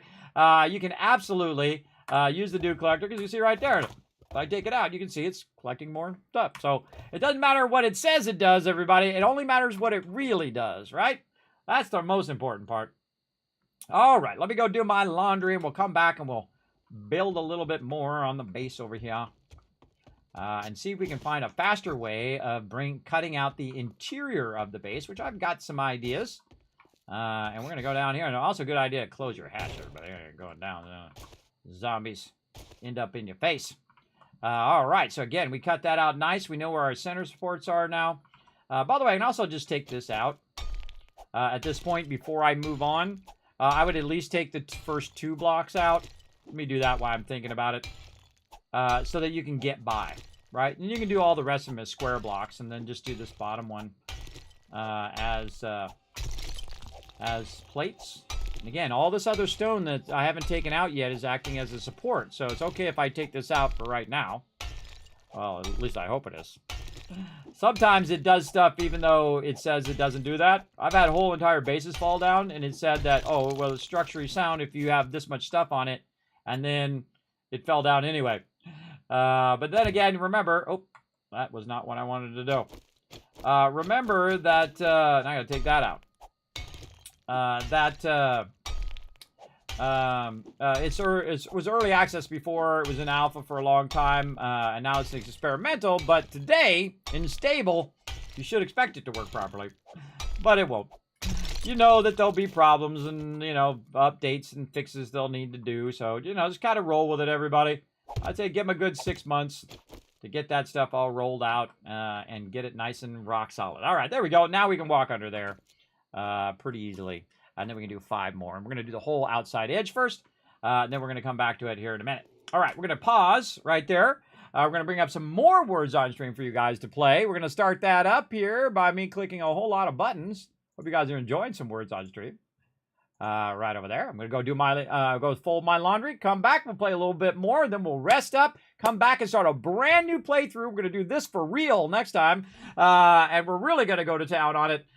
Here later on today, Thursday, 1 p.m. Eastern Standard Time. I might log on early around noon just to kind of do a little pre-show before we actually have the full release, and we'll uninstall and reinstall it and get it all working and start a brand new playthrough. It's going to be super fun. Super fun. All right, here we go. We're going to start that up, and I shall be back in just a moment.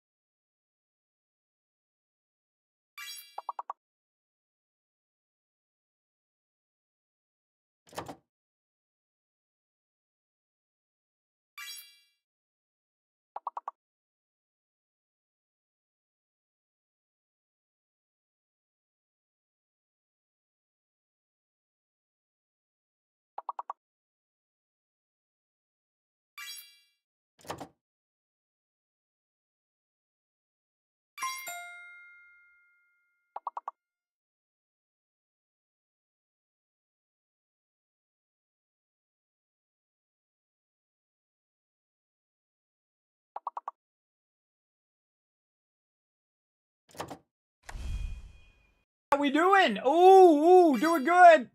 Oh, can't keep bringing it in. Jonker's getting it done. Old man in there as well. Gork's bringing in some. Petro, put that in there quick, Petro.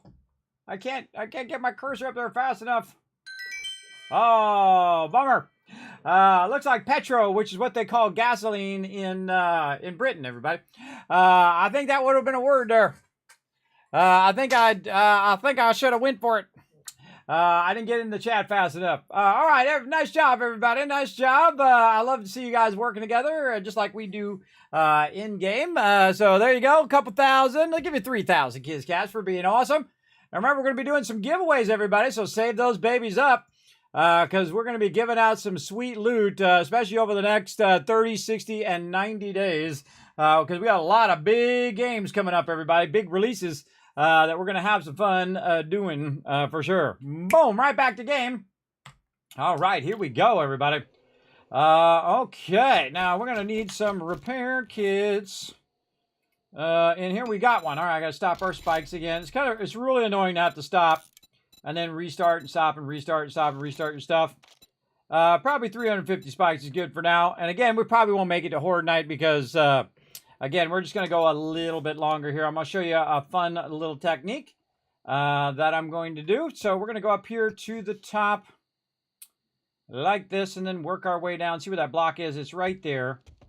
Here's a block right here. Now, this is the part that's going to stay at the top, right? Except for this kind of channel that I made here. All the rest of this part here at the top, all of this stone up here, is going to stay there. So the first 6 blocks are going to be basically a barrier between the top level and then the mobs trying to dig down to where my base are, right? So there's going to be 6 blocks there, and it's all going to be a mixture of a little bit of sand at the top, or clay at the top, or grass and dirt.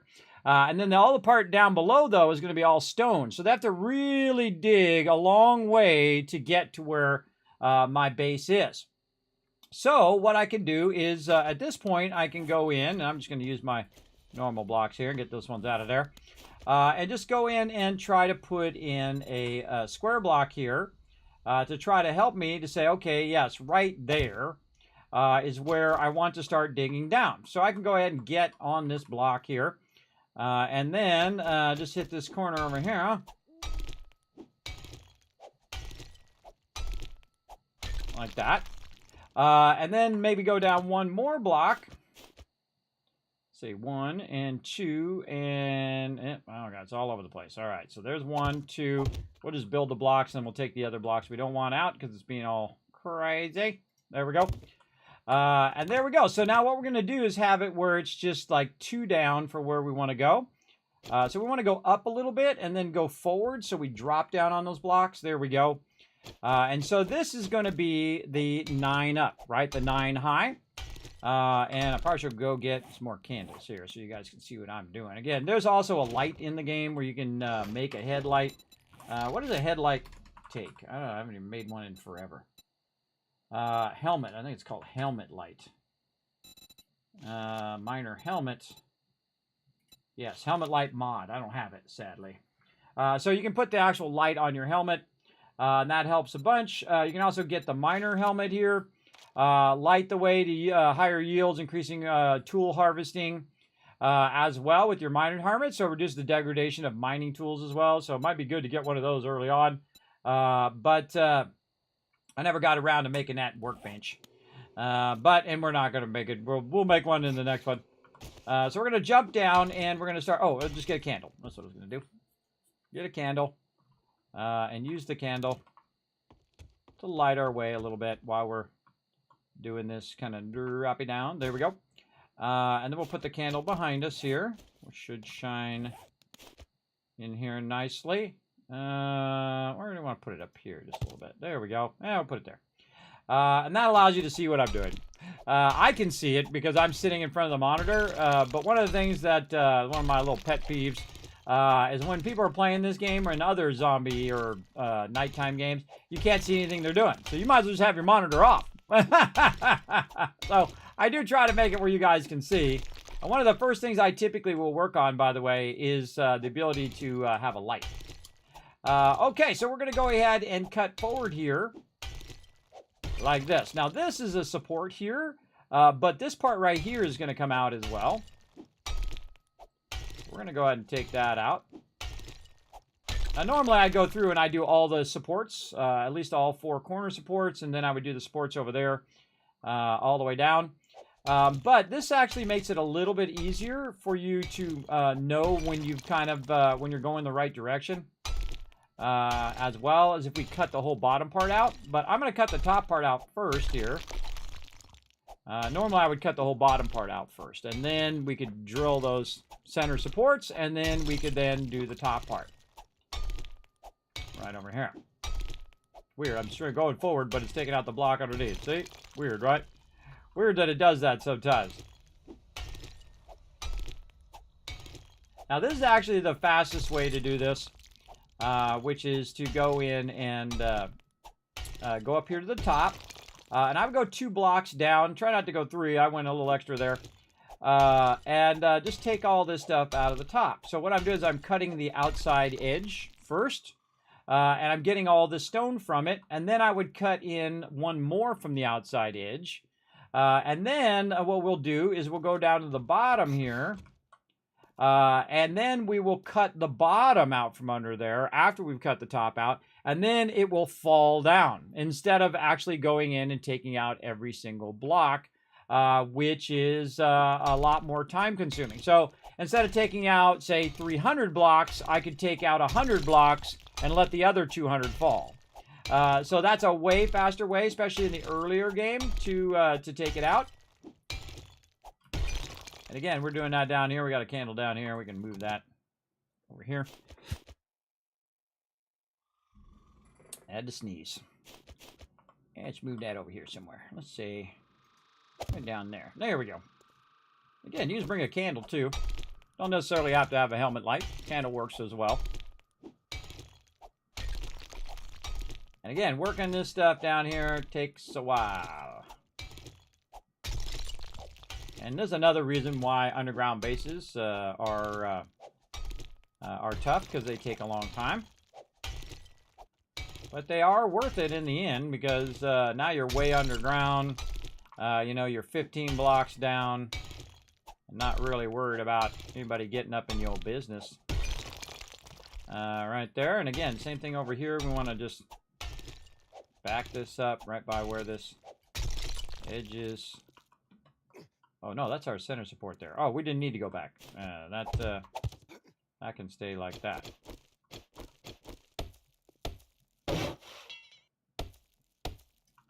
Good enough. I'll put that there. There we go. Keep ourselves on track. Now, what we want the wall to look like is like this. We want the wall to look like a flat edge. Now, if you notice that these walls are flat because I've cut the other blocks out. We want this nice flat edge along the edge. Like that. So we'll get a lot of stone in the beginning from cutting all this out. And then we can use that stone for making stone tools and things of that nature. And then we can just keep kind of taking this out. And we'll keep going this way.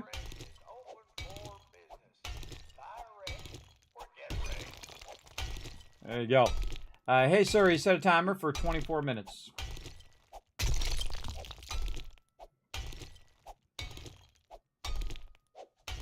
Let's just work on our center pillars here.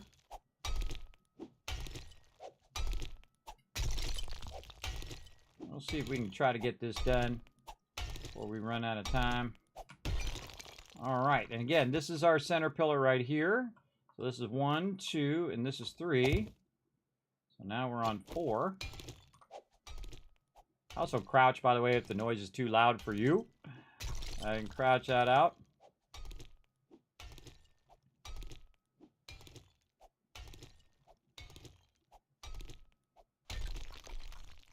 And then block. That was 4. I think this is 5. But we will double check. 1, 2, 3, 4, 5, and then center pillar. Very nice. Okay, now if we go in theory, we're going to take these bottom 2 out. We go to the corner of the outer part of that extension that we did to the kill box. then when we come down, we should end up right there, right in that corner, for sure. And again, we'll just mark it 1, 2, 3, 4. Oh, maybe not. Maybe not. One more back. Let's count it again. 1, 2, 3, 4, 5. Oh, okay. That's not it. This is it here. Okay, so that's 5, and then this would be 6. So again, if we come down, let's take this out too. If we dig down that corner, we should end up here. Now, you want to cut this first. This way you know when to stop when you're digging down. Very, very useful. And you can see that this is way faster than the other way we did the base. And I thought of it afterwards. I was like, wait, why was I doing it like that? I should just do it the way I would do it normally. And look at this. We didn't even bother to fill this in, which is awesome because that means it's easier to take out this center corner right over here and use our shovel.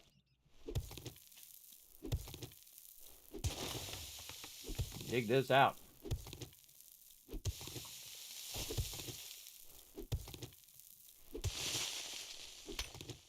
Second you hear that noise, that means you need to use your other thing. It's going to go much faster. Every time I fall down, my thing goes back up.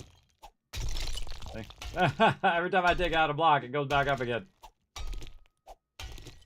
That's just the way it goes.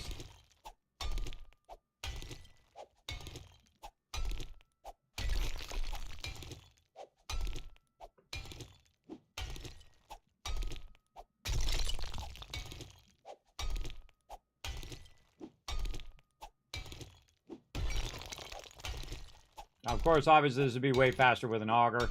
I go really, really fast with an auger. I'd have this done already. I'd have the whole bottom pipe done. The whole thing. Auger would just cut through this like butter.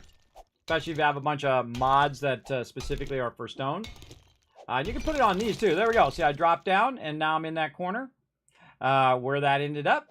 Oh, it ended up much better. So, a much better way we're going to do that. Next time, we're going to go ahead and do this. And then we're going to put our nice concrete block down right there. And see, when I do it in the future, I'm going to put the concrete block in the corner and then have all the rest of this just as wood. So it's really easy to see what is wood and what is the center pillar. Now, again, I could just go up there and start putting a whole bunch of blocks. But on this, and eventually I want to do this where I have it as a plate. But let's do it differently this time. This time we're going to go ahead and put the ladder in. Now, you can put ladders in the corner. I'm not a big fan of it, everybody. I don't like them like that. Or you can put them in like that. And then, you know, you just put them up on the side. A lot of people do that because they don't want to take the time to make it squared against the side. It still works. You can see I can go up the ladder. I think it's just janky. That's just me. But it works, and you can find your way all the way back to the top again. Like that. There you go. Okay, now we're going to go ahead and do a kind of reverse thing here where we take this out. And then we're going to put the block in right over here. Nice square block, boom, at the top. So that's going to be the top block. That we haven't started counting yet. We want to go down one first. Then we're going to go 1. And then 2. 3. Now, I'm also using the ladder to block any other block so I don't accidentally put it in the wrong spot. That's going to be 4, 5, and 6. So that is going to be where the thing is. Now, from here down, I'm going to go ahead and use that other shape. Now, I'm not sure which direction to do it, so we need to go down here and make sure that we have the same direction as whatever we have down here, like this one over here. All right, so this one's facing to the east. And so we're going to go down here, and just as a marker, we're going to go to the very bottom, take out that bottom one, and just kind of put a couple of those in there, because we can still jump. We can still jump. Oh, no, unless you got a bad leg. We still jump and get on that ladder. Okay, now, this is facing, again, in this direction. We'll go back down, and we can look. It's facing in this direction right over here. So I can go up. I can take out the ladder. And I can do this, right? But that's going to cause me to eventually fall, right? So let's go up this way. And then this time, we're going to go ahead and, again, look at what direction we want it to be. Do we want it to be there? Do we want it to be here? We can rotate it around. But I've already got it rotated in the direction that I want, right? So that it matches up to this part down here. And that's because... oh, now I can't get back up there. That's because I gotta put the ladder back. There we go. That's because in the end, I'm actually going to take out all this stone in the top, 9 levels up. And then this will be the support that's holding up the ceiling and holding up all the stuff up above. So what I can do is just rotate it the way I want it to go, and then just keep taking out the ladder and move down and taking out the ladder, and et cetera, et cetera. You get the idea. And then do this the much easier way than the way I was doing it on the other side. And then you can see now it matches up to the end. And as we take out these other blocks over here along this edge, you'll see that it will reveal more of this, right? Now, is that how we want to do that? Stand here and do this? Absolutely not. That is not how you want to do that, everybody. You want to do this. You want to go to the top. Oh, not there. Down here. There we go. Right over here. You want to go up here. And then just go straight down. Why? Because it's way easier, everybody. If you just go ahead and dig straight down, you want to do this in Minecraft because you might find some lava. You've all done it. I know you have. I've done it. You just dig straight down. It's going to be way easier to take out all of these rows if you want to get all of the resources. Now, if you're like me and you don't care about the resources, then, see, now look, we just took all that out, and now that's 9 high is how we want to do, and we have our center pillars, which are doing that. Now, of course, I would actually take these out and put those flat all the way up in there because, again, it gives me more room because I'm going to have 2 levels down here in my little vault I'm building. But that's a great way of just taking each of those out and kind of like core drilling each of those edges out like that. But there's actually another way of doing it, and which way is better? Well, it depends on however you want to do it. That's the way that's best. But what you want to do is cut these edges out, right? The edges of this, so that I can cut the whole top part of this off, because I'll have to do every row up here. I'll have to cut the whole top part off on every row. Then I'll cut the outside edge of that. And then I'll have the bottom, and then I'll cut the bottom. Sometimes you can cut that in half too. So you cut that down the side, you cut that all the way down, and then you undercut that, and then that'll all fall down, and then you don't have to cut all those blocks, everybody. So that's what we're going to do. We're going to do it a little bit by section. So we want to do this back section here, so we'll just go ahead and keep cutting the top of this off, like so.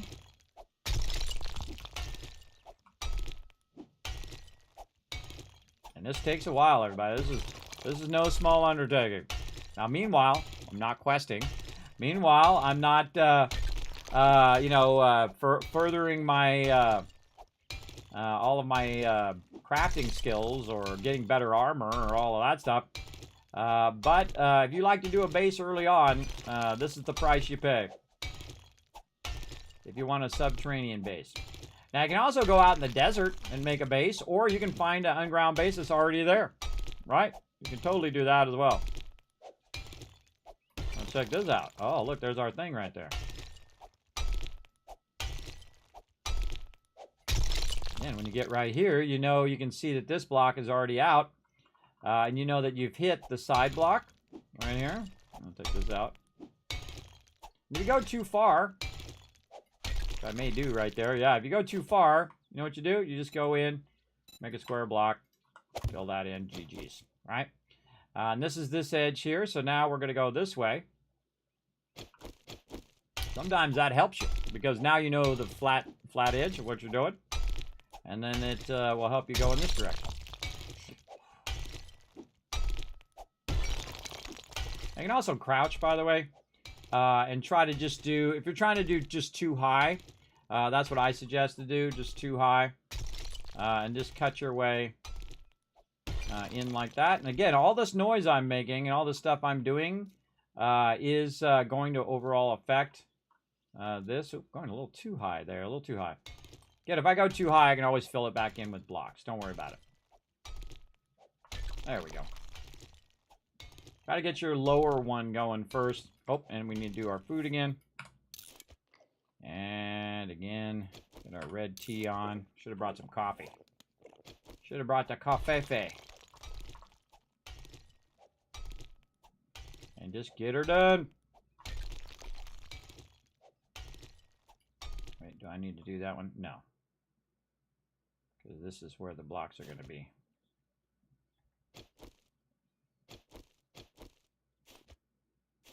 Yeah. Let's put some blocks up here so we don't keep digging that too far. Too far. Now we use our temp blocks as well. And I'm actually going to use a plate so that it doesn't block me. If I want to go back out, I'm going to rotate properly. There we go. And so that'll tell me whether I'm lined up there. So I can go here and this.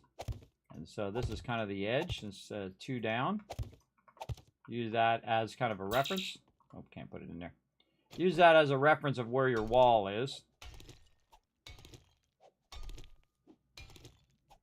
Yeah, it went down. Didn't want to do that.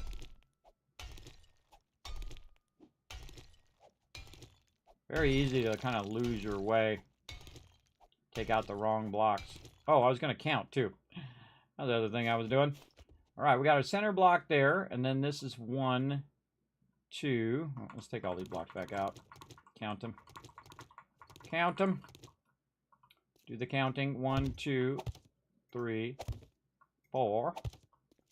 And then one more. One more right down.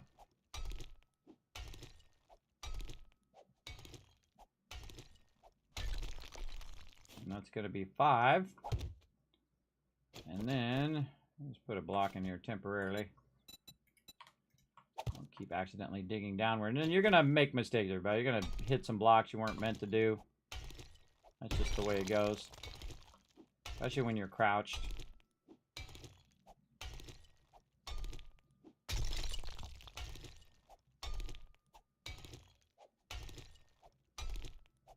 Okay. Now, if we did this right, we're going to take out this one more block here. Okay, so we did this correctly. If we go and we cut our way down, again, that should be 5, and then the 6th one should be the support pillar. Let's go see if we did it right. So we're going to go up here, and then we're going to go up this way, and then we're going to go back over here. And again, look how easy it is to tell whether I did the corner or not. We're going to do this corner over here. So this might be a good idea to do a bit earlier so that you can use it for reference before you upgrade that corner. Very, very useful. Here we go again. Great idea, right? Great way of doing this. And again, I should have did this before. I can't believe I didn't think of it earlier, but that's just the way it goes. Now again, if we face in the direction that we want to end up, right? So if we face this way to the east, when we hit that point, it should just, boom, drop us right in there of where we already cut. And it's going to be at least 6, 7, 8 down. Oh, like that. I can see it already. Boom, right there. There we go. And it matched up to what we've already done.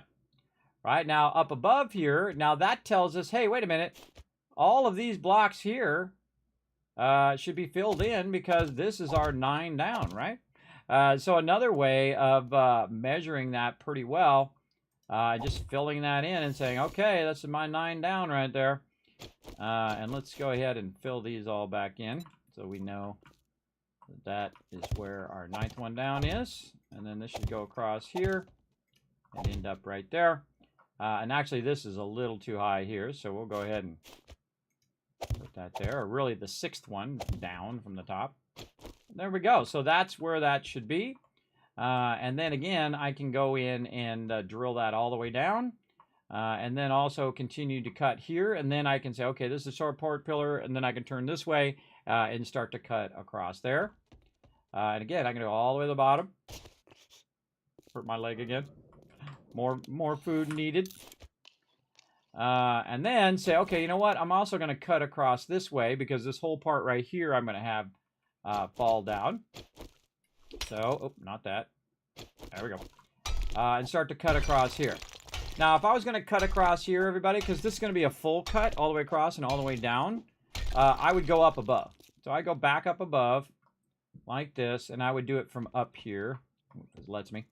I would do it from up here, and I would just go straight down. Like this. because I'm going to cut this 9 high. So it's 9 high times 5 blocks forward. So again, way easier to just get up on top and drill your way down. This is way faster. Missed it. Missed it. There we go. And then you know what you do? You do it again. And again. And again. Until you get it done. I'm a very much the type of person who can do production stuff, because I am very good at just like repetitive functions. Again, if you don't want to fall down in there, just make yourself another block. There you go. And then cut forward. I did the top block. Now I'm going to do the bottom block. I'm going to step forward and just dig straight down. Much easier way to keep on track of what you're doing as well. If you're trying to cut a big cut across here. Now, I didn't know this was all going to be stone, but yeah, sometimes it's stone, sometimes it's clay. Sometimes you might run into a bunch of lead or iron. That would be really nice, because then we would be getting both at the same time. And then again, kind of fell down, so again, line ourselves up this way. Get a bit of that out. Actually, let's take this bottom one out too. And then again, there's one that way. You could also go in and just pre-take out a whole bunch of this down here. Again, we're trying to measure the supports and the distances in between, so that we can match the bottom part down here to the top part up above, which is not easy. It's you can get easily turned around like I did, but this is a much better way of keeping yourself from getting lost, because it's hard to work down here. Away from where you have all your stuff up there. So that's its block. So this is one square block. You can see it up above here. This is the blocks in between. 1, 2, 3. We just have it as a plate there, but it consumes that whole block.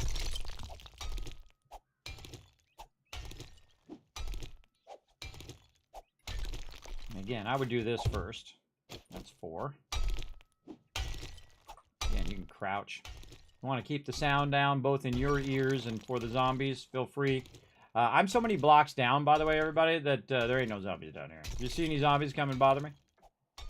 I'm only 15 blocks down. Imagine if you were 50 blocks down at bedrock. Absolutely. And I can dig down to bedrock, and I'm going to try to make a vault all the way down there. All the way down to the base level.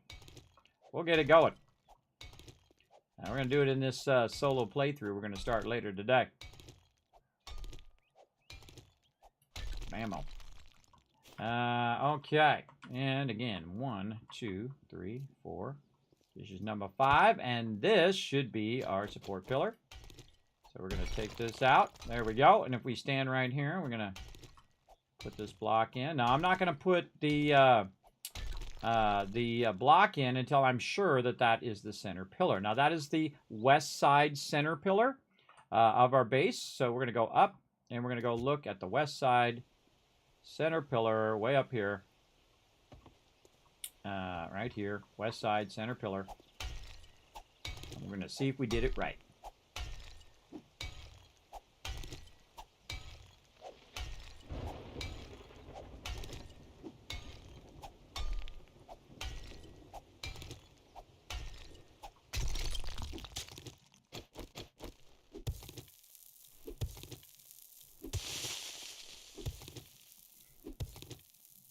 That's a great idea. Yep. Very smart way of doing this. Keep you from getting lost. Let's repair our axe there. There we go.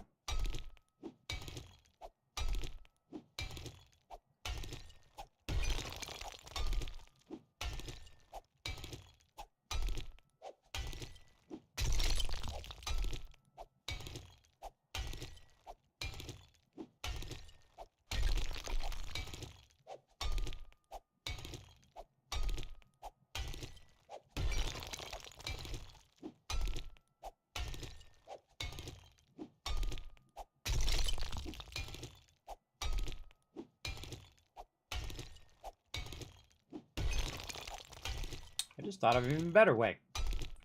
I just thought of another way. Hold on. We'll go try that here in a second. See how I went into my own little zone there? I was thinking it out in my head, everybody. I went in my own little space there. I just thought of a better idea, even faster way of doing this. All right, now if I drop all the way to the bottom, I got this gigantic tunnel, right? And I want this actually to be my center block, so that was correct. We have that perfectly in center. But actually the smarter thing to do is to dig down, is to dig the top part first. Just dawned on me. Is actually to dig the part where I'm down by 6, which is right here. To dig this first. And the reason why that's smarter to do that first is because you can then just put the blocks that go up above in there.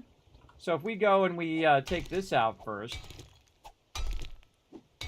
over here, and we know we're going to cut this all the way across anyway, and we'll put a block in there. And so now we are 1, 2. And then we'll just... Yeah, what I should do is go down 6 blocks. Go down... Yeah, 6 blocks down. Here. And then these ones I should put as these, so I know that's where it's transitioning. Hold on.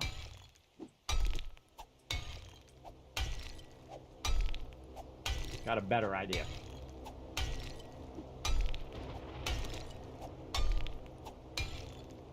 That's going to be a weaker pillar, but it's going to help us in the long run. Okay, so that tells me, look, that's 6 blocks down in theory. Let's go see. How many blocks down is that? Again, we're not counting the what I call the base block or the foundation block. We're not counting that one. So right here we've got 1. Go down a little bit here. 1, 2, 3, 4, 5, and this is 6. Yep, lines right up. Get our candle there, and that's 6 down. So that's 6 down right there, and that tells me that that's 6 down. It might be better to do the top part first before I do the bottom part, because this way I could basically set this up much easier. And I'll show you here. I'll take this out, and I'm going to go ahead and put a... Oh, time is running out, everybody. Oh, it's so sad. Let's put this like this. Take this out. So that's going to be my... my 9 down, right, or my offset block, or my plate that's going to back up against there.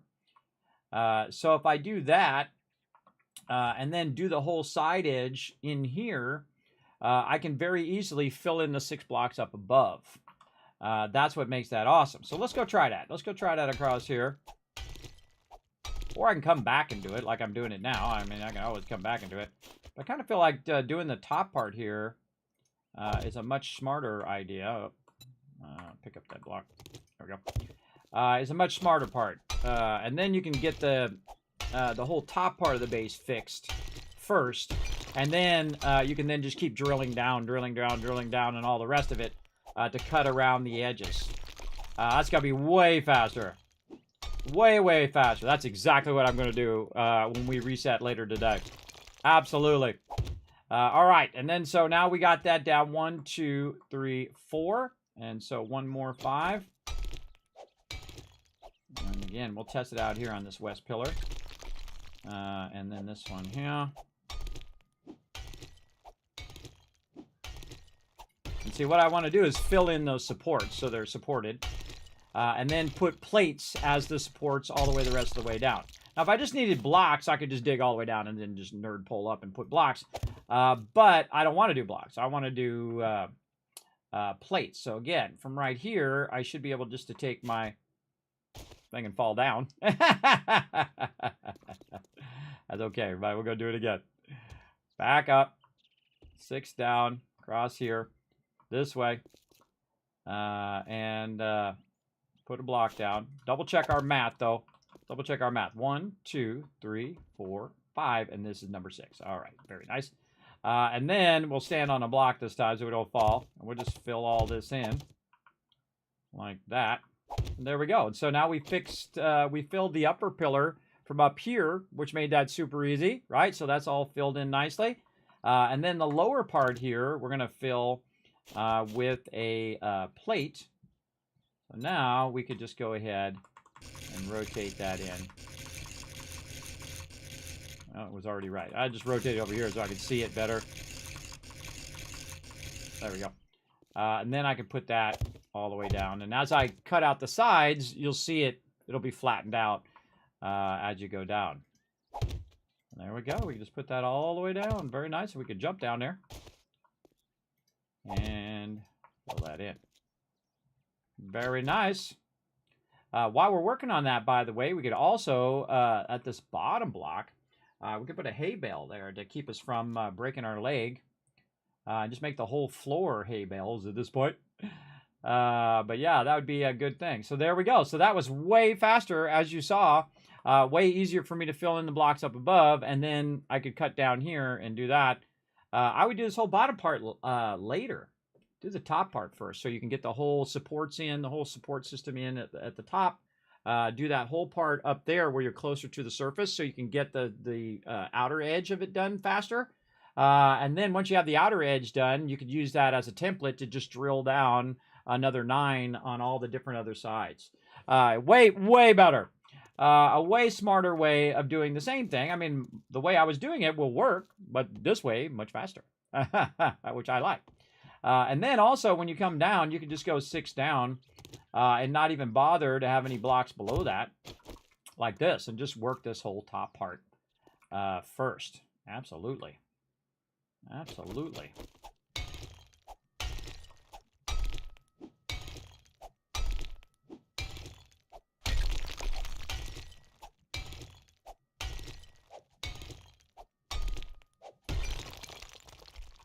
And then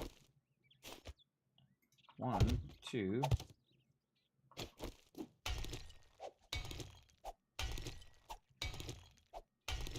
You got to cut all this out anyway if you're gonna drop this down. That's exactly how to do this. Yep, that's exactly how I'm gonna do it.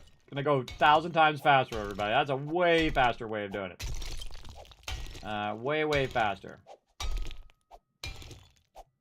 And then you would have it all kind of like a template that you can use for all the rest of the area on the way down. And so you want to set that template up first.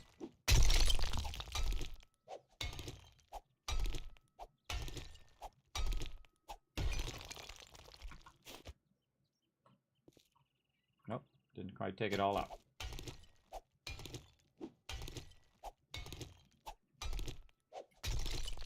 And again, you'd have it like that, and then you'd have your corner there. And then you would take out this over here, and you put a...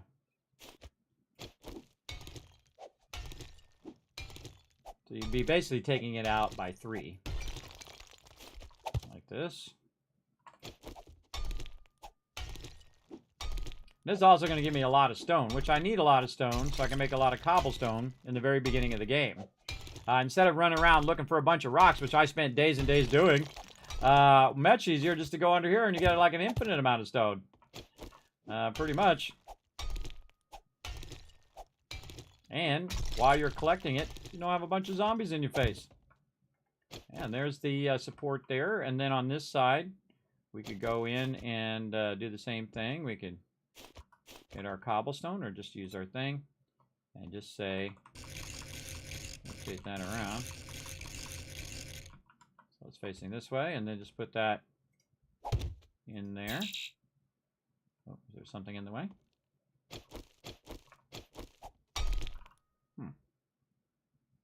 Oh, this block is in the way. There we go. So now we got that corner. And guess what happens if we go this way, everybody? Again, we got that corner nicely. Over here. We should take this out. Yeah, and then there that is. And I would have probably just put a block here like this, and then you know where the corner is. And so you'd have your edge, and then we go this way. All right, now we're running long. I want to see if this works out, everybody. We go this way. I wonder if we have a support this way. I don't think we've done a support this way yet. We'll find out here in a minute. I'm hungry. Oh, I'm running out of food. Running out of food. Yeah, that is definitely the way to do that. Do the 6 down first. Cut that whole top part. Again, do I even do one to the south? Oh, right there. But I didn't do this one yet. Yeah. And then up here at the... See, now this one, I have to go in there and put these blocks back in. But I could try to just count down, I guess, and just do it from on top. 1, 2, 3. I did 3, so I need 3 more blocks underneath. But I can do it from up there. But yeah, I would definitely not upgrade these corners, probably. Not upgrade the corners. We're going to remember to do that. All right. Let's give ourselves some notes for when we restart later.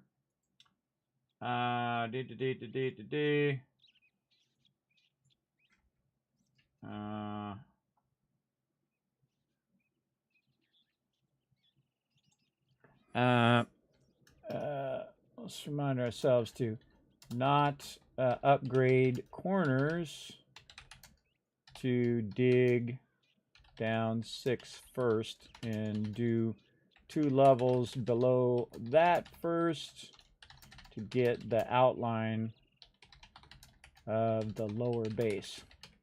All right, so I gotta even give notes to myself. I'll probably remember, but just in case I don't, there we go. And again, look, we got more down there that we filled in very nicely. And then bam, bam, fill that in right there.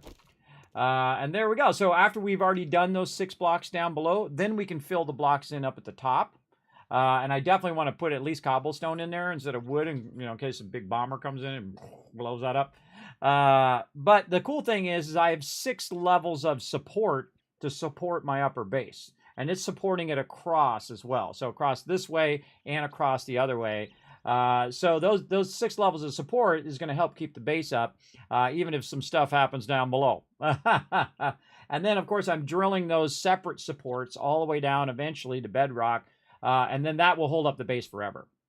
And I can go into those supports, by the way, later if I want to, and just like cut this one out, drill down in there, and then put a ladder there, and then upgrade it all to concrete all the way up, and steel if I really wanted to go that crazy. And just upgrade it to concrete all the way up, and then I'd have the strength of concrete from bedrock all the way to the surface level, which is pretty awesome. Pretty incredible thing that we could do.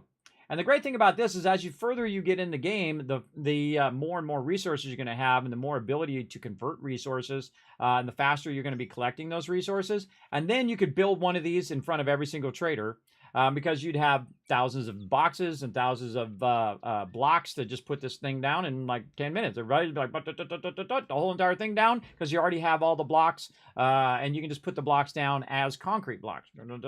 Done.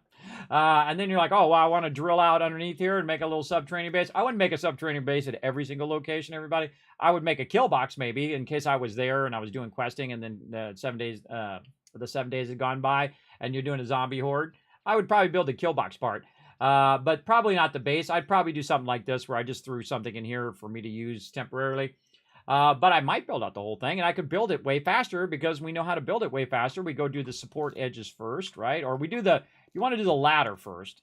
Do the ladder first, 6 down, and then we're going to go in the corner and drill down that center pillar so that we are the center support, so we know where it's at, so we can use it as a reference to build out the rest of the base, because we know that center pillar and it's 5 this way, and then another center pillar, and then we know it's 5 the other way, and another center pillar, and then a 5 the other way, and so on and so forth. Because this is just this is really, if you count it, everybody, this is 5 in the center, and then you have 1 on the edge, and then 1 on the edge on this way, so it's 5, 6, 7, right? So it's 7 wide.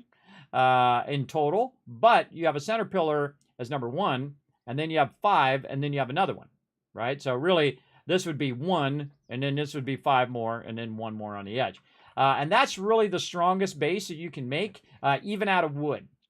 It's the strongest base because if they take out one of these pillars right here, the whole in base is not going to cascade. Now, if I built it and then ran it 12 across, well, first it would fall down. But if I ran it a big span, a larger span, and one of the side pillars gets knocked out, everybody, the whole entire base is coming down, or at least a giant portion of it's coming down. So this I find is like the sturdiest, strongest base that you can start with. And then when you get more advanced, and I'll show you that when we get into more advanced building at some point, where you can span it much further and do that. I don't know. I might build this way out. I don't know. We might play a whole bunch. We'll see. We'll see how it goes. But I think you got the general gist of it. And if you want to see it in its epic glory, then tune in later today in about 9 hours from now at 12 p.m. Eastern Standard Time. 12 noon, I'm going to do a special stream. I've decided I'm going to override everything else. Sorry, 76 peeps. I'm sorry. I'm going to override that. And we're going to play on release the final release version of 7 Days to Die from minute 1. And we're going to build this base again, but to the nth degree, and we're going to build it much more efficient now because we have figured out a lot of things that we had had struggled a little bit on that base. But we figured that out much better over here. We also reduced this, so now it's only 2 blocks instead of being, a 2 by 3. And then I also had it too wide where it was a 3 by 3. That was way too wide. But we figured this out. Very nice. By the way, you can also do this to make it easier for you to go up and down the blocks. Personally, I like the drop where you take all this out and you leave this other one open like that. Oh, and I got to put this other block back. Hold on a second. I got to put this one back over here. There we go. And then you go down and you just fall forward and you fall down, in this case, down to here. But I can fall all the way down, boop, onto that. And so I can fall onto the hay bale and I can fall 10, 20, 50, 80. You're like, Kismet, does it go down 80? In some places you're on a mountain. So you get on the top of the mountain and you dig down, and you can dig down 80 easy. I think I've digged down 90 before, and we basically hollowed out a mountain and built a big old vault in there. It was awesome. You can go back and see it on my YouTube channel, everybody. All that stuff's up there, including this VOD is being recorded over there right now as well. And, of course, also on x.com, or a.k.a. Twitter, also up on Twitch and also on Facebook. So you can go all those places in which you can watch all my VODs, everybody. I do appreciate everybody who does and who comes in and hangs out in the stream. I felt like, man, we made some good progress, remembering a lot of techniques that I've used in the past. More efficient building here so that when we're using a lower level tool at the beginning of the game, that's going to help us a bunch. And we're going to get a bunch of XP from that too. Because look, I got a level up from that. What do I feel? I'm going to stick it in Pack Mule just for fun. And the cool thing about Pack Mule is in the same line as Miner 69er. So that means I don't have to put any more points up here. So as I'm upgrading my Miner 69er, I can very easily upgrade my Pack Mule. And you're like, Kismet, what does a pack mule do? Well, if you look down here, you can see I just got 3 more slots where I can carry stuff and I'm not overburdened. Now, I usually use pack mule. You can also use your pocket mods. And so what you do is you go into your outfit and you go to here and you say modify and you put the pocket mods in there and you can carry more without being overburdened. So if I get a pocket mod as a drop, that's totally valuable, everybody. I would totally put that right onto my armor straight away. Or I can try to make them. I don't think I have the recipe for them right now, but I can definitely give it a shot. Let's see. I've made armor in forever as well. Pocket mod. Nope, don't have it. Is there a way to unlock the pocket mod? I don't know. I haven't looked at that in a while. Let's take a little look at armor here. Where is the armor one? Oh, I forget. Urban combat. This one's just stealthy stuff. Armor doesn't slow you down when in combat. Yeah. We also have this one over here where you're crafting armor as well. How's all of our tools? Look at this, how it's taunting me with my level 3 wrench that I couldn't make all this time. Next time I'm just going to go and I'm going to hit a car and just break the car down. And if I get an engine, I'm just going to scrap it. That's what we'll do. Oh, a better bone knife we can do. Not so much on clubs. Rock that. See, now in this playthrough, I got a lot of books that help me with my sledgehammer. And a lot of points I put in to help me with the sledgehammer to do more damage. But next time, I might not get any books. And I might not get anything. So it's different every single time, everybody. And again, that's what I love about the game. It's genius. It's absolutely genius, the whole entire way that they did this whole game. Incredibly awesome. All right, where's that armor? There it is. All right, so I'm on primitive armor. I'm 1 away from light armor, in which I can make the preacher outfit and all of that. And then medium armors I can do as well, and heavy armors I can do. And then as you go up, by the way, these become stronger, right? They become level 2 and 3 and 4 and 5, etc. These ones here, though, they take some heavier resources than your primitive armor. I kind of feel like the thing to do is just to do your primitive armor up to level 5 to get started while you're waiting around for your books here. That's what I did. I actually made a level 6, by the way, just for fun. I made a level 6 primitive armor, which is a huge waste of legendary parts, because those are fairly rare, everybody. So don't be wasting your legendary parts on primitive armor. I just thought I'd try and see what's up. But it doesn't give me any more slots or anything. See, that's the thing you want. You want more modifying slots so you can put stuff in there that counters, like if you're wearing heavy armor, it'll counter the noise and the fact that it's slowing you down and all of that stuff. Didn't give me any more slots. I do like, oh, we didn't try the water thing. All right, we're going to go try the water thing. One more thing, and then, 4 hours later, I'm still playing. Let's go. Let's go check it out. We got to find some water. Oh, hello. Somebody there? Oh, it's Fred. What up, Fred? I got time to talk to you, Fred. I got to find out where the heck my bicycle is. Over here. All right, where can we find some water? Let's look on the thing. There's some water right there. All right, we're going to put our little marker on it, and we're going to ride toward our marker. It's going to be like sewage water. I just know it already. It's going to be a little sewage water. I'm sure it is. All right, see how much faster the game is, everybody, when you get the bicycle? I feel like questing straight away is one of the things I'm going to have my team do. Now, I'm not going to be doing questing because I'm going to have to work on the base. But my team can go in and just quest and quest and quest and get that bicycle within a few days, because now you can get 3 credits per day. So say you went with the team and they went and quest, right? And you just did the first 3 quests with them. Bam, you got your 3 done for the day, right? And then you could go and do other things like do food and water or build a base like me. And then you could have that kind of switching back and forth and still get credit and still get your bike within the first so many days. All right, how do I drink? I don't even know how to drink out of this. Hold on, I think I take this out. And then yes. Oh, look at that.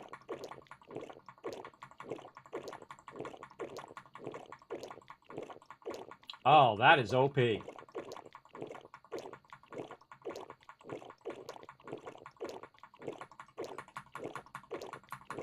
I'm getting that for everybody.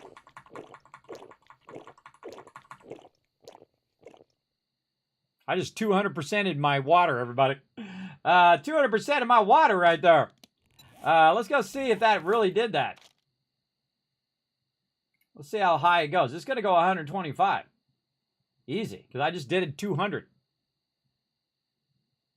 So now the thing is you get your hydration up by drinking that, and then you drink one of your red teas, even if you're at maximum, and you get that reduced hunger. I definitely want that. And then I'm going to make a drinking pond right outside the base, and everybody can go up there and they can drink the water. That's exactly what I'm going to do. All right, let's add that to my other one. I have a big list of all the things I want to do in these playthroughs, everybody. Let's see. I should go in and reorganize all this stuff, too. Let's see. Make a water fountain or pool that people can drink from at the base. Or maybe I can make an underwater pool where people can go in the base and then just go down just a little bit and then drink from the pool that we have underwater or underground and then go back into the primary base. That'd be kind of cool. Great use of underwater as well. Very, very cool. Yeah, my water's 125, and then I can go ahead and use this. It's not going to make me go higher than 125, but it did give me my buff over here on the side right there, which is going to reduce my food consumption for 6 minutes. That's super OP. I love every second of it. I love it. I'm all about it. All right, why am I running back? I don't need to run back. I'm going to reset this game, and we're going to make a brand new game later today. All right. So fun. Man, we learned so many things today. Put a 1 in the chat if you're enjoying these streams, everybody. I want to know. Let's go ahead and go on the Kismet Love Train while you guys are putting that in the chat.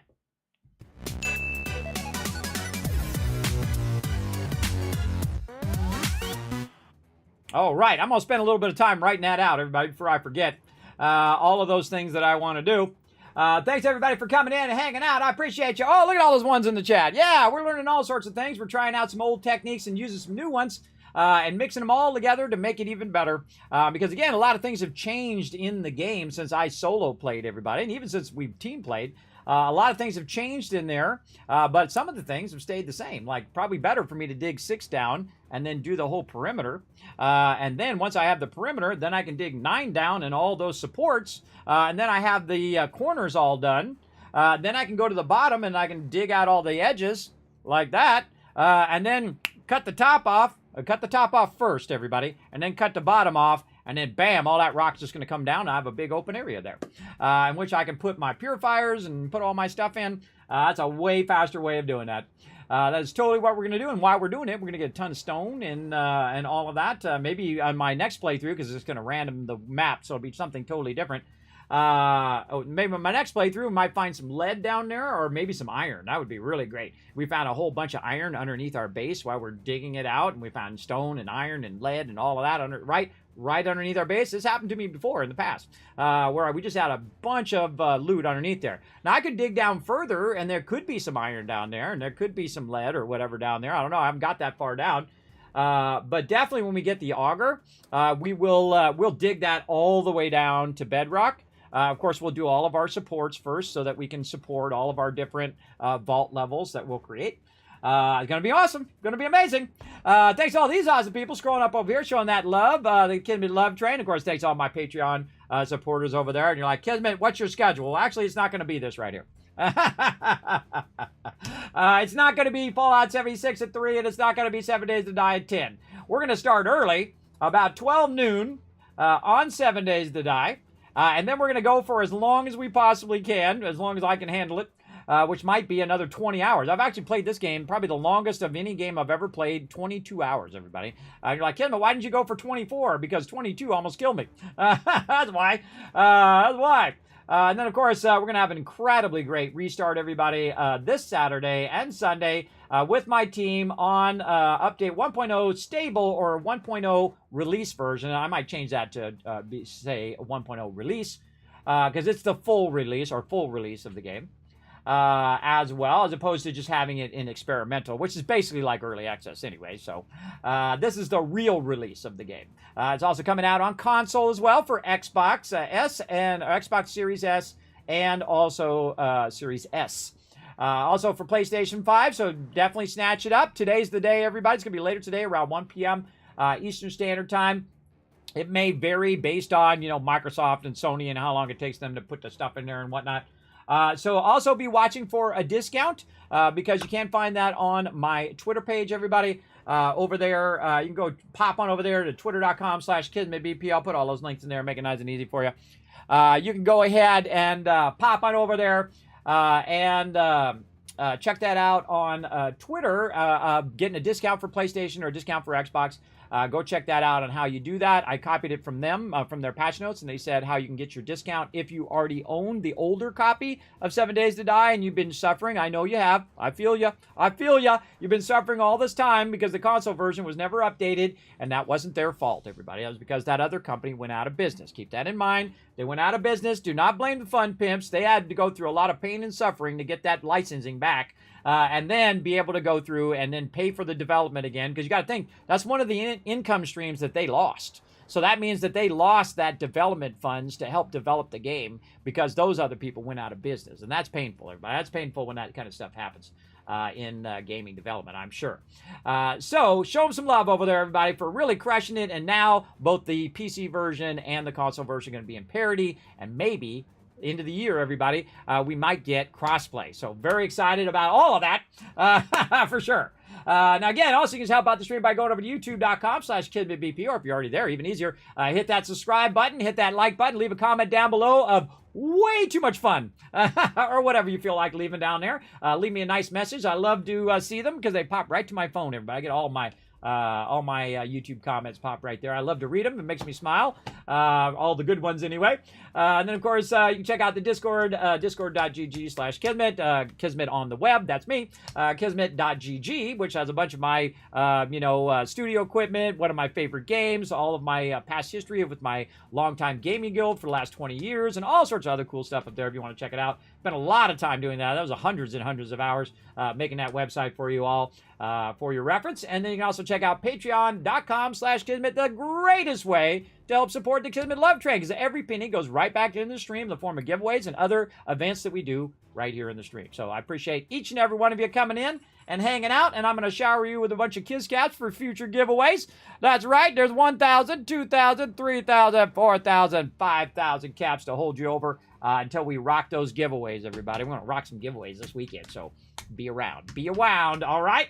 Definitely hit that follow button if you haven't already done so on whatever platform you are, so you know when I go live and you have a chance at shot at those giveaways, because it's open to everybody, by the way. Everybody, all you got to do is hit the follow button, and you can be part of those giveaways, all right?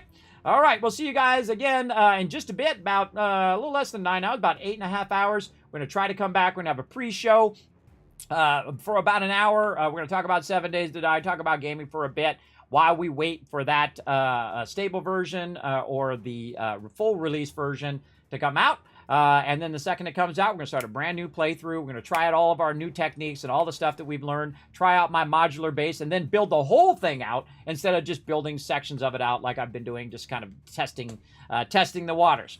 All right, so we'll come back again in about 8.5 hours, 12 noon Eastern Standard Time. We'll see you all then. Bye, everybody.